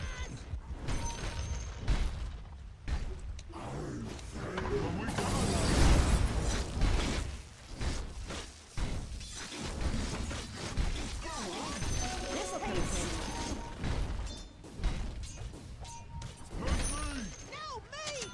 Might want to haul ass over to your top tower. You people, I'm using this Ini term loosely here. I know you're kita ambil giant stakan peanut ini. butter or a robot made out of fairy wall. Orang mau gawe itu dah You gawarna people eueuh. need to handle this, and I mean yesterday.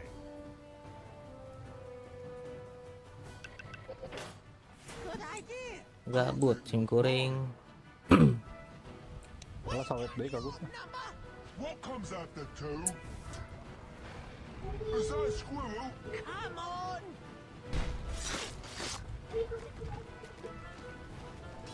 Good idea. Gelo anjing mun stuck. Tak deh atau beki loba anjing. Sarap geuleuh. Ulti, oh teboga. Ulah anjing lebah. Ente segenté jakirona ulti. Itu kurang mau beak itu ambil.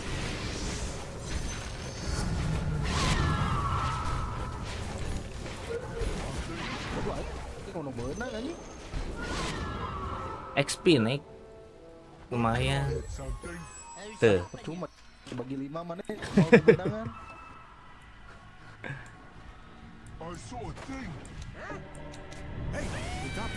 Sepi anjing. Musuhna ge.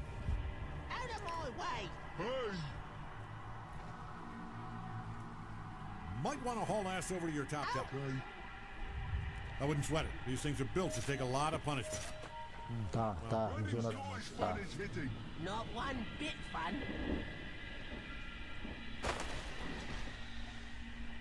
Yep.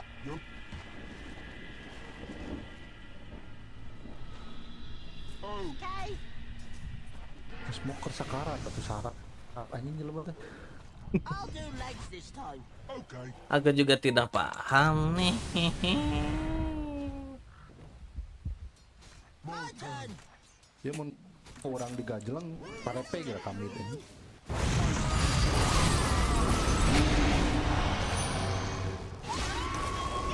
Oke. Naon Jakiro bade naon? Linggih si anjing. Gede bang, telat. Itulah. Hari keadaan genting jerdog. Kalau udah bisa kadinya. Tolong.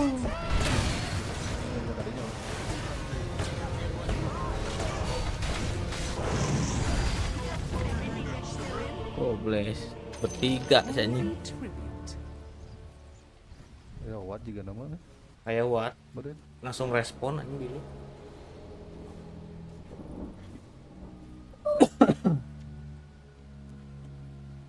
Dihandap wae draw sok aturan kaluhur berarti. Baru nek main deket urang. Ya, naon ieu? Monkey meureun teman. Their courier's dead. Yeah, they knew what they were getting into when they... Monkey kiring bar.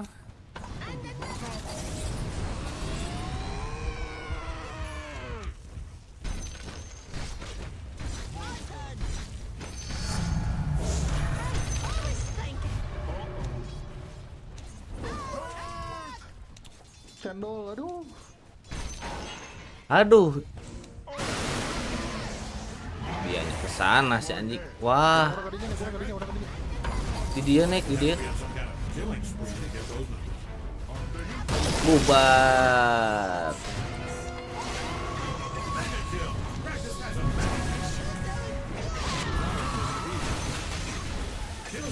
It is getting smashed all to hell. Fortified your structure. Goblok itu ngeret si anjing. Middle tower might need a little attention. You are not gonna like this. They are Sopan anjing. tearing that thing to pieces. Alina.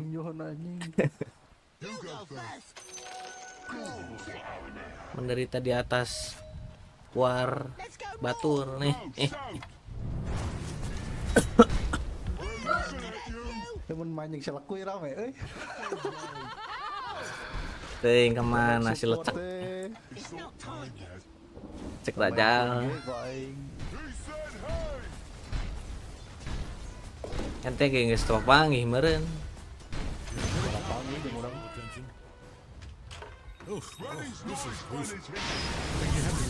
Go bless.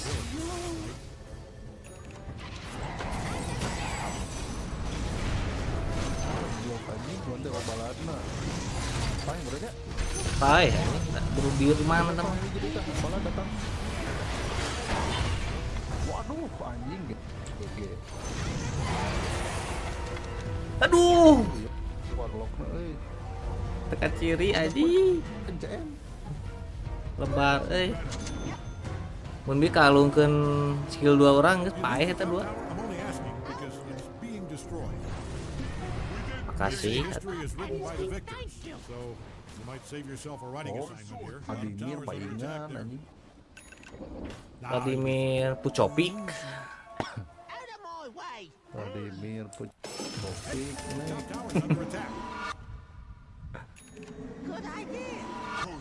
Vladimir Sigama lama nih. Dragon level 3 heula.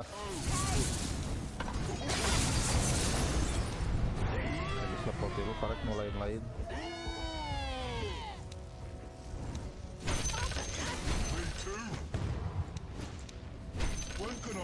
Oh, aduh deui. Aduh deui bara. Is that a squirrel? Come on!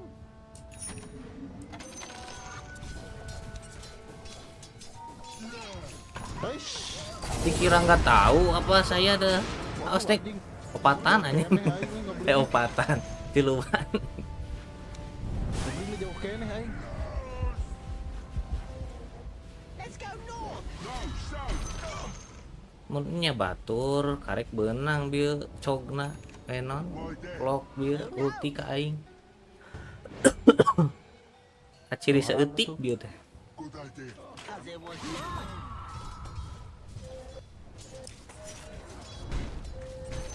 Oh, siapa aing keur farming dipak smoke-na goblok. Tower's taking a beating. Out of my way! Don't worry about it though, it's not so. No, that. Di dari ieu teh.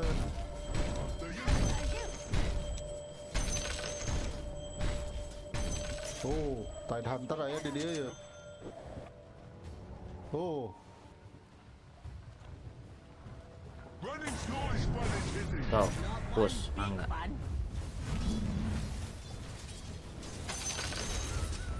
Push aja, push. Nah, tuh. Nah, gitu. Their bottom tower's all busted up. Ke atas sekarang nih. You need your top tower? I'm only asking because it's being destroyed.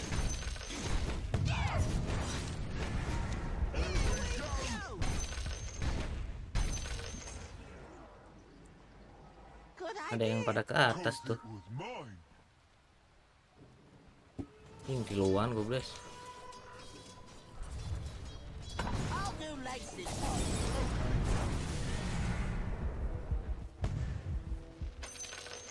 You go first. Bosen dia ngejagaan mid. Tadi aing.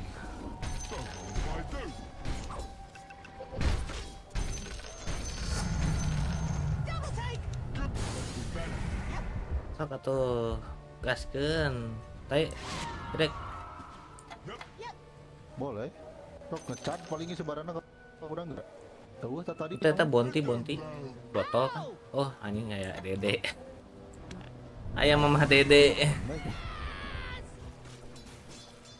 Orang mancing ya. Oh, mau ngecat. Ngecat ente aja.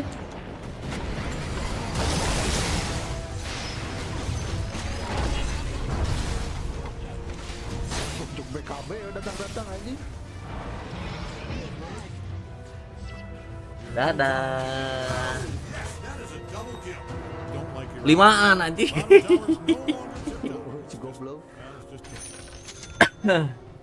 Lain ladeneun eta mah. Middle tower's taking a beating. Oh, that thing could really soak up some punishment. Okay. Your middle tower might need a little attention. I saw a thing. Warlock senang. Hey, the top tower's under attack. Bantuan atuh. Top tower's down. Belok. You know what? Let them have it. We got bigger fish to fry.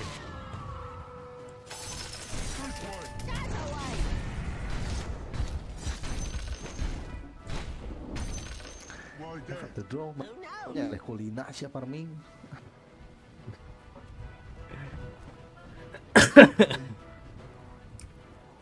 RS anjing. Visioner anjing. Harap anjing RS. Ward dulu kasih The middle tower's taking a beating. kata. Dutch lock di situ. Mana? Waduh, nih. Terusin nggak?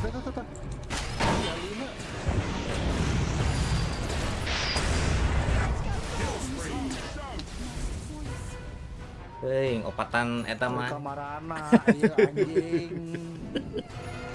G si anjing. Tah tuh ge eta. Putih bolak. Lain ngerti anjing.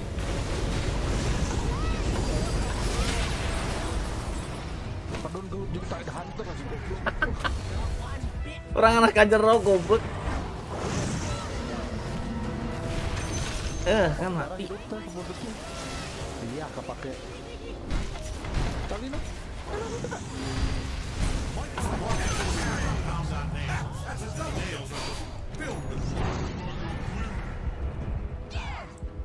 Awas dicat. The top tower's under attack.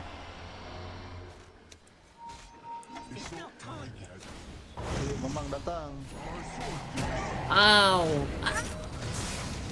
Si anjing paling goblok karena semua kali.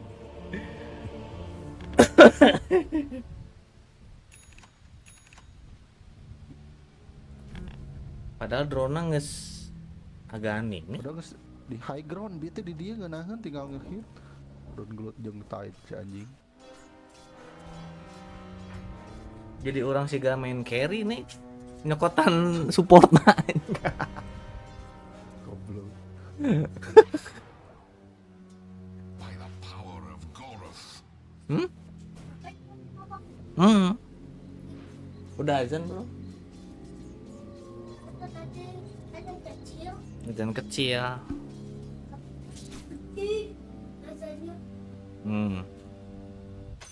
Worthy treat. Any what? Guess we better. Yep.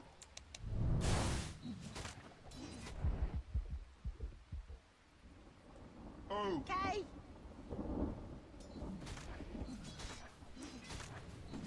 Out of my way. Hey! Tuh sorangan tuh. We've got the goods.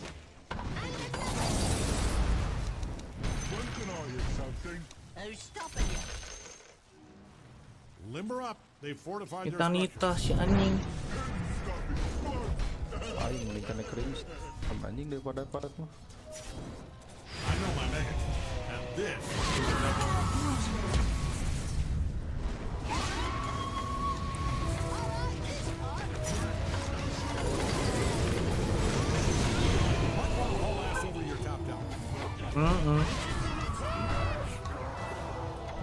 Berapa? Ada yang dari atas tuh. Top tower, I'm only asking because it's being destroyed. I wouldn't just ignore this. You gotta show these idiots who's boss, or they'll never stop bullying that poor tower.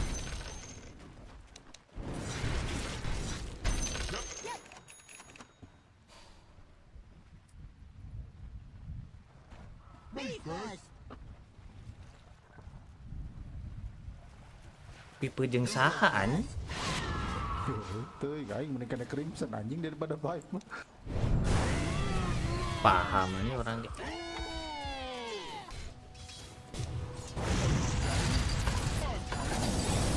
Permejo malah rek pesel terjadi orang. I'll do legs this time. Bagi nih. Apa? Boleh sok. It's not time yet. Let's go north. No, south! Yang itu magical. Magical I'll sih. do legs this time. Okay. Okay. Kadi atusnya ulah jauh-jauh. Monyet.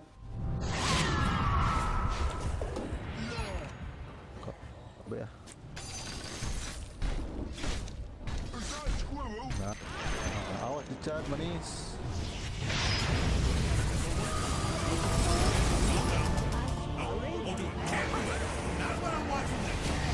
KB aja. Goblok BKB anjing. Yep, it checks out. That was a double kill.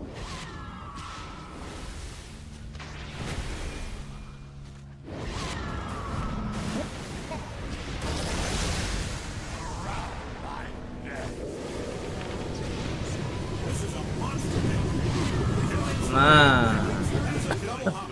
Ada ya Lina. Sok cemat tuh. Belah. Kabur. Pai iya asli bah.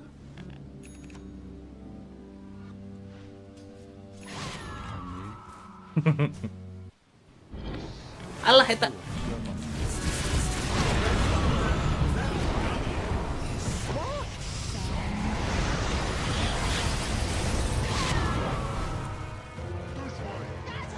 Lompat nasi ga babi.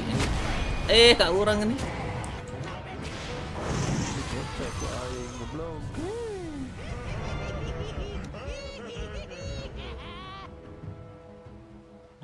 Might want to look into your bottom tower. Not one bit fun. I just had an idea. Right there. Who knows?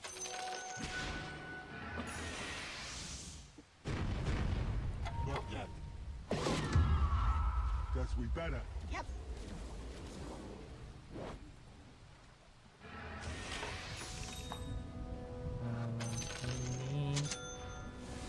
Sendiri. I'm not ready. Ini draw sayang. Nih. Kasih juga jangan, baik. Sini. Cause it was mine. Nek. Adi aing muter goblok. Gede kata.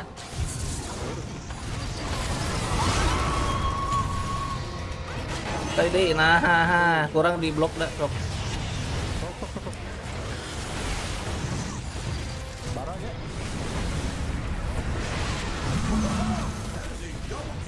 Duh. Kak urang barana si Aji. Stun. Pakai AB, Mek. Mending nyeton ini. Hihihi. Nah. Si ieu na karek biji nih. Ulti itu tuh Jakirona Bar biasa. ame debus musuhna makadon terakhir.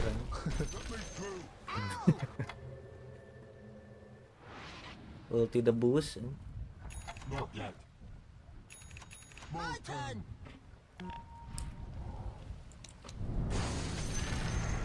Good stuff. Their middle tower's a sad pile of gravel. Orang balanja halas kedeng. Banyak kemana Ramayana? Nah. Rasa? Kerja kepatihan nih. Prosop. Uncle 777. Anjing prosop goblok. 777. Saya kemana anjing? Uncle mau orang minang-minang.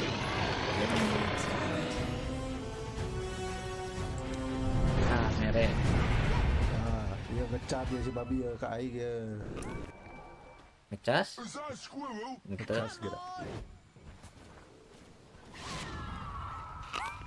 Tadi naik. Oh kan di luhur anjing. Di luhur. Whoop, they're back. All right, everyone, stop talking about it. Yep. Invisibility. Tormentor atau suka orang tuh kudu meuli.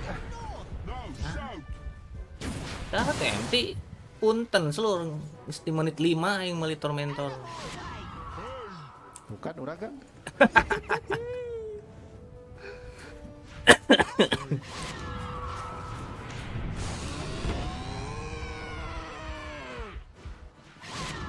When can I hit something? Who's stopping you?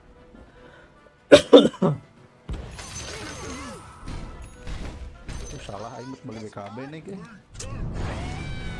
Oh pada BKB nih. Merah dan nagen. Salah orang pernah. Tight Hunter lumayan. Ultina. Montel Lincoln. Cipa haju nih.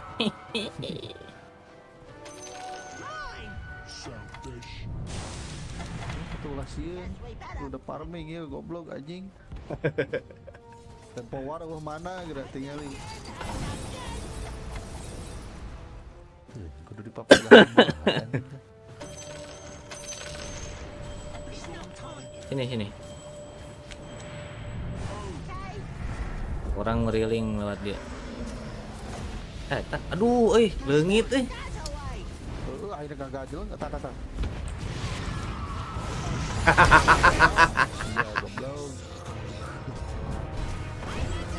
Disangka teu wani meureun.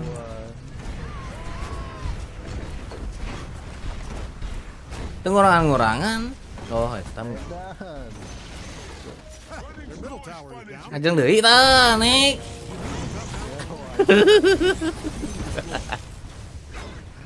Ruas.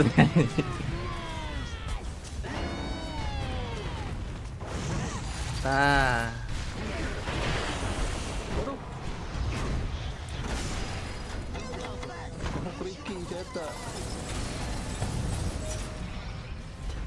Saya hit drop waktu banyak aing.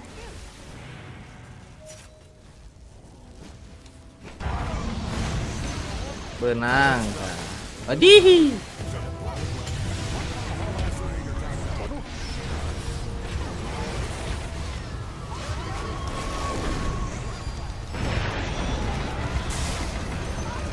Oh, kita mah enggak. Satu aing anjing.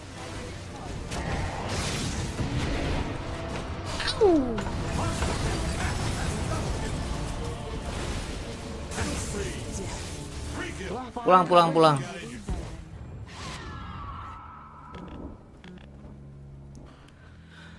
Dicat euy. Anu baik itu henteu. Oh.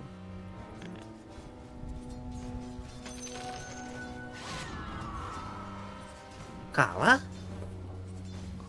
Euy. Ada orang teh nyetun si Warlock. Iya ini. Goblok anjing.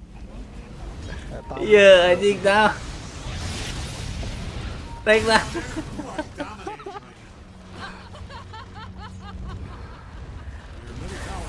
Teka tenyo mana skill tilu Warlock. I mean, I'm no expert, but yeah, that's good. All right, middle tower's down. Your middle tower's taking a beating. Ulah anjing, astagfirullahaladzim. Your middle tower might need a little attention. Oh, they are really taking a beating. Middle tower. They're giving your middle barracks a once over. Ini tersabar. Malam betul. Defend your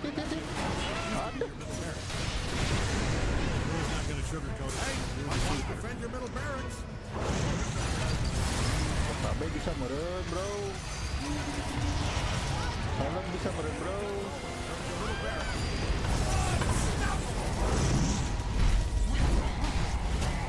Aduh. Asia, astaga. Tadi multi shot tadi sih goblok.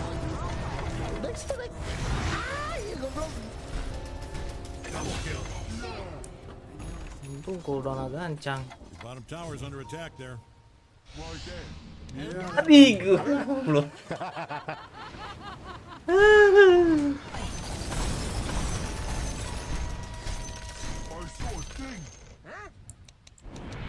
Kamu tersopan anjing.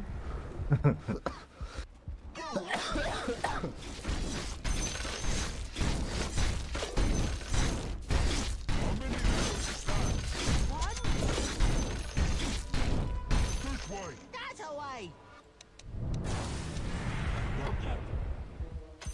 Worthy trinket. Invisibility.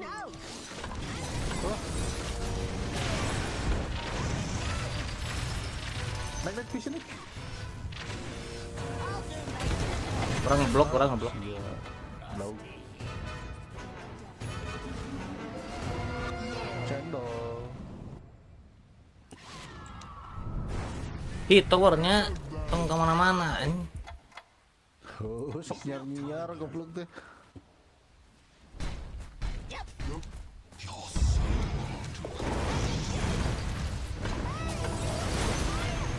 That was a masterful Nih, langsung sini aja. Smash that middle barracks to pieces. It was standing, it stood, you smashed it.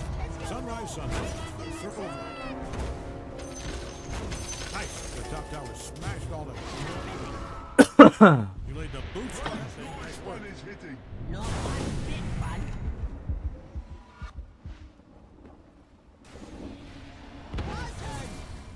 Ini semok saha itu. Tadi itu. CM gitu. Oh iya. When can I hit something? Who's stopping you? Iya, fasas. Can aya. Cak ini hiji teh. Tuh kan dua anjing cak ini. Ah. Good idea. Cause it was mine.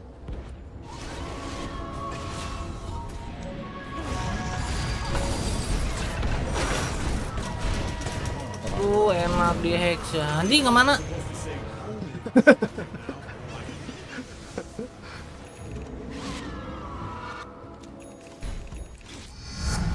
Bro, hit aja ini ya, tong macem-macem. Iya, jadi hitter orang.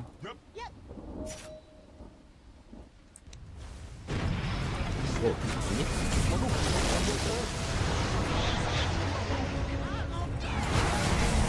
Pas banget bro.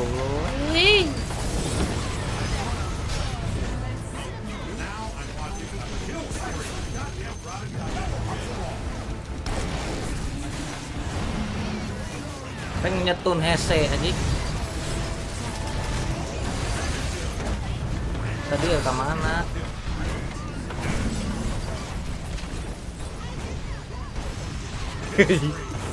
Tuh non stop aja.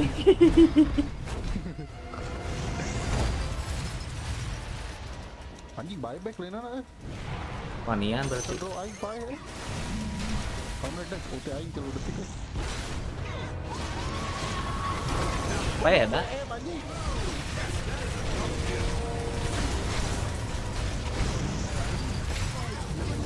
Kurang ngehit BM.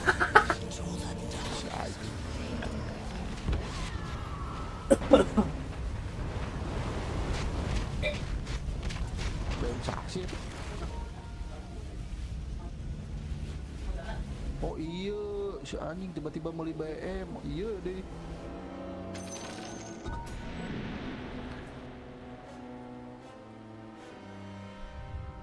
Naonnya? Tarin ah. Lina buyback tuh. Apa buyback?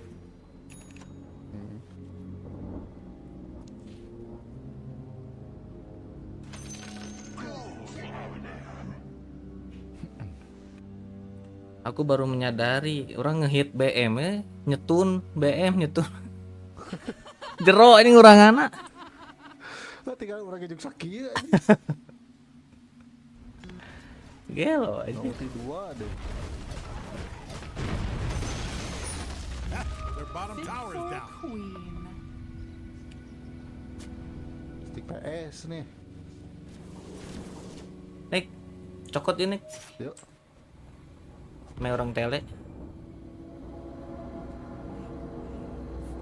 So, dua apa yang lagi? Itu atau warna jang. Meni open mindset.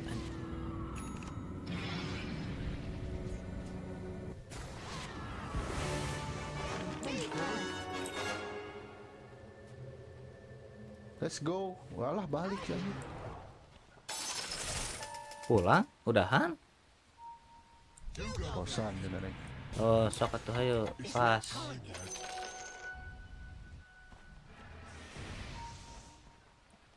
Si pagar ah. Gas kenek.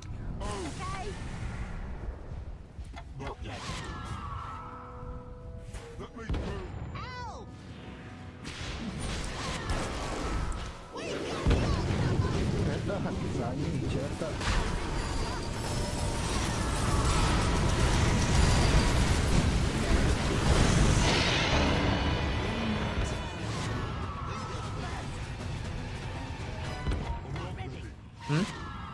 tuh di luar. Itu nu mawa. Mana?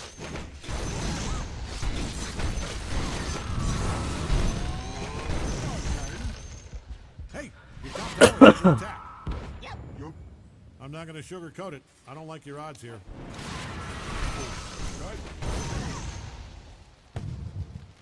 Ting ting ting ting ting ting ting.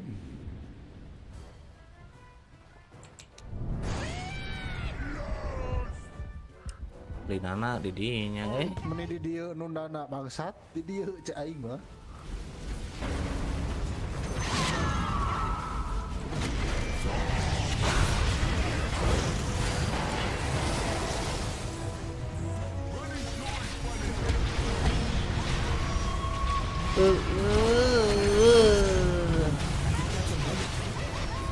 Wah, tuannya yang BM.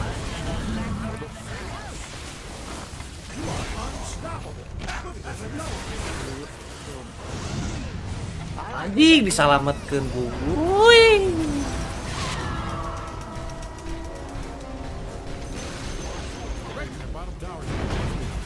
Sia nanaonan kikituan teh da alus.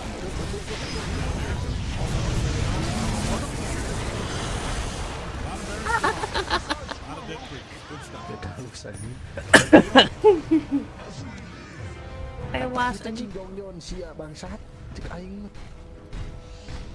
Jadi CM nyokot attack speed bukan.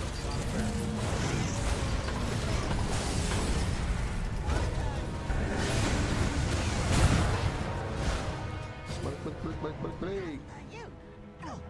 Tinggali CM nih. Baru kayak itu tinggali gitu. Matahannya kabatur bisa anjing. Tah beli. Tah kagok sok anjing. Kagok deso hiji deui teh. Sentri henteu das henteu bangsat anjing. Beli tah iya ku sia goblok. Paket agak ancak sih anjing dengeulana. Dengeulana tower.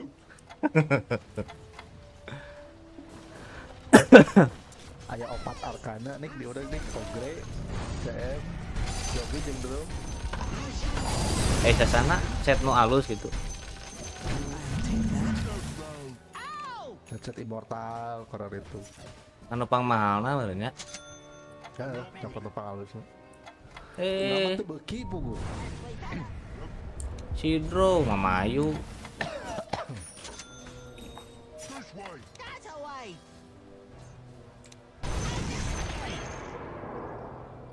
When can I hit something? Who's stopping you? Mim.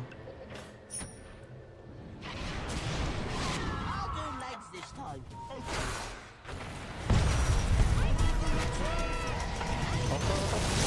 Goblok Anjing kebenar goblok.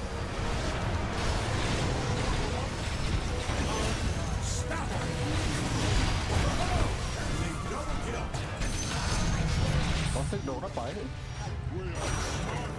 Sidro mah ngajelang tapi te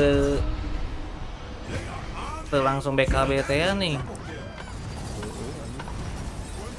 Coba muti aing kodon nih. Aduh, biru bisa anjing.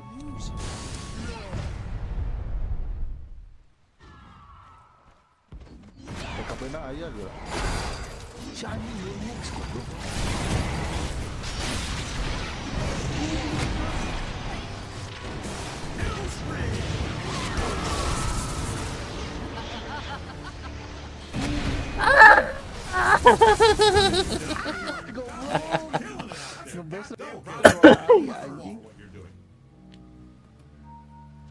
Nah, apa lu anjing? Hey, might want to defend your middle barracks. Tong dipake astagfirullahaladzim. Dipakai deui. Even your middle barracks are once over. Middle barracks gone, destroyed. Goblok surprise gitu. Middle tower might need a little attention. Gotta get over there. Wah, hilang anjing. Tak gitu aing nyetun. Lain disamperkeun boga rank teh. Waduh iya anjing. Hilang naik langsung. Aing lingkeun ah. Worthy It's tribute. not time yet. Let me through.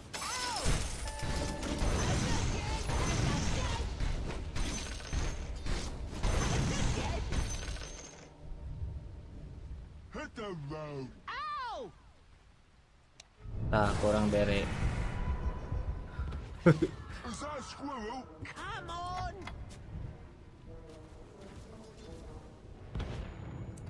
After you. After you! Iya tah pamaihna tah. When it's Anjing, nice when it's hitting. Unix tolong. Fun. Nah, di hadapan progres dah. Oh, kan Let's go north! No, south. bisa-bisa kepikiran yen eta an. Hex an. Ya, teuy. Kena bater anjing. Dinana teh MKB soalnya. Belet berarti. I'm not moving. Tuh bodoh anjing. Okay. Nah, gitu we.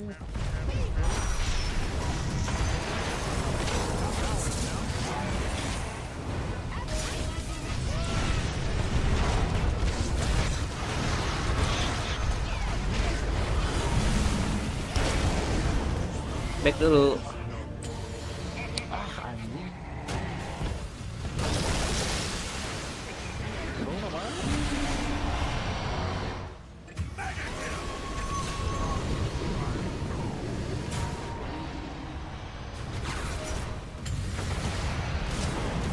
Lah ngehit. Gobles.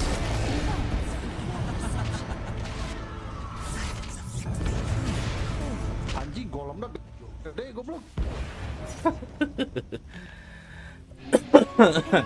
Linana buyback euy. Linana bebek.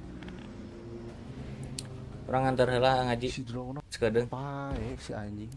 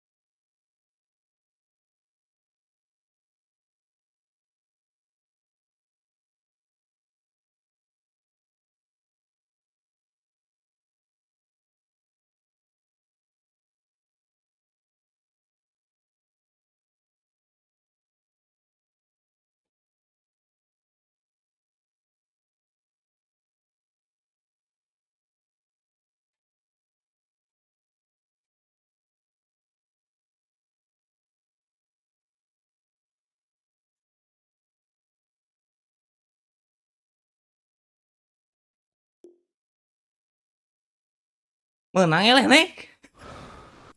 Eleh anjing goblok. Draw goblok. Dei dek. Dei. Ayo. Bye back anjing. Kagak jelang modar gitu goblok anjing. Kela. Orang ganti roll. Orang Zeppelin. Carry itu. Orang Zeppelin nek. Oh, sok. Oh, rek Zeppelin. Mau sok.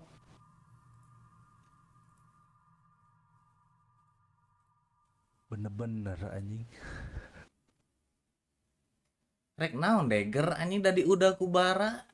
Tolol. Itu tinggali ku S12 tilu anjing. Tinggali orang yang hitam na. Jebret hek si goblok anjing. Arti aing.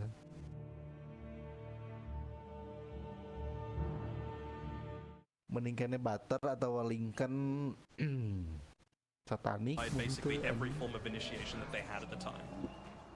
And he's not even Tidak paham aku.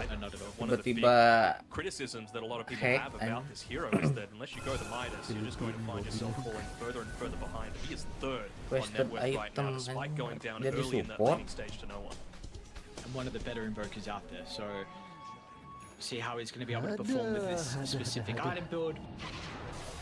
Damage was something that was in question. Huh? And with him getting a lot of these items, and like you're saying, in combination with the Solar Flare, actually might not Berarti be nggak an sih issue. bracket eta meren next bracket. I mean, Pure doesn't care. He's got the Croakbow, he's got the Dragonlance, he's just solo sieging this bottom tower, because why not, right? He's got the second life.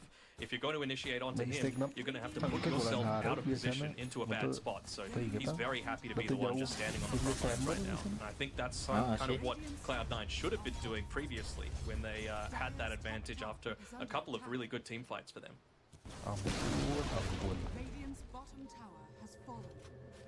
So now what's it called then for Cloud9? You've given up this previous team fight, you've given up the Aegis advantage, now a Tier 2 tower down bottom. Do you go back to kind of what worked for you, was just controlling the triangle? I think it's a little bit too late to just control the triangle. I think that's a bit too passive. They need to be the ones out there on the map trying to force a bit more of a defensive rotation from Tundra, whether that be in the form of taking towers, still remains to be seen. Maybe they do feel really anxious about having even the damage to be able to go through Pure twice, right? Because you've still got 3 minutes left on this Aegis, but you really see it going both ways. But I don't want to see them just hold up in the jungle, because I feel like Tundra are going to take away way too much of your map if you do so. Ini main WR.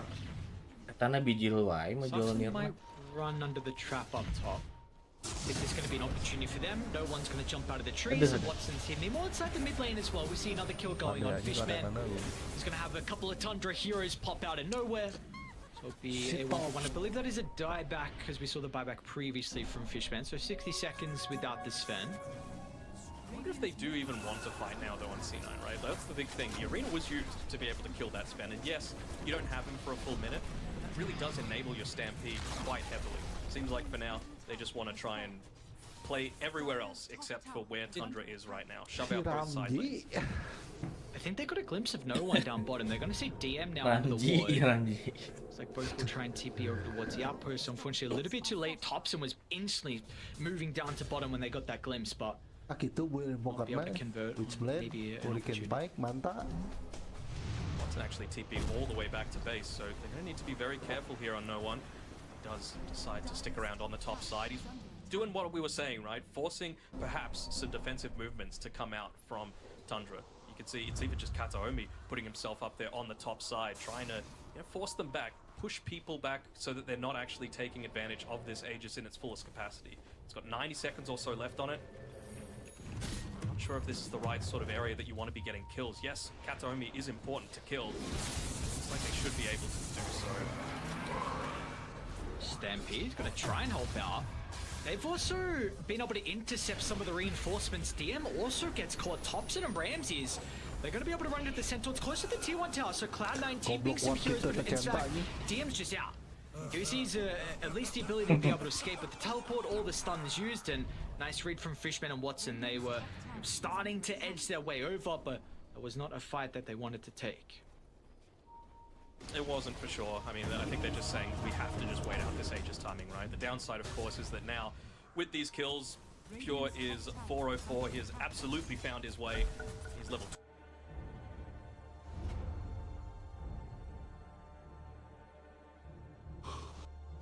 Oh, kena bil lah anjing tapi musuh.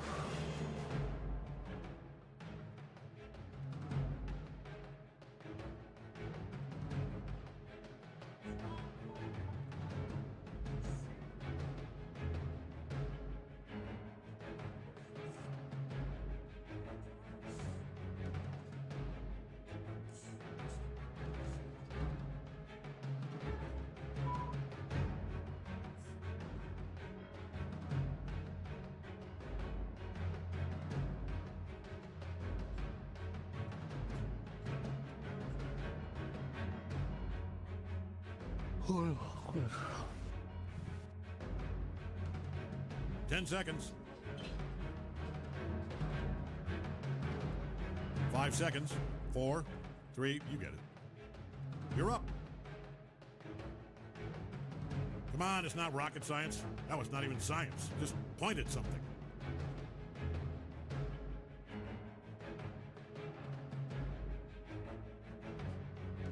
Ten seconds. 5 seconds. Si support.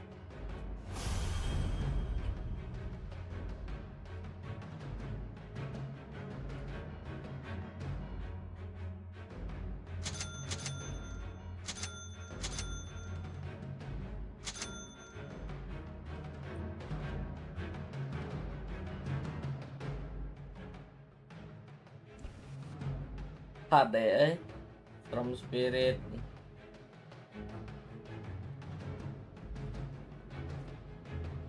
Tidak ada yang bisa ngejar, Nek. December 2023. And I'm recording this, giving Brad instructions to publish it on my desk. So if you're watching me, I'm dead. Hi everyone, let me get right to the point. As I'm recording this today, it is December 2023.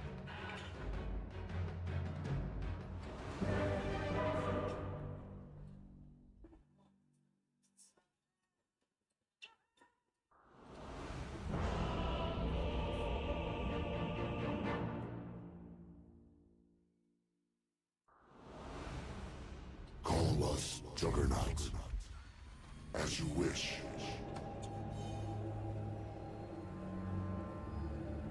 All right, get ready.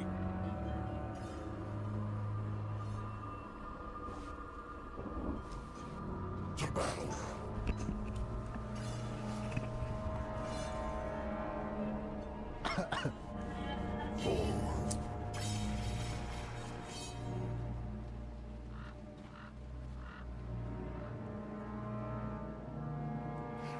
Yes.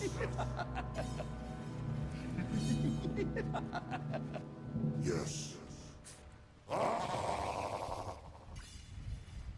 Okay. Goblok masang warna di dinya anjing. Masang si S. Oh si Rubik. Si Rubik. Nanti dianya. All right, gang, 30 seconds. Jadi kan ciri kabeh tilen All right, nepi ke battle dia. time in 27 seconds. Kalau ketinggalan itu anjing poek belah di nama Agus.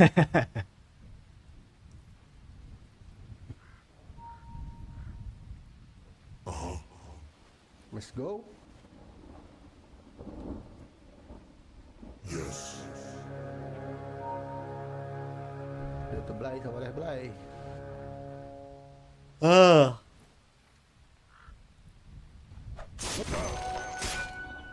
Naik gini. Iya bawa. Astagfirullahaladzim.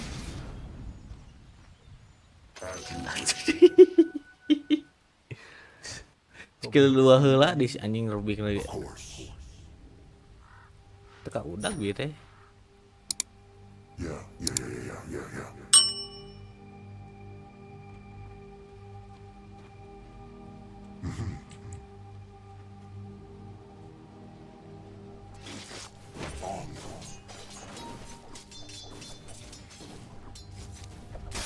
Swiftly now.